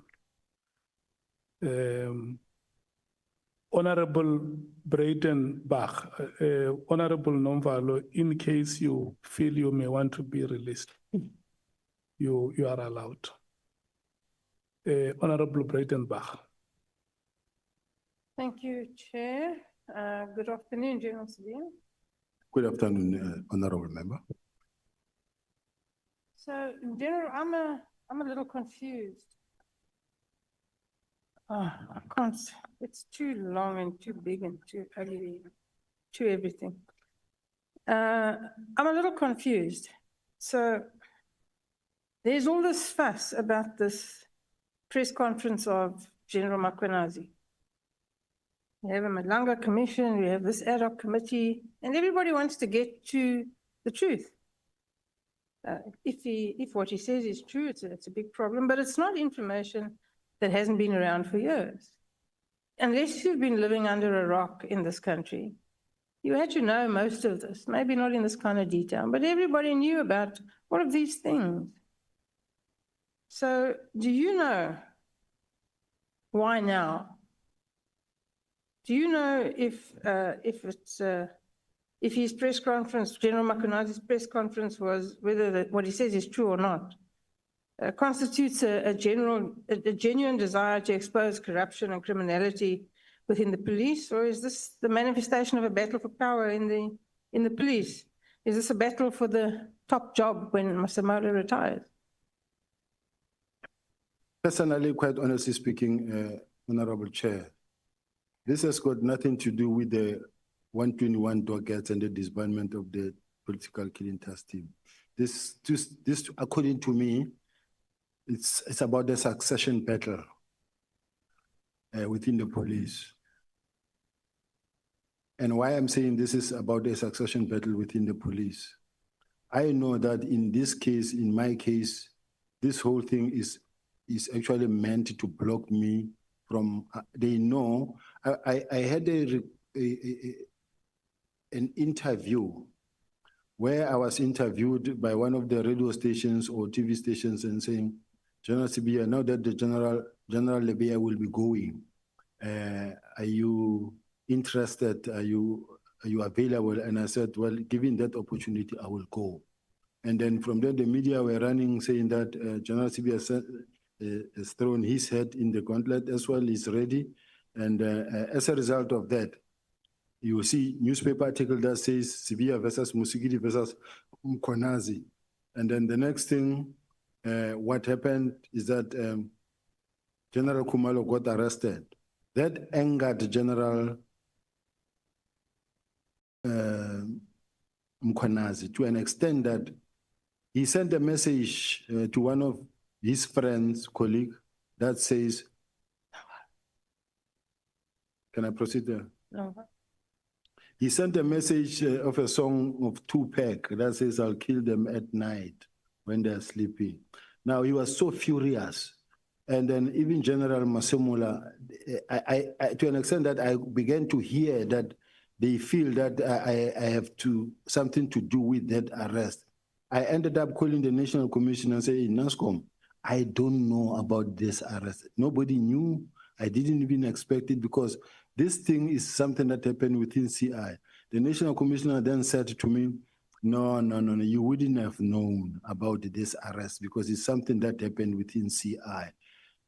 Then later, I also got questions from the media guys that says, hey, we understand you're going to be arrested. You will get members who says, don't go to work on Monday. They say you're going to be arrested. Then I go to the National Commissioner, ask him, National Commissioner says, no, don't put me in there.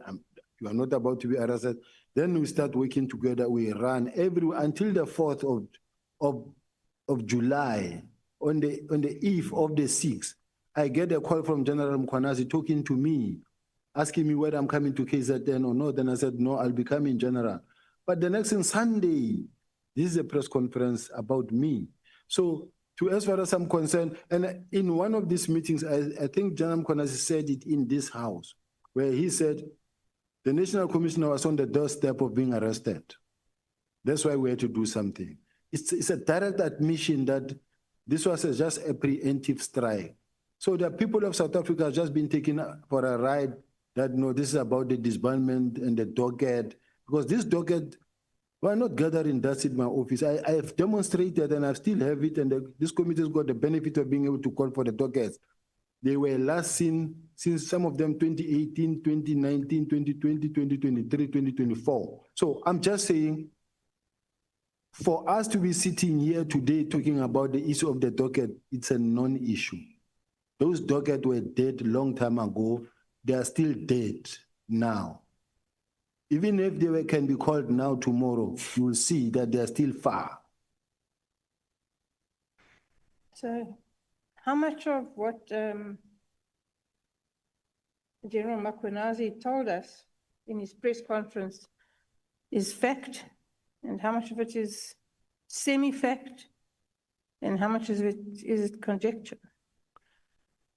General Mkhwanazi is playing the country, and he's playing a mind game to the country, and he's actually playing those that are prepared to listen to him, because he knows how to play with words and what to say and the things he needs to say and how to say it in such a way that the country get moved.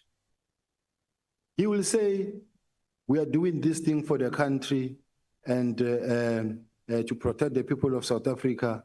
Me, I can defend myself, but the people of South Africa, who's defending them? Now he wants to play that he's defending the people of South Africa. Now we will then come and say, dockets were taken by General Sibiya. They are in his office, in his archives. I don't have dockets in my office, in my archive. I don't have that. And then he makes serious allegations in such a way that if someone was to say, General Mkhwanazi, you are the provincial commissioner. The police in KZN received information to go and conduct a search and seizure at Kalagabusha Hospital, Correctional Services. And they went there and they searched. And as they searched, they found drugs. Then someone called General Mkhwanazi, or a call come into the suspect that is being arrested, say, give them the phone. And then the suspect give the phone to General Mkhwanazi. General Mkhwanazi says, you stop right there, you stop what you're doing, that docket must be taken there. That's interference.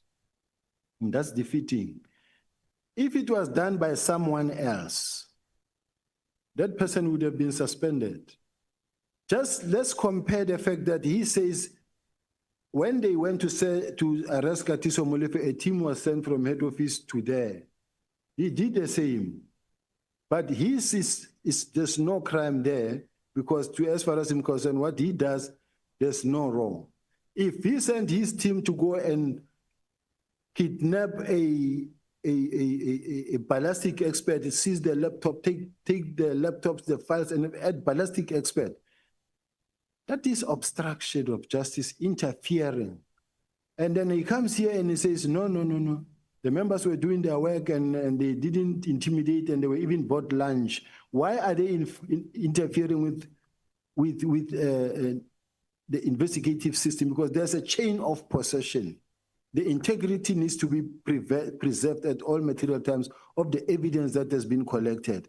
Now, I'm sitting with a situation where if there was anybody, if today I can stand up and go and call that press conference, I also used, at some point in my life, I also wore camouflage uniform. Maybe I should also wear one, go make a conference as well and talk things. But I will be fired from the podium same time.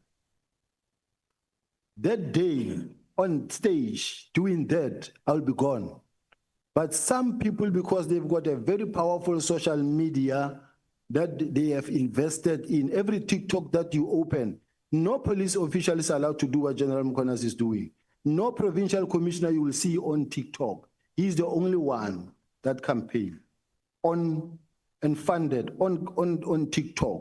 And this wins all the South Africans. You touch Mkhwanazi, you touch us. But he's a policeman. So I'm just saying there are a lot of things that are wrong that we are supporting as a country.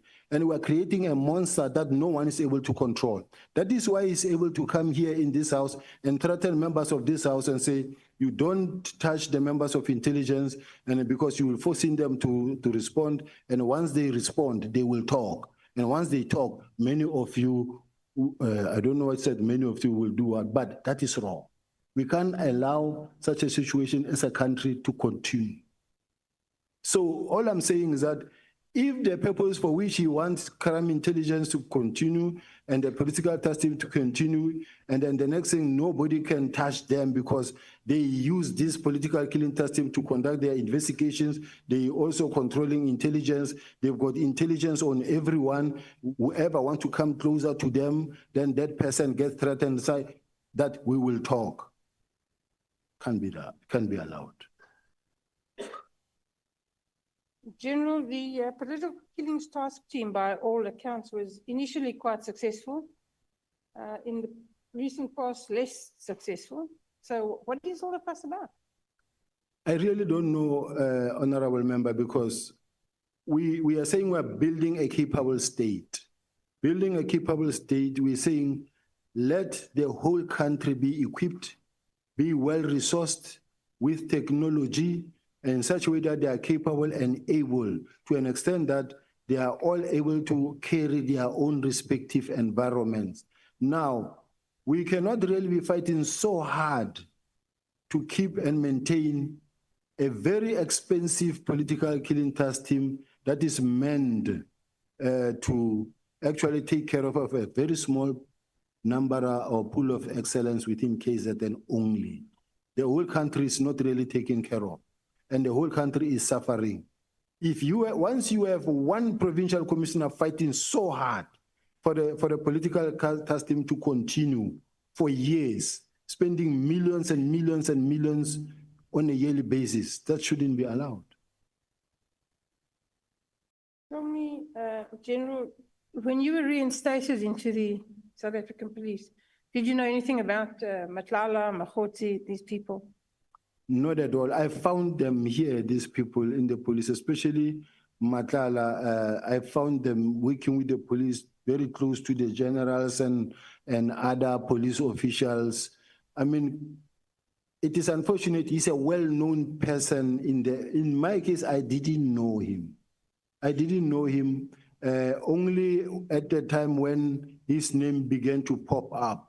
And by the time his name began to pop up, the moment you start to step back, you can see that already this man is known by all. But part of your portfolio was to also being in charge of crime intelligence, right? That's correct, Honourable Member. Surely they would have been able to fully inform you about these gentlemen. Did you not make inquiries? And if not, why not? This is one aspect that I think crime intelligence need to know. Their job is not only to gather, collect, collate, analyze, and support. Or at support. They need to support the management, the leadership of the police. If, for an example, Chair, it so happens that you come across an individual who contacts you regularly, and this individual is on site. They know that they are monitoring this person. They must be able to go to the National Commissioner or to the Minister or to whoever and say, hey, Chief, we can see that this person is contacting you or you are in constant communication with this person, but do know that this person we are looking at, we are working on him. Warn me so that I can run. Now, if I don't know and I keep on interacting with this person, not knowing what this person is doing when he gets home at night, then I won't know. And tomorrow you get associated with someone that you wouldn't have under normal circumstances. So are you saying, General, that nobody warned you and you didn't ask? Nobody warned me. Even the National Commissioner and the subs, they did. I remember when we saw a letter that came from IDEC that says we want to know why and how was this man awarded a tender when he's under investigation by subs.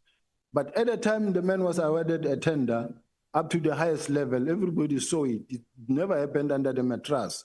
They saw it and it ran. With everybody knowing, during the events at the college, he also had, among the many gazebos that were there, they also had their own gazebo there. And where they will do like their blood pressure, your sugar test and this and that. He was one of the service providers as normal as possible. Nobody knew about the rest. But that is a reasonable question to ask, General, why? If he was under investigation by the police, was he allowed to parade around like that?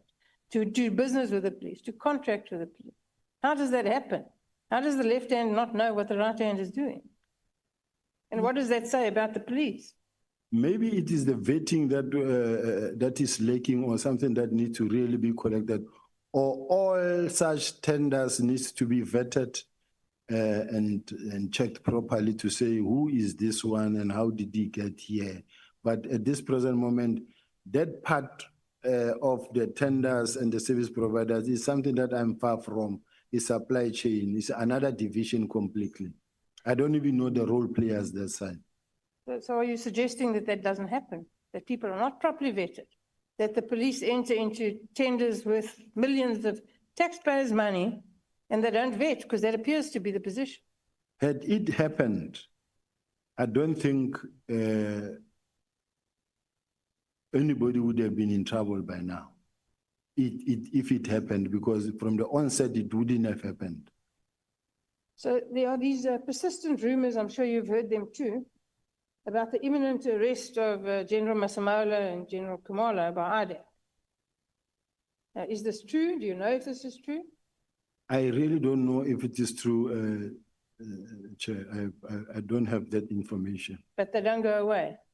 I heard about this information, but because it was at some point also in the newspapers, but I don't know the fact because I don't know whether it was an authentic document that was leaked to the media, but it seemed to have investigation from the IG report.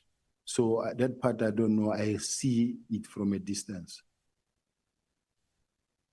During your evidence, you spoke about a meeting with the National Commissioner and the Minister and other high-ranking officers, where Mqola and his contract with the police was discussed.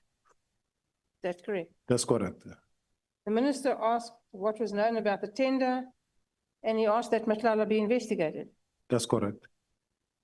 I'm puzzled as to why it was dependent upon the Minister, a newcomer to this space, to ask for him to be investigated. Why didn't somebody in the police, you all have years of experience, why didn't somebody in the police actually think of that themselves and do it?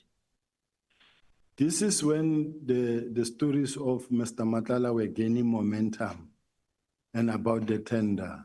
That's how the minister got to ask and say, I get this information. What happened here?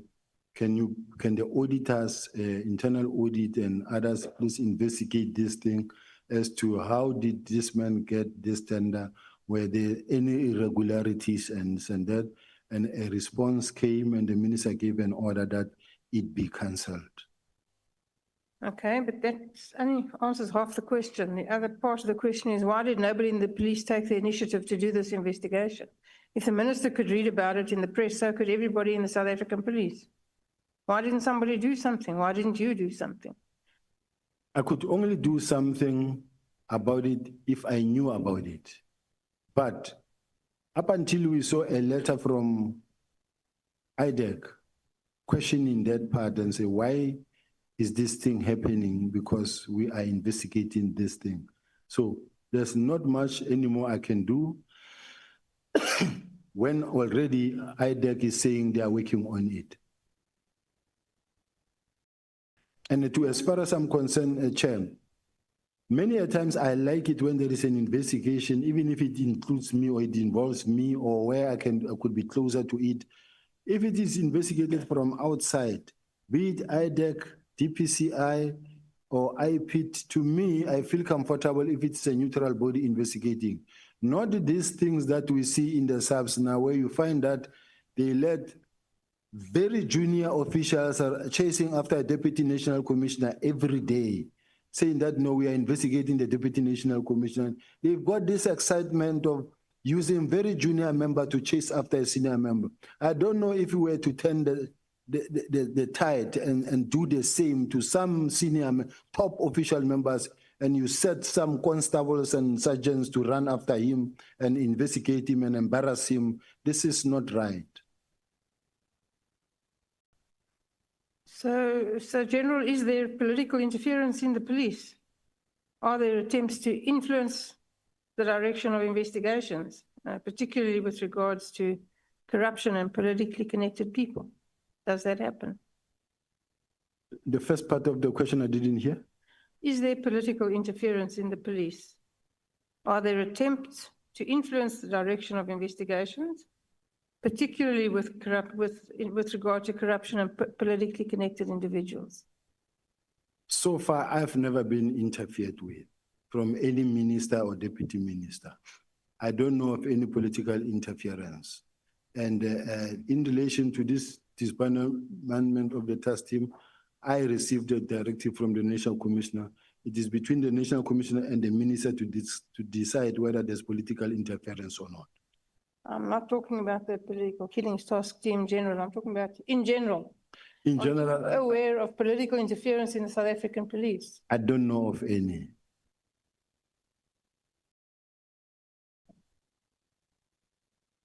So you've never been asked to investigate or not investigate anybody? I've never been tasked to investigate anybody, any official from the side of the minister. In your view, is the top management of the South African police capable of running the police in the best interests of South Africans? Yes, they are capable. When I look at the statistics and in the meetings that I've said, where we said as a team, when we're really working and we're working hard, there's a difference, there's hard work that has been done. It is unfortunate that you do have this other people who come in and cause division within the police. Who comes in and causes division in the police? There are people who go and whisper to the minister. Chair, what I want to say is that just after I came back, someone intelligence, they went to Minister Kele. They said, Minister, do you know that you agreed that General Sibiya must come back? And you just promoted him, but you know that he's investigating you. And the minister was very angry and said, but why is Sibiya doing this? Because, I didn't even object that he must come back, but I hear that he's investigating me.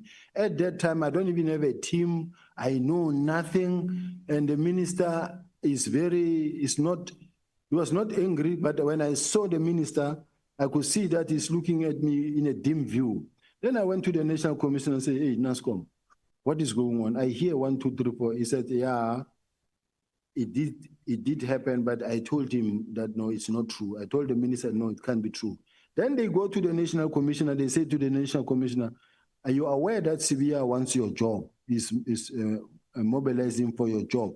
Then the National Commissioner woke up at night and he went to see the mother of my child, who's my colleague then, went to visit her and say, hey, do you know that Sibiya wants my job? And then I had to write a long message to the National Commissioner to assure him that, National Commissioner, I've never been in uniform all my life. I've never been a station commander, a cluster commander or a provincial commissioner. I'm not interested to become a national commissioner. Please, I'm interested in the DPCI, but not here. And then he said, no, thank you very much. Please keep it the way you are. And the next thing, it never stopped. It went on and on and on and on, with the National Commissioner thinking that I want him out. So don't you want to be the National Commissioner?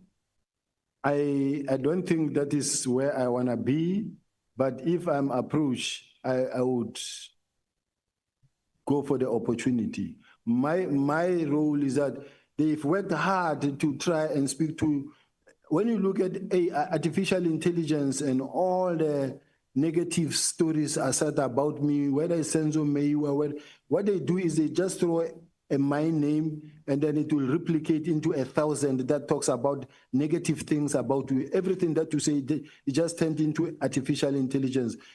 Just to speak bad about my name in such a way that even tomorrow when I have to occupy a position, a consideration is to be made, they will say, this one is too controversial, or this one has a lot of issues. This is the intention. General, I understand that this process is painful and it's not the first time you're going through it. But this isn't only about you. You understand that? This is about South Africa. And my question to you was, do you think the top management of the South African police are capable of running the police service in a fashion that is in the best interests of South African citizens? And you said yes, but just the state of the country, the level of crime, South African police service is not managing to do a good job. I understand that there are thousands of policemen who go to work every day, and thank God for them, who do a great job. But we're not managing. And something will have to change. We have to do something differently. And what is that going to be? I must indicate, Chair, the National Commissioner of the South African Police Service, the current National Commissioner, is very experienced. And he knows his job. He knows what he's doing. And he knows how to deploy. And he knows how to build a team at some point. He knows how to look at the situation. Let's take, for an example, the elections. And he knows how to plan, put a proper plan together that will actually result into zero incidents throughout the country. And when you look at the statistics, they are green, green, green, green. So I can't sit here and say, no, they are not capable. They are capable. There are challenges, yes, but they are capable. Okay, General, my last question. When you took over crime intelligence, what did you do to clean it up? Because Lord knows it was a mess. Can you tell us today that it's better? It was a mess, But when I came in, it was run by General Khumalo. I have received a number of complaints that affect him. And I've also received a number of complaints from the generals that report to him. But unfortunately, it is a space that I was entirely not in control of, because General Khumalo's got a special relationship with the National Commissioner. That is why even when he gets arrested, the National Commissioner will make sure that he does not get suspended, number one. Number two, within 2 weeks, he clears him. Then there's nothing. It doesn't happen just you find that there is crime committed, a person has been charged, investigated by IDEC, charged, and then still running the case. But within 2 weeks, 3 weeks, you have cleared the person. You even submit an affidavit that this person be allowed to go back to work. As an accounting officer, you don't do those things. So I'm just saying, crime intelligence, it has got challenges. And hence you can see already investigations that are already running. And I don't know how many more are still there from the IDEC side, but there are challenges within crime intelligence. You'll take it from here. Look at how many generals are out that are not there. And all of them are in courts against the head. All of them are in court against the head.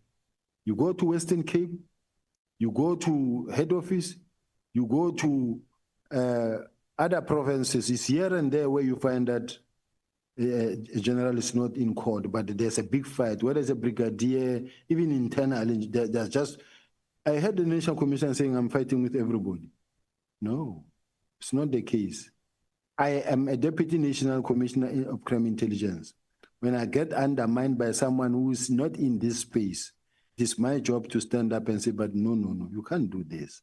It's not really fighting with anybody. Thank you. Thank you, Chair. Thank you so much, Honorable Breytenbach. Honorable Klopper. Thank you, Chairperson, and good day, General Sibiya. Just wait a moment. Honorable Skhosana wants to ask a question. No, thank you, Chair. It's not a question, it's just, I'll say, Parliament, in Parliament, we normally say we should not display anything. There's an outcry against one of our members, who happens to be my chairperson, that he's advertising on his, next to, I think, on his tie, on television. It's very clear. And that company in particular, they are bidding, within our space, of the SAPS. So I just want us to, please just ask our member to, hide that company's name. The chairperson is me here. No, of SAPS, I'm sorry. Honorable Cameroon. Honorable Cameron. Yes. What is being advertised? No, they are complaining about what he's wearing. There's a name which shows on television. The lanyard. Okay. I won't mention the name, because if I mention the name, then the brand will. I'm not the lanyard that he's wearing, is it branded? Is that what you are saying? Yeah, this is the Glock one. Sometimes I wear a CZ one, other days Canik. I can do Taurus as well, Chair. There's a whole variety. I like shooting and spending time on a range with sport shooting especially. So if they've got a formal complaint, please do, because that means that some of the members I saw the other day was wearing Gucci or Prada shoes. They should also not mention or wear those, Chair. Chair, I'm sorry, that's ridiculous. This it breaks.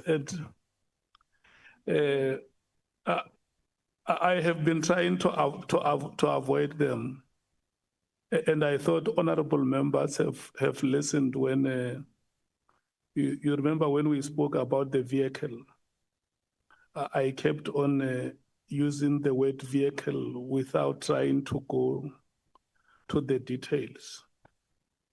And whatever brands that we may know, let us not use the platform of Parliament to advertise those brands,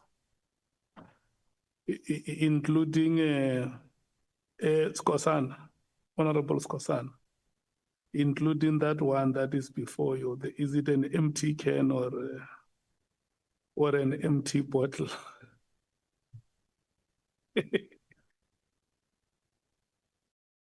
Yeah. There was let me tell you, and you see, let me tell you how I like it. When we break, Chief Whip, when we break, members of this committee are the ones who come to the chair and say, let us not do this and that, because the people that we lead do not have the luxury that we have. And I think we must just keep it like that. Yeah. So if it may appear like there is a brand which is being advertised, Honorable Cameron, I don't think that you consciously came here to advertise that brand.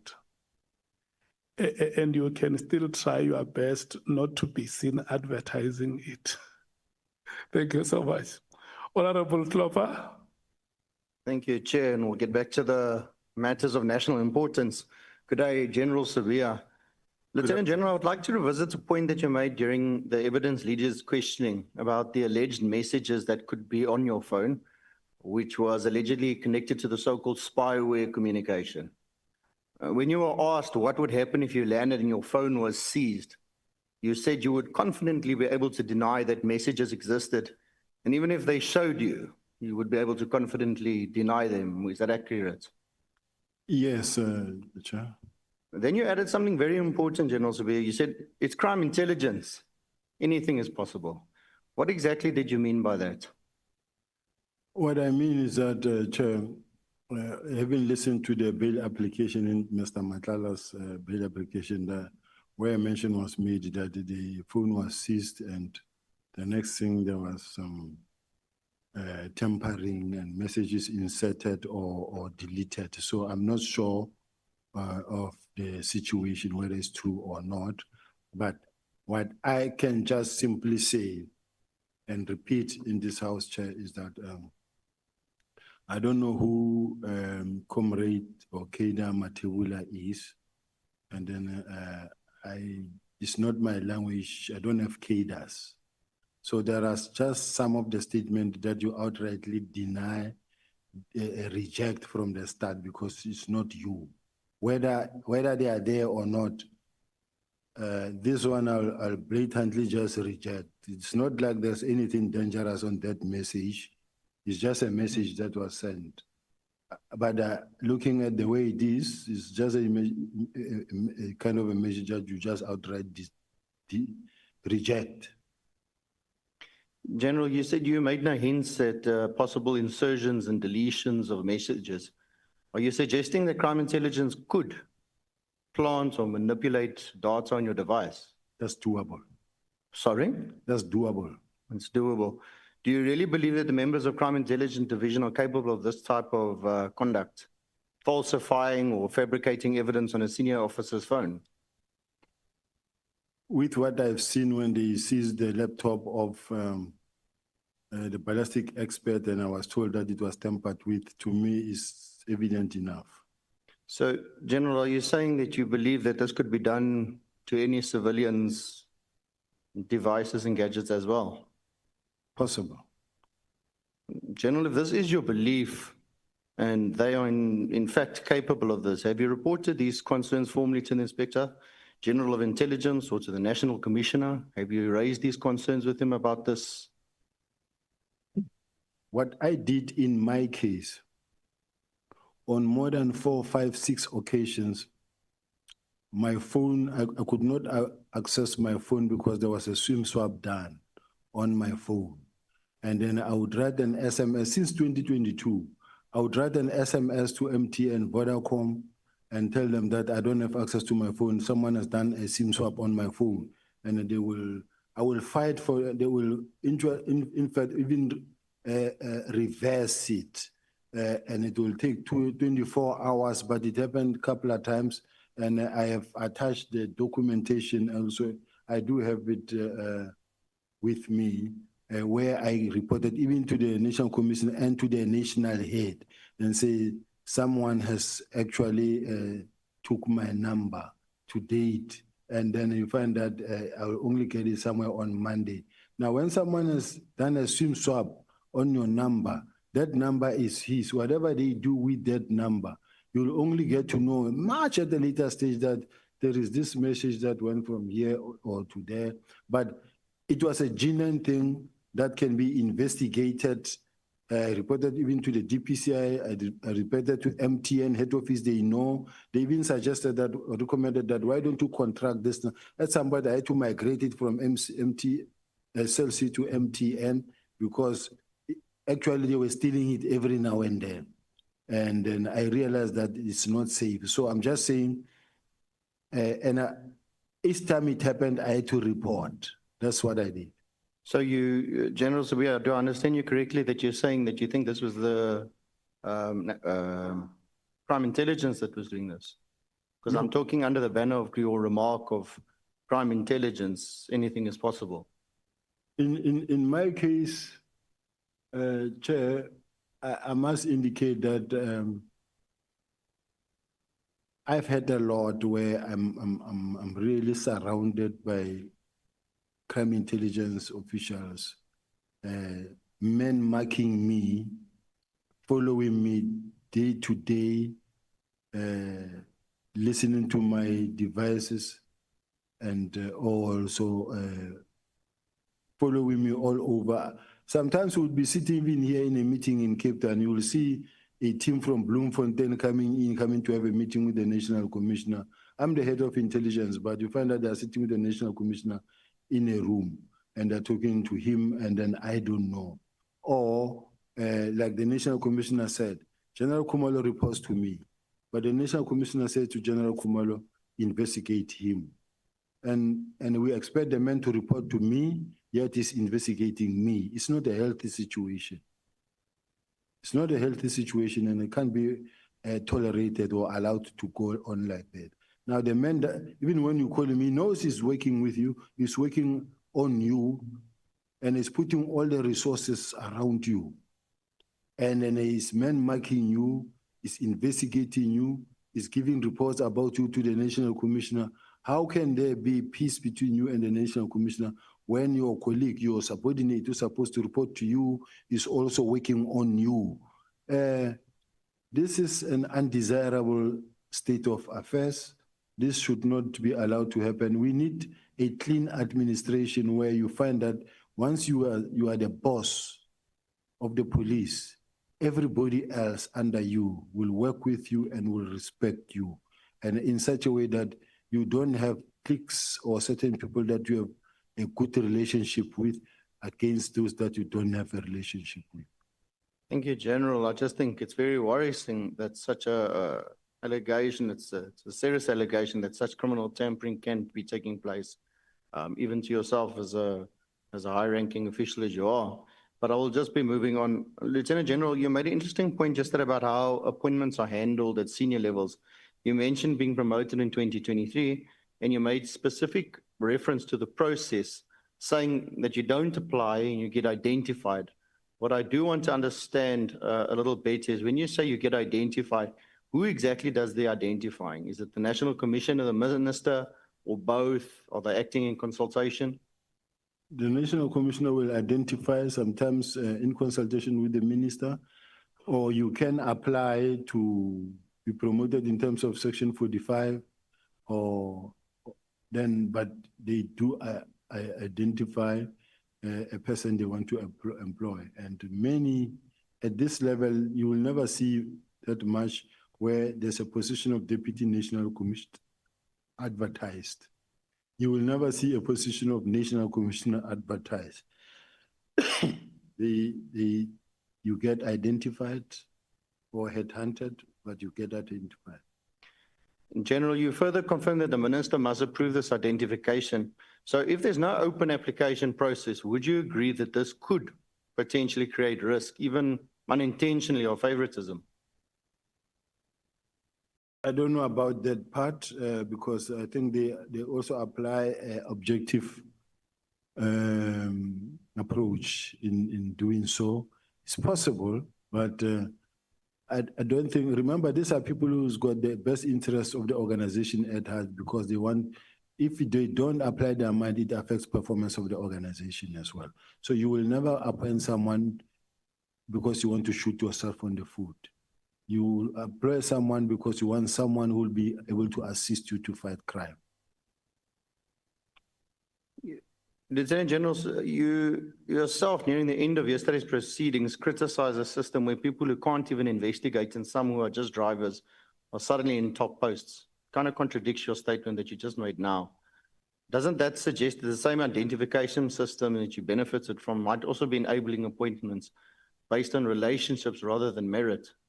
And if so, does this not contribute to the rot we're seeing currently amongst your own ranks at the moment? I was talking about a lieutenant colonel, not a lieutenant general. A lieutenant colonel who is not an investigating officer. I'm told that this lieutenant colonel was a driver to General Mkhwanazi. So as a result, this lieutenant colonel who was a driver today is the one who's an investigating officer and is the one who participated in going to seize the laptop of a ballistic expert. This is the same lieutenant colonel who was involved in the corruption that took place in Porter matter where the accused number one gave money to this team. General, you spoke often about the discipline in the police service, about how young officers and college recruits are taught and how that discipline is meant to hold the institution together. Let me take you to your own account of what happened with General Mkhwanazi. You said at the time you had a telephone conversation with the Deputy Provincial Commissioner in KwaZulu-Natal, Mr. General Mkhwanazi, who became very angry and that he was in some way or form very combative towards you, resulting in him banning you from operating in KZN. You also reminded him that you were the senior, and you alluded that he ended the call and sent you a very long text message. You seemingly seemed to accept the ban and left the matter there. You didn't elaborate on it. Did you, in your view, that exchange between you and General Mkhwanazi, did you view it as subordination? Subordination is an understatement. If a man is able to call you a criminal daylight in the public, or call you and say you are a baby, talking to members of the parliament and say, this is the man that I can say is like a baby. I joined the police in 1989, he joined in 1993. I became a general in 2010, he became a general in 2011. I mean, I've got 37 years in what I'm doing. I don't know how his experience, but in what I've been doing, I've been good at what I'm doing, and I've run operations throughout this country, throughout the country, including in KZN themselves. I participated the deployment in Manguzi, Richards Bay, many other areas, Eastern Cape, everywhere. I've been in the country, throughout this country. So it cannot be that my experience can be downplayed by someone like that, because his experience is in the field of special task force and maybe running the facility at HR support, then the provincial commissioner. So I really don't want to go too deep in trying to get to a lower level of comparing myself and him and this and that and this and that. Since I started testifying, I've always avoided to name names and ridicule anyone and speak bad about somebody. So I'm trying even now to not to get to that point. Thank you. Did you take any disciplinary action against him? No, I can't take a disciplinary action against him because he doesn't report to me. Even though I may be his senior, he reports to the National Commissioner. And if you really want peace, how do you say you can take disciplinary action against him? Because there will be a fight. And a fight is what we have always been wanted to avoid. General, were you allowed to operate in KZN after that incident? You mentioned a meeting and you shook hands and so forth. After that, were you allowed to operate in KZN again? Yes, we operate. Remember that I deploy. I don't have to run on the ground myself. I deploy. I deployed in Richards Bay. I deployed in Emanguzi. I deployed in many parts of KZ, and we do have where we operate. General, I will get to my last question. I see my time is almost finished, so I will skip. I just have one question. Towards the end of yesterday's testimony, you kept saying we wanted it finalized when we were speaking about the letter of the 22nd of April that was sent. I just want to know who is the we? Who is the we that wanted it finalized quickly? Was it the minister? Was it subordinates? Was it another officer? Because when you kept saying we, it just seemed to imply that it wasn't just your idea, that it was a collective feeling it needed to be expedited from the letter of the 22nd to be finalized by the 24th of April. Remember that if the National Commissioner, let's say, implemented something, and then you go to the meeting of the 6th of March, in the 6th of March, it tells you exactly on what steps are going to be followed to finalize this process. Now, come the last date there, it was the 31st of March, but come the 28th of March, there's a handing over now done between two divisional commissioners from CI to crime detection. Now, you already have the dockets in your possession. The head of CI handed over the dockets to the head of detectives. Now, they are now in your hands. They must be finalized speedily so that they are out of your hands. And it's exactly what happened. Push this thing now to where they belong, murder and robbery unit, so that they are not in your hands gathering dust. Because the more you keep them, is what led to Gen Mkhwanazi saying that they took dockets, they're sitting in General Sibiya's office gathering dust. If you could give me a very, very short answer because my time is finished. At what date again did you say that it was out of your hands? You were finished, that it was now moved over to the National Commission. It wasn't anymore in your hands or your responsibility anymore. Which date was that? At the time when the National Commissioner said his letter took precedence over mine. Do we have the page number, legal team? Because the National Commissioner said he told them to ignore my letters and then to carry on with his letters. From then henceforth, his instructions took precedence over mine. There was no competition. He remains my boss too. General, sorry, was that pre-22nd of April? 22nd of April. It was after that. After that. Okay. Yes. Thank you, Chairperson. I conclude. Thank you so much, Honorable Klopper. I don't know. They just given me the letter. Should I read it or it's not necessary? Chair. Honorable Klopper. You can read it. It's not a problem. Thank you, Chair. It is page 36 of the National Commissioner's affidavit, paragraph 118, that says, in line with my discussion with Lt Gen Sibiya, I also had a discussion with Lt Gen Khumalo. I told him to prepare a preliminary report as contained in the Minister's Directive of 31st of December 2024, and that we should aim for 20 January 2025 to submit the report. Since this was a direct instruction from me, it took precedence over Lieutenant General Sibiya's instruction of 17 January. Now, this means that anything and everything flowing from this letter now takes precedence as the National Commissioner's instructions. Even when Khumalo brings the docket to Sintumulo to whoever, this letter takes precedence. Since the Khumalo is already now in direct communication with the National Commissioner, whatever that he does is as a result of the National Commissioner's instruction going forward. Wait, Honorable Skhosana, wait. Honorable Klopper, you're fine. Yes, Chairperson, thank you, I'm fine. Okay, thank you. So, Honorable Skhosana. Yeah, I just wanted to ask Chair, just to make a follow-up, if the letter which is reading, is it signed as well? It is signed. It is in the National Commissioner's statement. Okay. Thank you so much.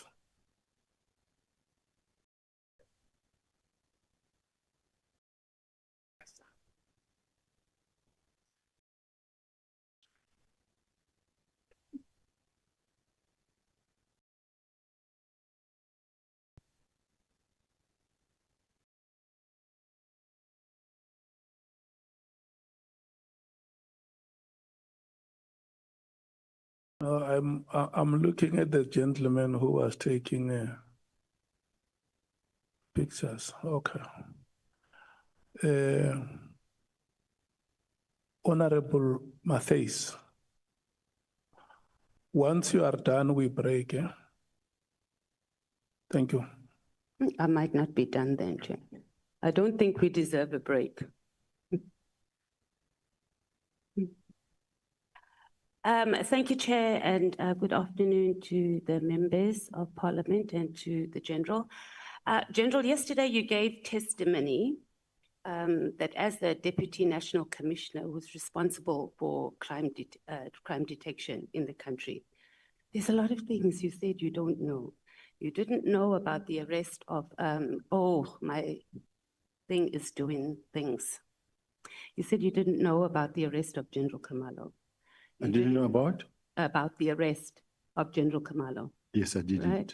You said you didn't know about the request by General Khumalo to the Provincial Commissioner regarding seconding the PKTT members to Gauteng. I didn't. You also didn't know about the press conference that the KZN Commissioner was going to do. You didn't know about Kat Makala. The guy has 80 cases dating back to 2007, and he has a huge tender with SAPS. You didn't know about the big five. It's confusing, General. Do you consider yourself competent as your job, in your job? Yes, I consider myself competent. If I was part of the tender process that was assessing Mr. Matlala's tender, I would suggest that it would be fair to say to me, why didn't you know? But I didn't form part of that process. I didn't even know that he's an applicant or is participating in such. Now, the issue, the arrest of General Khumalo. General Khumalo was arrested by IDEC. It's not the South African Police Service. So I wouldn't know. And all the things the honorable member is mentioning are not things within my sphere where someone can say, but why don't you know? I didn't know. Okay, General, make this make sense, right? You do not know that one of your generals is going to be arrested. And I know it wasn't by SAPS, right? It's a sister department. It's your job, it's your responsibility to know. Crime detection is huge, it includes crime intelligence as well. So you should have sources everywhere. I find it extremely hard to believe, or for this to even make sense, that you had no idea, formally or informally, that your general was about to get arrested. Even the commissioner of KZN knew that he was going to be arrested. So you're saying that you don't have access to information and sources like the rest of SAPS members. The very first person who was supposed to know that he was going to be arrested is the member himself, because he's intelligence, he's counterintelligence. This is the person that anybody can say he expects to know about everything that moves. But above all, even the National Commissioner didn't know that that was going to happen. So where I'm sitting, if IDEC or IPIT, the IDEC or IPIT, they are investigating a particular matter, there's no way us will know from where we are sitting, because we are not in that space. Okay, so South Africans should feel comfortable that our national head of crime intelligence cannot know that one of their generals is going to be arrested by another organization. We should be comfortable with that, and we should be comfortable that we have a competent deputy commissioner responsible for crime detection. If I was fully in charge of crime intelligence, including counterintelligence, they were reporting to me, I would be knowing. But they don't report to me. Okay, let's go on to a bit of your career. So yesterday you said that there's no crime intelligence, and however we interpret it is not really the point. But in your statement, paragraph 23, you say that you have been responsible for crime intelligence since 2003. That's about 2 years and 3 months. And it's been recently moved under the National Commissioner, but I don't think it's been effected yet. So what is your response that the failure of crime intelligence is actually a reflection of your role, which you partly spoke to, but I need you to speak to this more clearly and not go around and around the bush, please, General, that it is a reflection of your role as the Deputy National Commissioner of Crime Detection. Chair, I was looking for the page. The honorable member said page 23, paragraph 23. I'm not sure which page. Page? The page 49.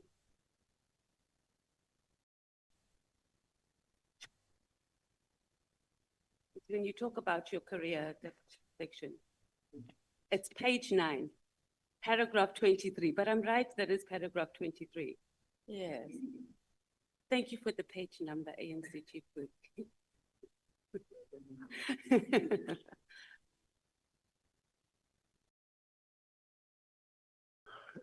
Yes, I'm there, honorable member. What is the question? Yeah, so you say there that you're responsible for crime intelligence. Now you're saying you're only partly and you're not fully. I do understand the issue of counterintelligence, but it's pretty much been in your office, or you've been responsible for it for over 2 years. I've been responsible for it for only 2 years, but it was then also taken away to report to the National Commissioner. But even then, when it was reporting to me, it had two dual reporting lines. In my case, they came to report to me that what they wanted me to know, and that what they didn't want me to know was going to be reported to the National Commissioner.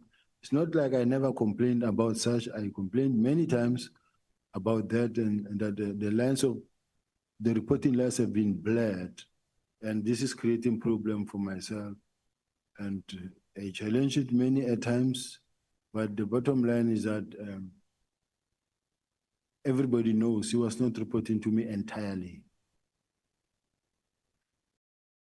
So would we agree that the issue here is SAP's officials?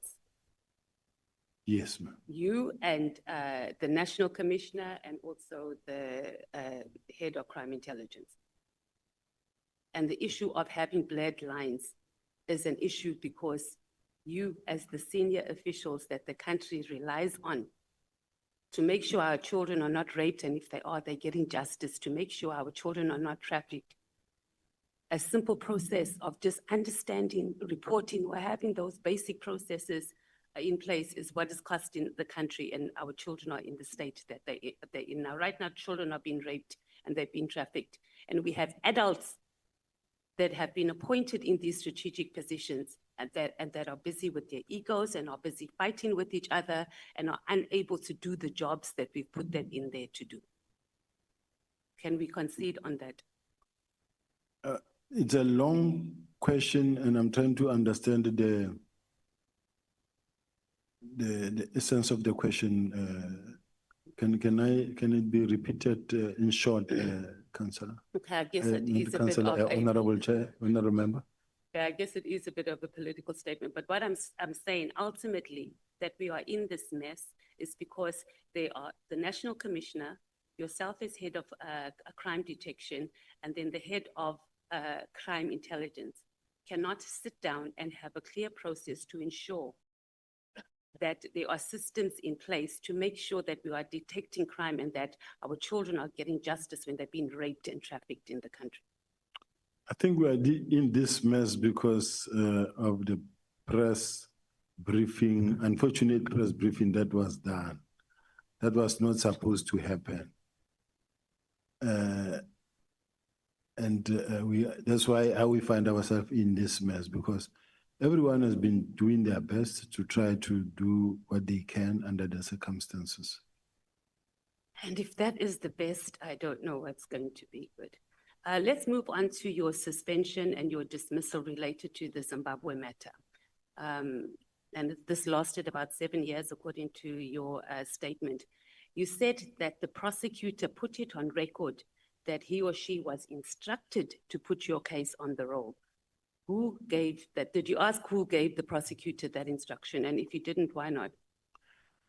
I thought the magistrate, because it was into the court record and that record is still there, it still exists. I thought the magistrate would ask who gave that instruction, and the magistrate just didn't take it further. Okay, but my question is, did you ask the prosecutor? No, I didn't, because I was represented. And you didn't ask your attorneys either to ask the prosecutor? No, to me, I was excited. And who was the prosecutor? Do you know? Do you remember? No. At this point in time, I forgot the name.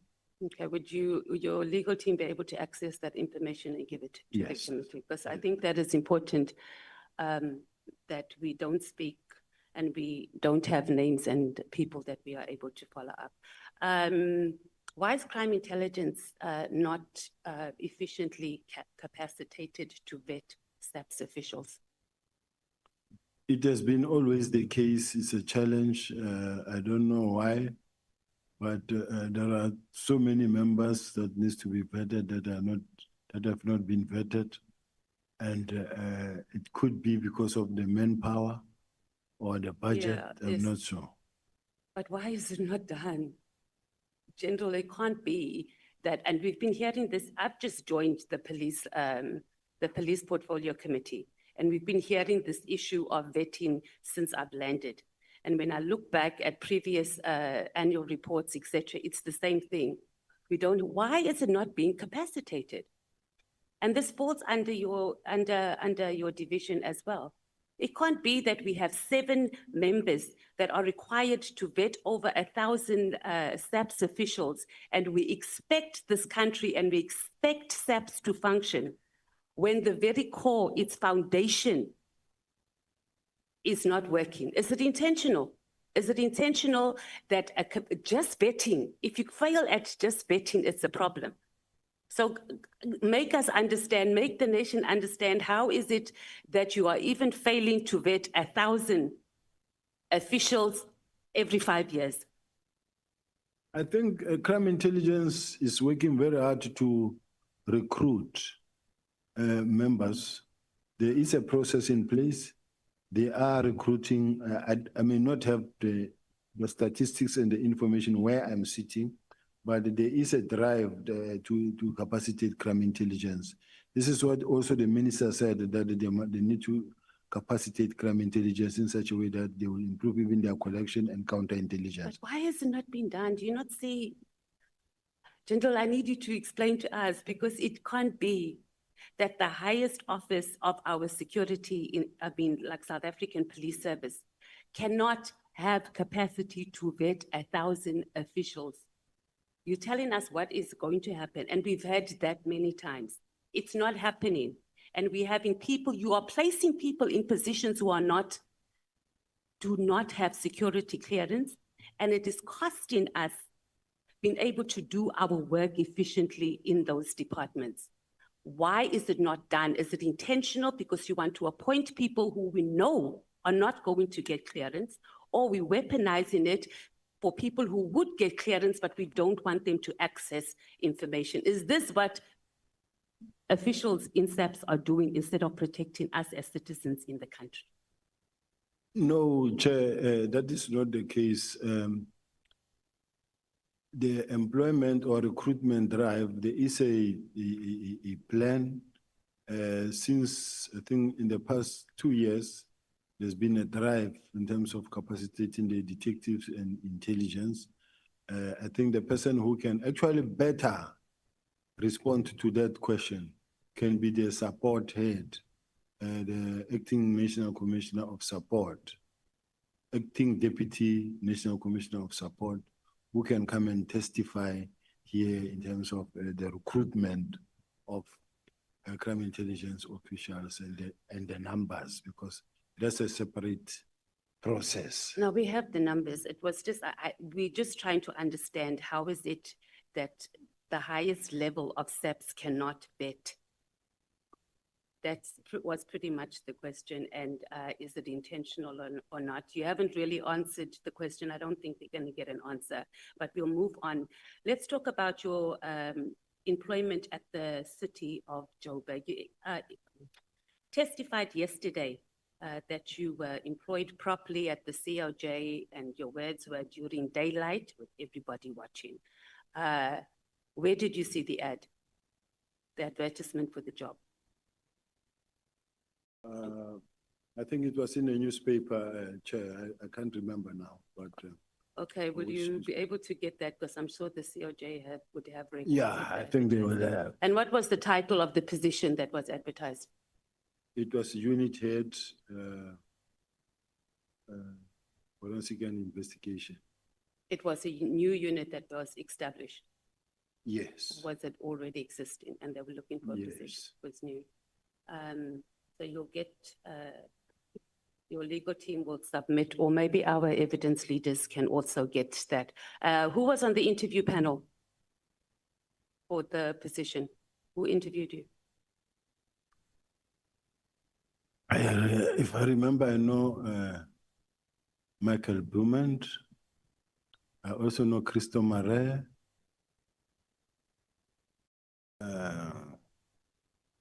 I've been long out of the city, and some of the people. So, but there was an interview panel. I think there was Trevor Fowler. Yeah, there was an interview panel. Okay. So we can also access that information, evidence leaders. I'm sure the CLJ would still have that. Did you sign an offer of employment letter? Yes. You did. And we'll also need to get a copy of that. The letter, did it state what your salary was going to be? Do you remember? Yes. Okay. The appointment was approved by council? Yes. Okay. Do you have the minutes of that council meeting? They can be requested by this house to the council. Yes, can we please have that? So were you in the council meeting when that happened? Or you just were told because you need to be? You don't form part of the council Yeah. meeting, it happens. But you watched it live, or you were? No, you sit and wait and you'll hear when it happens. Okay. Are you stating here that you were not part of the procurement of this spy equipment in any way, shape, or form? You didn't have any conversation about it. You didn't even know what it does. The department just went ahead and bought this equipment and brought it to your department. There are no spying equipment procured. What was procured? It was technology meant to support the department to be able to do the work. And I don't have the list with me, but the list is there. Was the department authorized to purchase whatever that equipment is? Yes, because it went through the channels and it went through the budget steering committee and it was approved. So you were part of the process, the procurement process. Obviously, it's done in a different department in the COJ, but it came through the unit that you were heading up, the request. That's correct. Okay, so how did you source, was Paul O'Sullivan at all involved, or any of his associates involved in you identifying this equipment and where to source it, etc.? Paul O'Sullivan was nowhere involved, nowhere near what was happening, doesn't even know, it's not even connected to this whole thing. To which whole thing? Of this equipment that were procured. Okay. And how did you think that what made you determine, or what analysis was done to determine that you needed this equipment? Because we got testimony that I think it was the general who said, the KZN commissioner who said, and I know you're going to say that not everything he says is true, so that's why I'm asking you that that equipment that was bought in the COJ, whether it's spy equipment or whatever, surveillance, whatever it's called, the city does not have authority to procure it. What do you say to that? He doesn't know what he's talking about, that one. And then the letter that was sent to the Minister of Police, Becky Cele, by the Executive Director of the City of Joburg about you. Did the Minister speak to you about the matter? No. Not at all. Not Did at- you know that a letter was sent to the Minister? I think I got to hear about it. And to me, it was not really a worry because I do have investigations on the same individuals that were running. So it's a political space. And when a person writes a letter, it does not necessarily mean that he's right. He had no right to even write that letter. He had no right even now to write a letter, whether to this committee, whether it's to Madlanga or wherever. It's just people who, some of these people will follow you to the grave, even when you left them many years ago. But you find people who just rise up and follow you, even when you're not focusing on them, they just chase after you. So it does not necessarily mean that that letter that he wrote carries any significant role because he himself was being investigated But you're for crime. deflecting now. We're talking about the contents of the letter. We're not talking about what his situation is and investigating. So if you bring it in politics, it means that you were also descended into a political space. Why would they want to deal with you politically? Because, as I say, the city of Joburg is a political space. And then if these are the people that don't want to be investigated themselves and they start attacking you as the person who's in charge of the investigation, it's unfortunate. And I think, Honorable Member, I wish that I could also be protected from your side as well, because it shouldn't be like I'm already guilty and what they wrote about me is right. But we're asking you, General, we're not saying that it is. Yeah, the only problem is that these people who are sitting in their corner because they don't want to be investigated, they don't want to be vetted, and they But do Little, this. do you see what you're doing? You're not saying it's not true because of X, Y, and Z. You are telling us about their situation. You're saying, were you investigating them, yes or no? What they are saying is true, yes or no? I think those are the questions rather than deflecting and putting it on them. We're dealing on what they said about you. Are you saying it's not true, it was dealt with? Let's deal with that. It's the not contents of the letter. Saying that they don't have permission or they're not qualified to write the letters, neither here or there. We're talking about whether it was, number one, done, whether you knew about it, and what your position is. So who the public protector made a recommendation, who lodged the complaint, number one, to the public protector, then speak to me who opened the case based on the public protector's recommendations, and what was the reason that the prosecutor declined to prosecute the case? What I know, Chair, is that I investigated a matter that involved the then city manager of City of Joburg. The matter was reported by the Department of Finance and it related to a big tender of the blue light and the sirens and bullet vest. I don't have the report with me. But then what happened is that the investigation was allocated to ENS law firm that had to conduct that investigation. That investigation was conducted and the results came. These results were talking about the fact that over and above the many other role players that were there within the city at JMPD, it talks about the fact that the city manager also did not cooperate with the investigation. And they were very much worried that the city manager is not behaving in a manner the accounting officer should be behaving. So they produced a report. That report that was produced, and it's a report that I, as the head of group forensics, also had to sign and submit. He was very angry to an extent that he wrote a letter wherein he wrote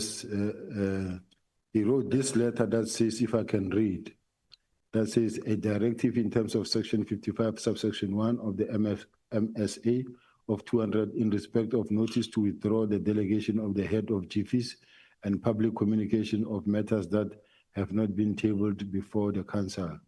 The above matter refers the city manager's office is disturbed by the contents of the letter issued by yourself, where you suggest that by withdrawing from you the powers which in terms of legislation are assigned to the head of administration and accounting officer that prevented your department from performing its function. We also noted nefarious statements which you are peddled in the media that our notice of withdrawal of your delegation communicated signal to suspend you when in actual fact we are trying to protect the interest of the city. So I don't know, I can read this letter on and on, but what I wanted to say is that I went to court and the court ruled in my favor. And the powers of group forensics were given back to group forensics. In other words, the city manager working with Mesuli Mlandu, when they attempted to take back the powers of this from group forensics, they said group forensics does not have the power to investigate them. And they took away their powers, and I went to court and the court ruled in my favor. Your relationship with any of the DA or Democratic Alliance members in the COJ, they were leading government there. Did you have any, and at any time did you engage any of the leaders there who may have given you directives on investigating members? I didn't have any relationship with anybody in the DA. None of them? You've never had meetings, engaged any of the leaders? No. The mayor, any of the MMCs? In my official capacity, I have had meetings with all of them. Oh, you have? In my capacity as... Yes, that's what I'm saying, in your capacity, and where you could have been given directives on how to proceed with the city manager. You know, that's a very strategic position. So when new leadership come in, that's the first position that they want to take over. So I was just trying to establish if you might have gotten some political interference on pursuing that case. I'm not saying, or I'm not commenting on the city manager, whether he did right or did wrong. I'm just asking if there was any interference or push for you to deal with the city manager from the political party that was running the municipality. So I never had any political interference at all. Let's go to your labor court. You appealed the matter, so it wasn't the labor court that ordered you to be reinstatement, it was the appeal court that did that. Do you know why SAPS did not oppose your reinstatement? Because there was nothing to oppose. Is that sort of a practice there in SAPS that they would just not even show up or not withdraw the case, whether there was a case or whether there wasn't? In your experience, because you've been in the police force. In my force. experience, normally, and which I find to be wrong, because there is law in this country, I take it that all of us, there's equality before the law, and those that are employed, those that are seniors in the workplace must really also adhere to the law. Let's say, for an example, we've got generals, lieutenant generals who are out today, who've been suspended, others fired, and they went to court and they won the cases. But they are not being allowed to come back simply because the current management feels that, no, we don't want them back. Now, even when the court says they must come back, and the management will say, no, but we don't want them, They go to court, they win, and then another one will say, but we are reviewing. I don't think it's a fair process. It's abuse of power in this situation because we all have careers, we all have children, we have families. But if you are today in a powerful position and you do what you do to fellow human beings who's got children and families as well, I think it's not a fair process. And even this house must assist to get this thing right. Okay, you didn't really answer the question on why do you think SAPS, I guess you did answer it in a way when you said that there was no case. And my question was it common practice for SAPS just not to show up to make representation? And you are telling us about members that have been, but I think we can park it. I can accept response. Can I respond to that? It's not because of it's a common practice. Okay, then that's fine. You're saying it's not common. Do you want to explain why you're saying it's not a common practice? Chair, in my case, do know that as a result of my arrest on Richard Mkhwanazi, and then we were all removed. I was removed on a matter I was not involved in. I never participated in the illegal rendition of the Zimbabweans. I was not there. And that is why even when I went to court, the court ruled in my favor. And they refused to accept back. I went, all the courts ruled in my favor. And when I went to the labor court, because the whole idea, even now what is happening is that they say, no, fire him, fire him. You will fight from outside. You will fight from outside, but with the time you come back, you are over age already. This is how we're hating each other. But the problem is the labor court ruled in my favor, but did not reinstate me. They said I must be paid. I said, no, I don't think I can spend so much money just to come and win and not be reinstated. And then I went to the Labor Appeal Court. The Labor Appeal Court reinstated me. So I came back because I was reinstated. I was innocent. Okay, that still wasn't the question I was asking, but understood. Let's talk about yesterday. You said in your in your statement yesterday, or your evidence, you said that Mr. Brown received the news about the disbandment of PK, because we were talking about those WhatsApp messages between him and Kat Nqola through media reports. Do you have evidence of when the media first reported about the disbandment? Because it appears that the first reporting was by a SABC journalist on the 2nd of January, and their messages was on the 31st of December, if I'm not mistaken. I think it was on the 31st of December, after it was released, somewhere there. I'm not sure when exactly. Okay, but if you're going to give evidence that you felt very confident that they got that information via media reports and not through any internal processes between the minister's office and between SAPS. So you're going to have to give us where that could have been found on social media or where that report is. Because when we checked, the first thing we saw was on the 2nd of January, and it was a screenshot of the disbandment letter. So you don't have to do it right now. You can ask your attorneys to be able to support that, because that was the evidence that you gave yesterday.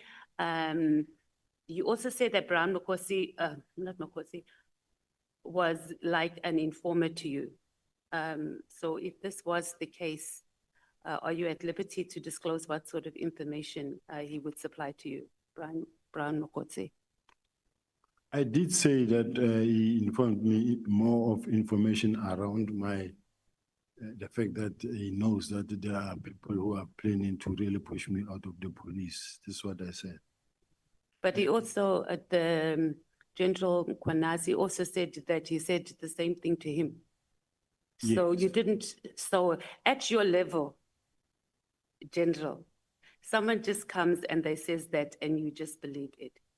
And you don't see that he could also just be pushing information, as you were just saying earlier about how people peddle information and plot people against each other.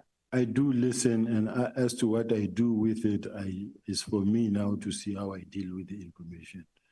Okay, so you used him for your for your personal survival in SAPS? Because he seemed to have information both through government or, well, I guess, the executive and... I didn't use him. Yes, and when he called, I listened. Okay. Let's talk about, you said you were doing operations in Cape Town, and this was around the same time as the ANC's January 8th, 2025 celebrations. Was it something that was planned or pre-planned? That you arranged your operations or you arranged your operations in Cape Town around the period of the ANC's January 8th? January 8th is a yearly event of the African National Congress. But as the South African Police Service, we have to be there to do our work. Okay, so who attends? Because as the economic freedom fighters, we also have ours, and we don't have ministers, officials on that level of SAPS coming to attend any. I've never ever seen them. I'm just asking. And I think even the IFP here, so are you saying that it's a standard operation procedure that high-level officials in SAPS makes their operations, arrange operations in the hosting towns where the ANC is having their January 8th? In all the political parties who have events, no, you definitely don't have high level like on your level at ours, I can tell you for a fact. No, I know. I'm part of job. No, they are. Okay. They are. Maybe you must supply us with the list of who's deployed to these events. No, when it happens, there's a clear plan from the police side on what will be happening, and they demarcate the streets on how... I understand the job processes. I'm not asking, I'm asking about levels. I'm asking specifically you as a general heading up a division, right? A deputy, actually, deputy commissioner that will make themselves available to do operations in towns hosted by the ANC in particular. I understand the whole process of JOC and the police being involved. I'm not disputing that, General. I'm saying on that level. Yes, on this level. I'd like to know which ones have ever attended our events. Let's talk about when you were in Cape Town for the January 8th, 2025 celebrations. Did you meet the Minister of Police, chat to him informally, anything, especially since he had just written a letter disbanding the political killings task team? On January 8th? Around that time, not on that day in particular, but you were here celebrating, okay, let me not say you were celebrating, you were doing operations for the ANC's January 8th. The minister was here because there's evidence that even someone sponsored his trip. So did you have any communication with the minister? The minister was not around, he didn't attend. Oh, how do you know? I know. No, see the. At least there's something you're saying that you know, General. Let's move on to, so you didn't meet the minister, is that what you're saying? You didn't have any conversations with the Minister of Police during the January 8th? He was not there. That's not the question. Did you have around that time, even if you didn't see him physically, during that period? I've never spoken to the minister. Okay. Let's talk about Busi Kat Mkhwanazi. He called you, you said, and he wanted to have a meeting with you. And then you agreed to the meeting.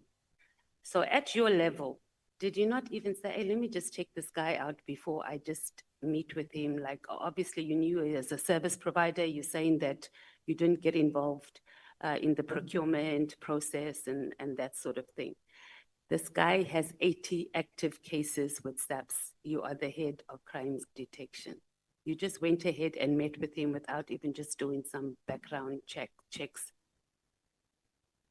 I don't think it's fair, Chair, that when a person complains and comes with a lawyer and having the papers and say, I'm here to complain to the National Commissioner. This is my complaint. then I must go out there and start running tests on a person and start running investigation on a person. But that's It's what not how it you- works. He called you first. He didn't just show up at your office. That's what you said. So the call that you arranged a meeting, right? So when he called and he asked to have a meeting with you, he stated why he wanted to meet with you, Yes. right? So you knew he was coming there for that. He didn't show up with lawyers. So you had time to just say, let me go and do some due diligence, because you could have even called him back and said, this is out of my, it's out of my payroll, or it's not in my grade. Let's wait until the national commissioner comes back. But you made a decision to meet with him and not even check 80 cases. And you just met with him like that. Yeah. That's what the national commissioner told us, 80 since 2007. Oh, it's 1-8 now. 80. Am I wrong? It is 80. I asked the national commissioner twice last week. And I even asked when he said it's dating back since 2007. General Mkhwanazi said 1-8. The national, okay, I guess we can just verify our evidence leaders. Can we just double check? But when I did a follow up, I remember saying whether it was 80 or 1-8. But regardless, 80 or 18, it's still a lot. So it wasn't strange for you just to do that, General? No, because remember, Honorable Chair, when a member comes, when a person comes wanting to see you, He called you, he didn't come and see you, didn't show up. yeah, I don't think each and every person who comes who want to see me, I have to run tests on that person. But it's not a deep test, just some due diligence. You hold a very strategic position in this country. You've said yourself that people come and they influence you and they peddle wrong information. I would just think that you'd be a little bit more cautious. But if you didn't do it, that's fine. Do you want to say something before I move on? No, I just wanted to say that it's not always easy and possible to say I want to run tests when a person wants to say to check on you. It's not like in the presidency. In the presidency, if I want to meet the president will have a team that will actually check the background of the person. Who is this person? What is he about, and why does he want to see the? You will have few people before you get there. Now, in my case, I'm expected to meet anybody who wants to meet me or who wants to meet the National Commission. You indicated that you also made calls to him. Was this after the initial meeting or the meeting you had with him about his... Mr. Matthys? No, I never made calls to him. At all? No, I never made calls to him. And did you and the minister discuss Nqola and Brown? Not even once. Any way, shape or form? Not even once. Not going to find any WhatsApp messages informally? You will never find including from the chief of staff? No. Okay. Let's talk about the disbandment of PKT. Obviously, I'm not going to repeat what other honorable members have asked. Was the minister briefed about the PKTT before sending the letter officially? Yes. He was, because the National Commissioner's evidence says he was not briefed. I read something here in a meeting on the 27th that I know that there was an executive meeting and there was a briefing in relation to the PKTT, and the National Commissioner in that meeting did indicate that it was not meant to be a permanent structure. It was not meant to be a permanent structure. It was meant to evolve into a murder and robbery unit. Okay, so I'm not asking that. I'm just asking the minister. So you're saying that the National Commissioner gave wrong evidence before this commission, and maybe our evidence leaders can just check in his statement, because he said the minister did not receive a briefing from anyone officially in SAPS about the PKTT. That's why he was shocked that the decision was made. So you are saying that the minister had received it. Were you part of the meeting? Yes. You were. Yes. And you were satisfied, or you are satisfied that the minister was properly informed not about whether it wasn't supposed to be a permanent arrangement, whether he was briefed properly about the PKTT to make an informed decision. If an honorable member is talking about not about that letter, then I can't say I know. No, that not the means letter. I'm saying before this letter arrived, was sent on the 31st. I'm saying, was there a briefing? the fact that there was such a discussion in college, it means it was a briefing. I beg your pardon, say that again? The fact that there was such a meeting that was discussed with the police executive meetings where the minister raised concerns about the PKTT. Okay, that's a different question, different answer. I'm saying was, did the minister receive a briefing, as we get briefings of this is what the PKTT has done over the years, et cetera, et cetera. Did he get that, or was there just an overall discussion? That's what I'm asking. I wouldn't know about that one. Okay, right. Did you have any discussions with the minister, with Brown or with Kat about informally, formally about the disbandment of PKTT before it happened? It never happened. So you didn't. Okay.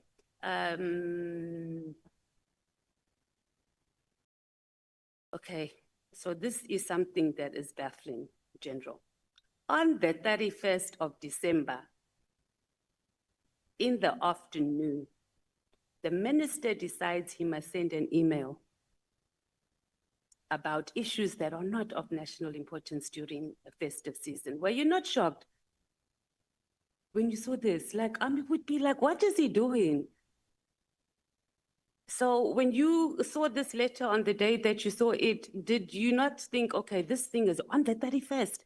And he even knows that the National Commissioner is not there. Do those things not cross your mind that this just seems just highly irregular? Or is it something that's common? You've been in the police force for a long time. For the minister on New Year's Eve, the whole world is resting. He decides he wants to send a letter of something that he could have dealt with in January when offices were fully open.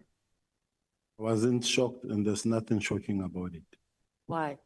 Because the ministers, the police, they are working during that period. There's working, right, that's dealing with the issue of festive activities. We're talking about matters of border control. One was about doing a strategy for border control. They can wait until January. How is that even urgent? Even the thing about the disbandment. Okay, give me just one example, General, of any other time in your history of being in the South African Police Service where a minister sent a letter on the 31st of January in the afternoon about something that was not of critical national importance during that period. Just one. What we know is that when the festive period, safer festive period is declared, policemen are no longer allowed to take leave until when it comes to an end somewhere in January. So during that period, the police are hard at work. And as the police are hard at work, they are not on leave. Now, me and you will differ in this sense. The minister is a new minister. And then him being— He was excited. No, don't use the word councillor that he was excited. Let's do like this. Okay, sorry, Chair. I don't like it when you exchange between yourselves. Because it's either you intimidate each other or you inject fear in each other. Honorable Matthys, I want to allow you to ask the last two questions because your time has been up. I should have kept my own time because I don't know, Chair, but no problem. I trust you, Chair. So, General, you're not really answering the question. The issue is not where the SAPS or the police is working during that period. We know that it's a very busy time. We're just talking about particular operational matters. I would like you to speak to the issue of Oh, hey, now I must choose. Let's talk about, you've said that you don't know this Paul O'Sullivan at all. Do you know, Sorry, Chair, I've never said I don't know Paul O'Sullivan. like you've never met him, you have never I've engaged never with said him? that. Oh, okay. Let me ask you then. I said You I know. engaged with- I said I know Paul O'Sullivan very well. Oh. Oh, yes, you did. Sorry, I'm looking at something else. And you also said that he's a well-known person in the crime-fighting community. What is the nature of Paul O'Sullivan's involvement in crime fighting in the country? He runs a forensic investigative company and he normally gets information and he reports to the police as well. Do you know how he gets to be in possession of this information? And does it not bother you that a person who's operating outside the established security institutions is able to access the information that Paul O'Sullivan has? And then also just quickly maybe talk to the issue of the Helen Suzman Foundation. My last question, Chair, or must I come back? Or do you want to respond to the first question? Respond now. Okay. How we access which information? People report to Paul O'Sullivan. People report to Patricia Mashad. People report to Josh Mashad. People report to Brown Mohozi. People report to a person they feel comfortable with. And these people people report to Professor Mary DeHaas. And as they report, they then take information forward. You will have people who report to whoever they feel comfortable with. And then he will either interview them, obtain statement, and send them to the relevant authorities to be processed. In relation to the Helen Suzman Foundation, I don't know what the question is intended to, because you haven't asked the question. Yes. It was the Helen Suzman Foundation that litigated for the reinstatement of Robert McBride at IPID. Were you aware of this? It's possible. Yeah. And then we also know that it was the Helen Suzman Foundation who led the court challenge on the appointment of General Burning, who's the former Hawks head, that eventually resulted in his removal. And this was soon after he dismissed you from the Hawks. So at any stage, did you have a conversation with any representatives or people associated with the Helen Suzman Foundation about the struggles you were going through at SAPS? I think, I don't know whether it was Freedom Under Law that it's Freedom Under Law that I went to see. Helen Suzman Foundation, I don't remember meeting with them, but in their case, they were just worried that the man has been found guilty or there is serious allegations against him and yet he's waking. They said, no, he must actually be suspended because he's been found guilty or the court has declared that he's a dishonorable person who lacks honor and integrity. He must go stay at home. So it is based on those. Okay, so there was no link to the fact that he had just dismissed you. So there was no link to the fact that he had just dismissed you, that the Helen Suzman Foundation. No, there was a link because, I mean, remember, everybody knew that he was actually doing it unfairly so, and he didn't follow the procedure. He was fighting for Richard Mluli, and that is why he was fired. Okay, thank you. Thank you so much, Honorable Matthys. Honorable members, when we come back, we are taking Honorable Nqola, Honorable Sols, Honorable Vessels, Honorable James, and the last speaker will be Honorable Sangol. And then we'll take a comfort break. So now we are breaking for 15 minutes. We are coming back at 17:30. Yeah. Uh,